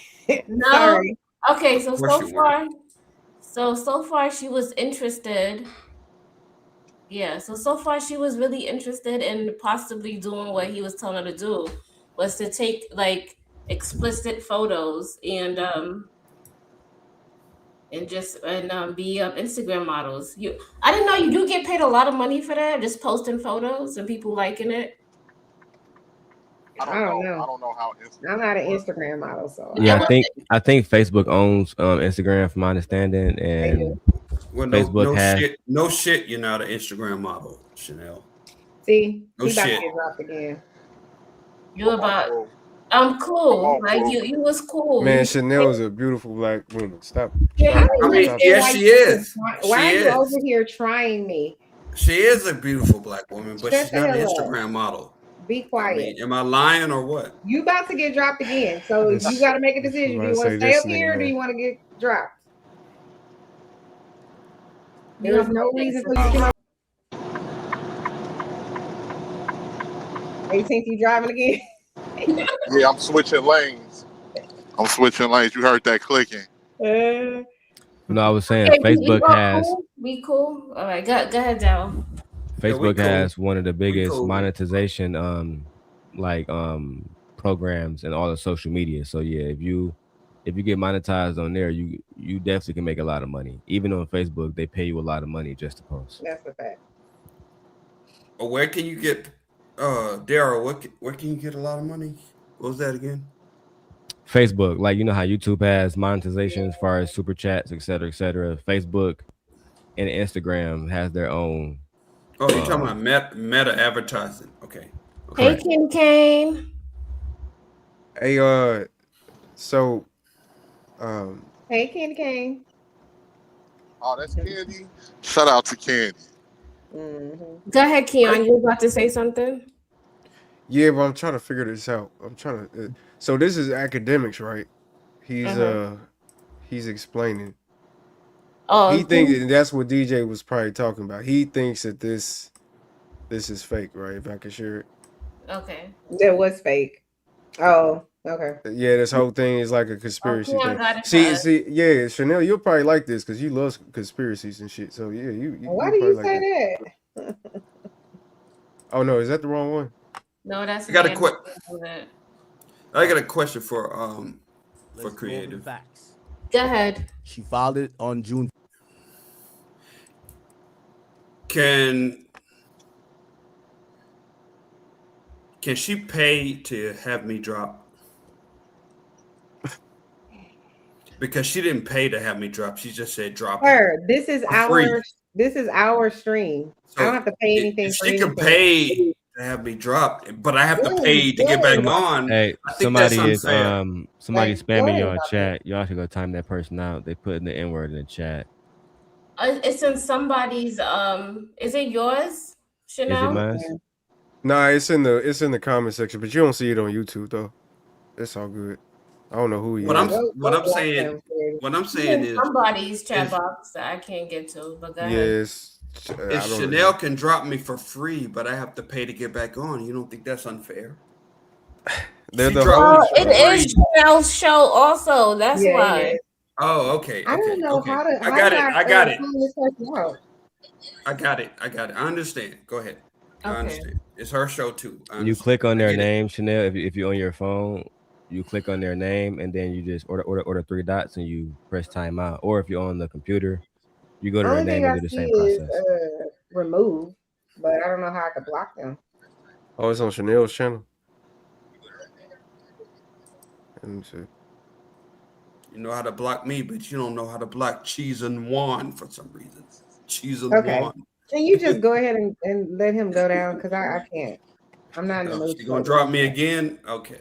Okay. All right. So this is academics You trying want to him to explain wait this shit. 5 minutes, or you done? I'm done. I'm Because sorry. he clearly he wants to come up here and be disrespectful. I haven't done anything to him. I don't How did I understand. disrespect you? Please drop him Chanel? because I All can't. right. Clue, you're gone for the day. Come back another day.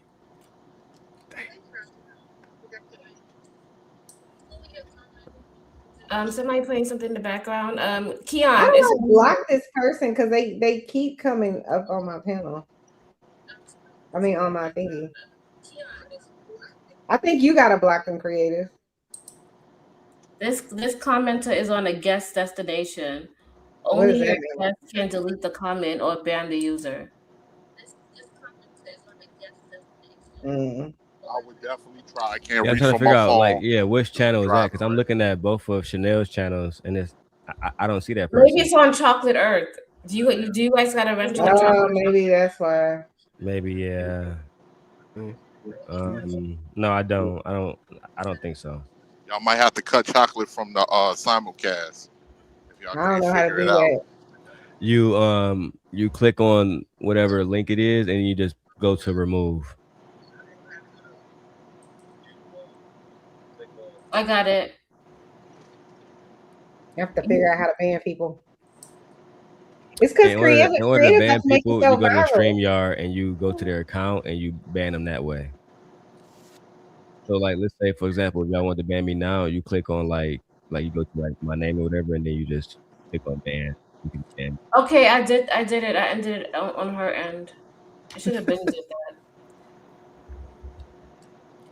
We can go back to the content though. I'm sorry. Go ahead, Keon. We waiting on you to play the video. Okay. All right. So this is academics, explaining the whole bullshit here. I'm in a group chat Can with we Adam. say? I Hold on one immediately second, called creative. this out as Can we have him up there too, or will he ban? Will he what's call us too? No, this is from Rumble. Oh, okay. Yeah, this is cool. It's pretty much anything on Twitter as long as they ain't got no titties and stuff. Hold on, let's pause because we got a lot of cash apps that's coming through. We Okay. got Candy Cane. Candy Cane sent some cash apps. Clue sent some cash apps. And my boy 18 Letters sent some cash apps. So we gotta show these people some love. Amen. Give it up. It's a stick up, hard rock, give it up. It's a stick up, hard rock, give it up. It's a stick up, hard rock, give it up. Walked in here with 50 Cent, trying to walk out with a million. A girl can dream. My man here trying to get the green. Y'all already rich, might as well gon' give me a little bit. Give it up. It's a stick up, hard rock, give it up. It's a stick up, hard rock, give it up. It's a stick up, hard rock, give it up. Walked in here with 50 Cent, trying to walk out with a million.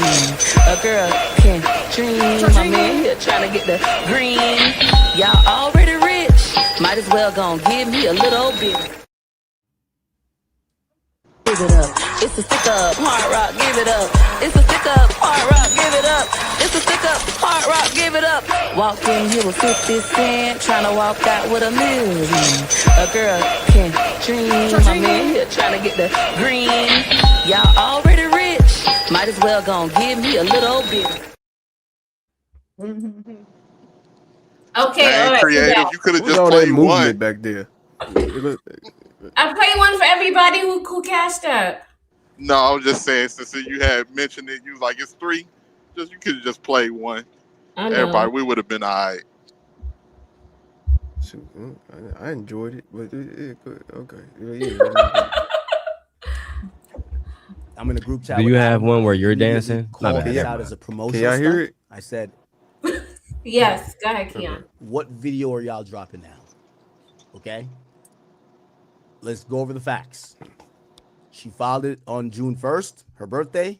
She posted a video referring to him on her birthday as her husband. Okay. She filed it without a lawyer. That's a big red flag. She claims she has no access to her financial assets or financial resources. Adam has said this publicly before. I've talked to Lena when I seen her in person. She basically acts like they're 2 different countries. Like, actually, she was like, yeah, that's his money over there. He boxing, that's his money. My money's over here. I got this, that, and third. Just not true. So I'm not going to sit here and just act like I'm blind to just like roast Adam. And I would have done an epic roast. Trust me. Now, I was trolling him because I was trolling him literally saying, this is a whack 100 play. I said, where's the content? Literally. Where's the content, brother? Because I'm not believing this. Okay? I'm not believing this. And, I think he's a little bit in on it because he's like, oh, no, nah, this is real. Nothing lasts forever. Stop it. I was born at night, just not last night, okay? So I'm here to break it to y'all. And I did tell him, well, he never agreed to my terms, so this is why I'll blow the lid off all this. I told him, I said, Adam, give me 5% of whatever fuck video y'all about to drop, and I will play along and act like I am surprised that y'all are getting divorced or play into this fake divorce thing. He didn't respond to my request, and I think that was a fatal flaw. So yeah, it's out there. This is bullshit. You know what I mean? But if we, to me, it's fun. So something's coming from Adam. I don't know if it's an interview, if it's again another sex scene, I guess with his wife, or I don't know what it is. But I personally think it's bullshit. Yeah, this shit is goofy. This is I don't think nobody, and I like No Jumper. I like the podcast as far as when he's interviewing people and everything, but I never just been that much invested with him and leaning the plug as far as what's going on in a personal life. You see how high this motherfucking gas is, how high groceries are. Don't nobody give a damn that they divorced and they gonna be all right. we the ones that gotta deal with this economy. They straight. Not saying go they ahead. ain't feeling the hit, but they all right. But so the big reason why this is like kind of crazy is because like what Creative was trying to show Chanel is because like they're like open like sexual relationship with all kinds. Like she got videotape, having sex with a dude. I think twice actually, but and then he went on to beat him up at a boxing event on live like nationally, right? And then now they getting divorced. So that's kind of it's just a crazy ride. You know what I mean? If you've been kind of keeping up with the story, but It would Do be you think crazy if these it was true, people? but Do you think unfortunately, these it's not true. people are maybe just addicted to fame and whatnot, or broke, and maybe they can't? They're just trying to hold on. Man, I think some people get put in a trap where they kind of gotta do that. Like you gotta think. Like let's say you got $1 million today, you probably would go get you at least a $250,000 house or something. Like, you know what I mean? Something where you gotta keep it up. So it's like once you lose all that money, now you gotta do all this stupid stuff just so you can keep that money coming, so you can pay for the stuff that you had. So I don't know. That's why I don't know why niggas get deals and move out the hood. Not Personally, shit. well. You got to move out because you're surrounded by poor people. So eventually things can go wrong, even in that situation. I See, would and that's the like problem, 18th. That's the problem. That's the problem. Like everybody in the hood is not about to rob you. A lot of no, them but are. it don't take everybody. All it takes is Right. 2-3 niggas to creep up in your alley and hop your fence and go through your back door. It No, don't that's take a fact. everybody. But And not only Well, that, better your community. You got $1 million. You can't better your community. you can't you better can everybody. And this is yeah, the thing: $1 million everybody, can't take care of everybody. Man, the hell it somebody. can. It can. It's a start. But That's what this I'm is the saying. thing: even if you gave everybody in your quote unquote, let's say you had enough money to give everybody in your community money, I can promise you, But somebody it's not even still. about. Look, you can do it through No, but hear me out. infrastructure. Somebody Okay, all right. still is gonna say you ain't doing enough. Man, fuck them. I So mean, there's ain't nothing shit. you Fuck can do. them. You can't please everybody. Even if you gave back, even when people do give back, people still gonna criticize it. Even if you do it silently where no one knows that you did it and you just giving them, you just giving people money or whatever, or doing, like you said, infrastructure, whatever it is, building a school, whatever it is you're able to do. If you do it silently, they're gonna have a problem with it. If you do it out loud, they're gonna say you doing it so that everybody can see what you're doing. Chanel, sweetheart, can you go to your channel and give Sim God a wrench so he could time that Oh, person? it's on Chanel's channel. Okay. Yeah. I was trying to see. I'm I looking can't at it right find now.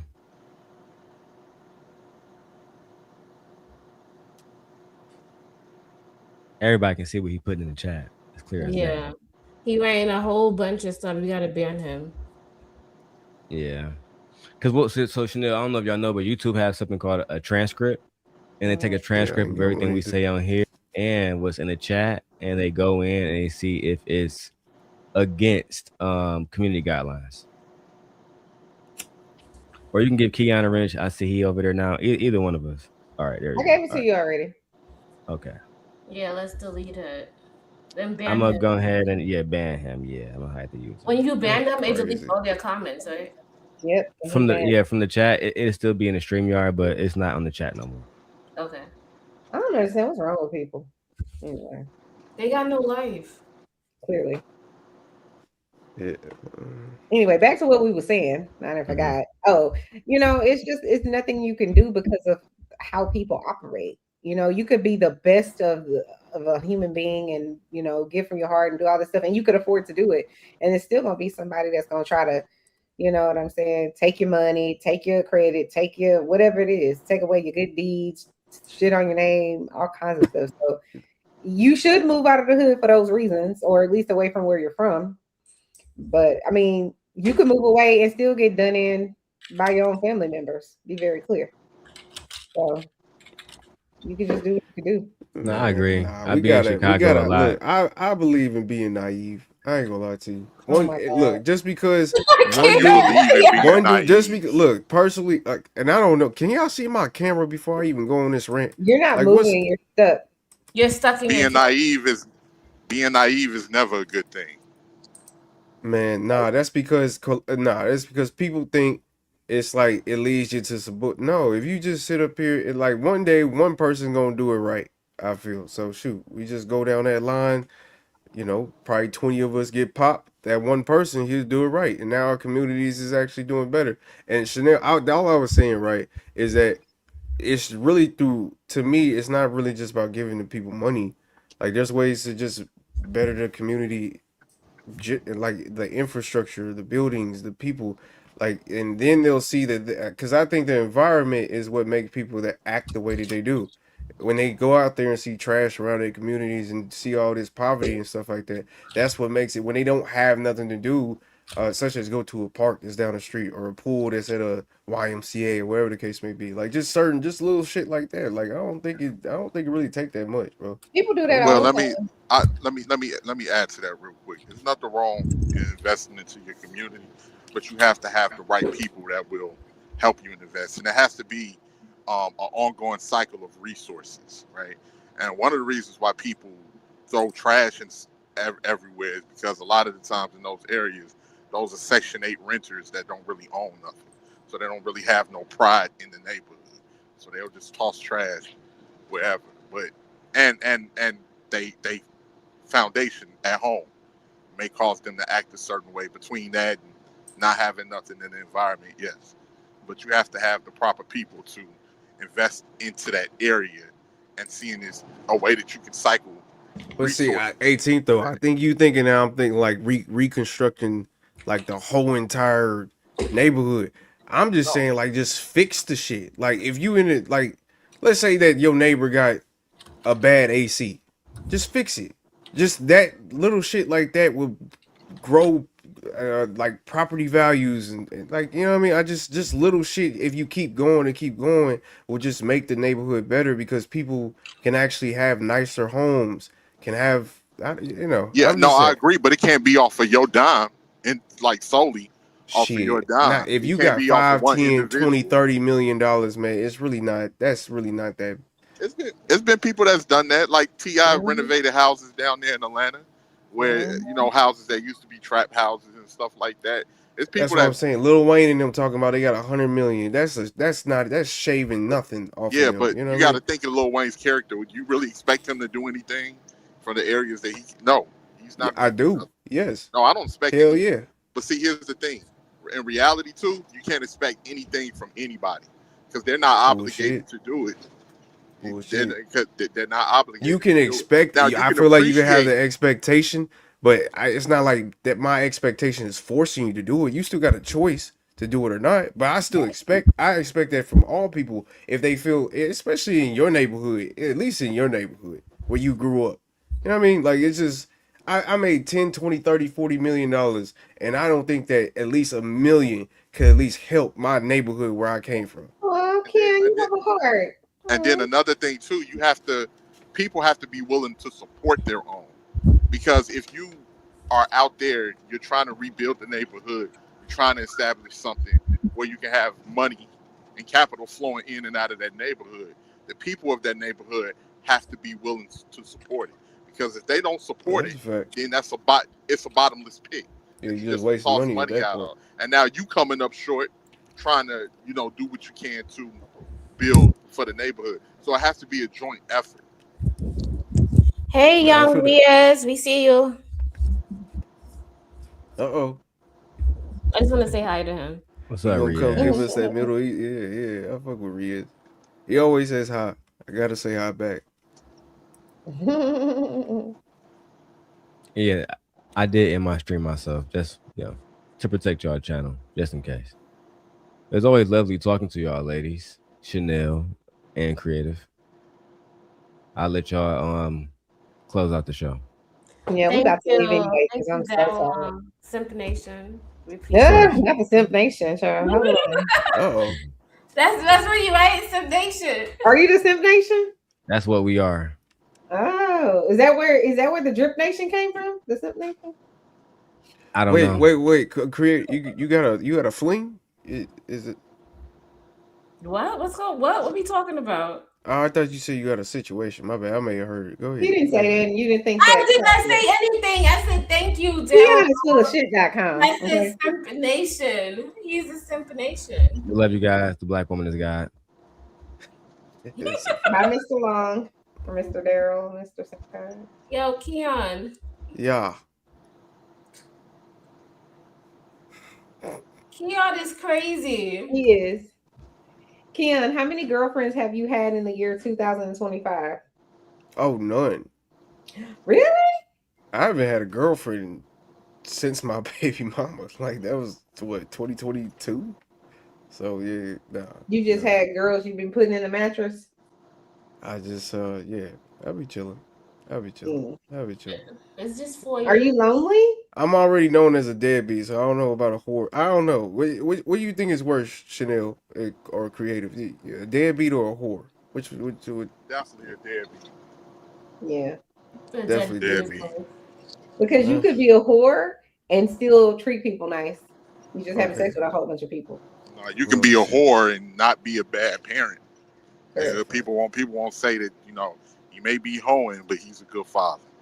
Oh shit! Goddamn! I chose the wrong path, boy. That's why Oh DJ. my God! That's why DJ Hey, Red, because I went. It ain't never too late, brother. It ain't too late.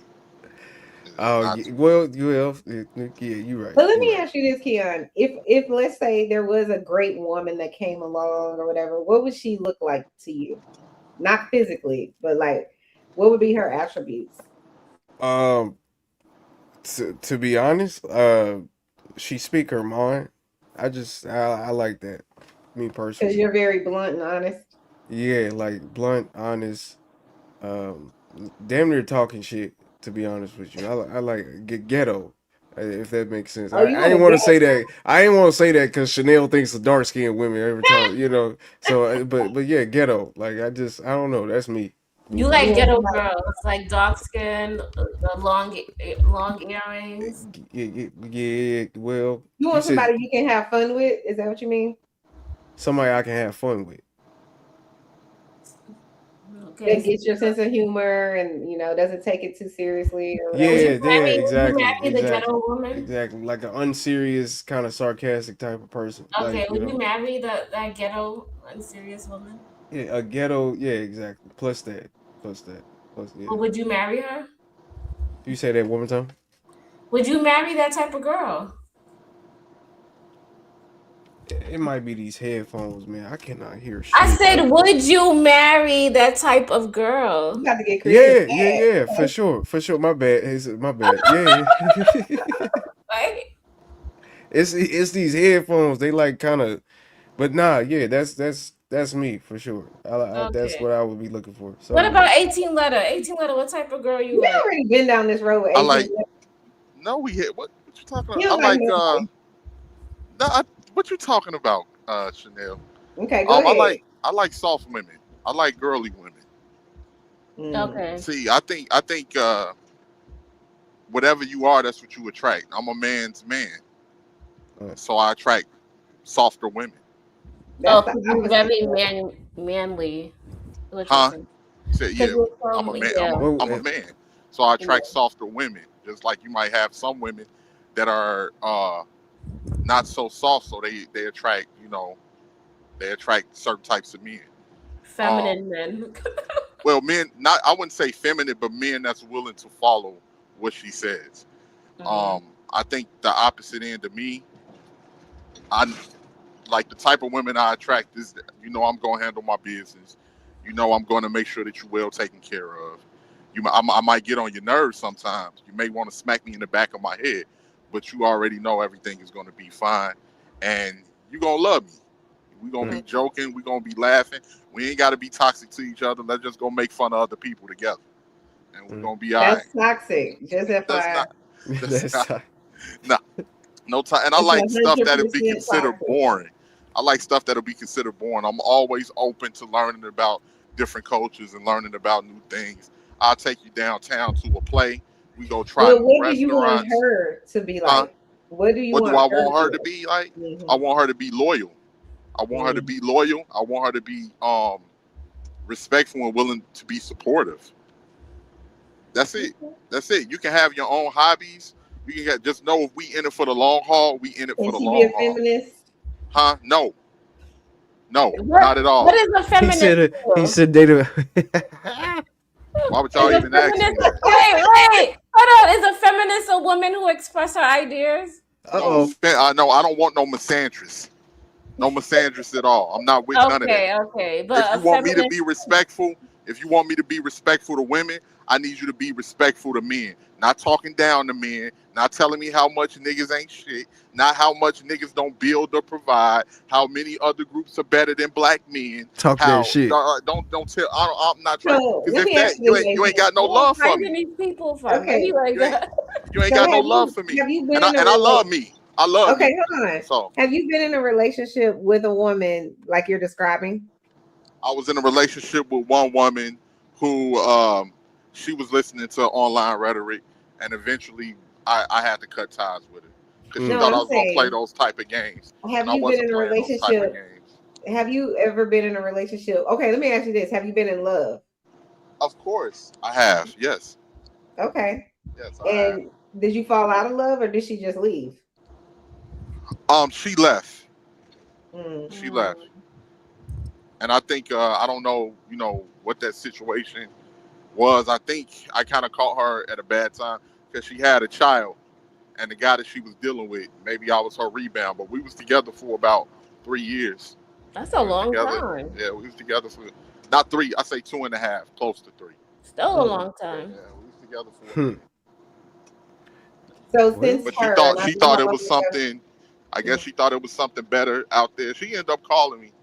She called me a few times. I guess things ain't work out with the people that she was with, but I had already moved on by then. yeah, because that's yeah. Fuck that. See, you ain't got no time to be like. Here's the thing that I encourage all young men to do.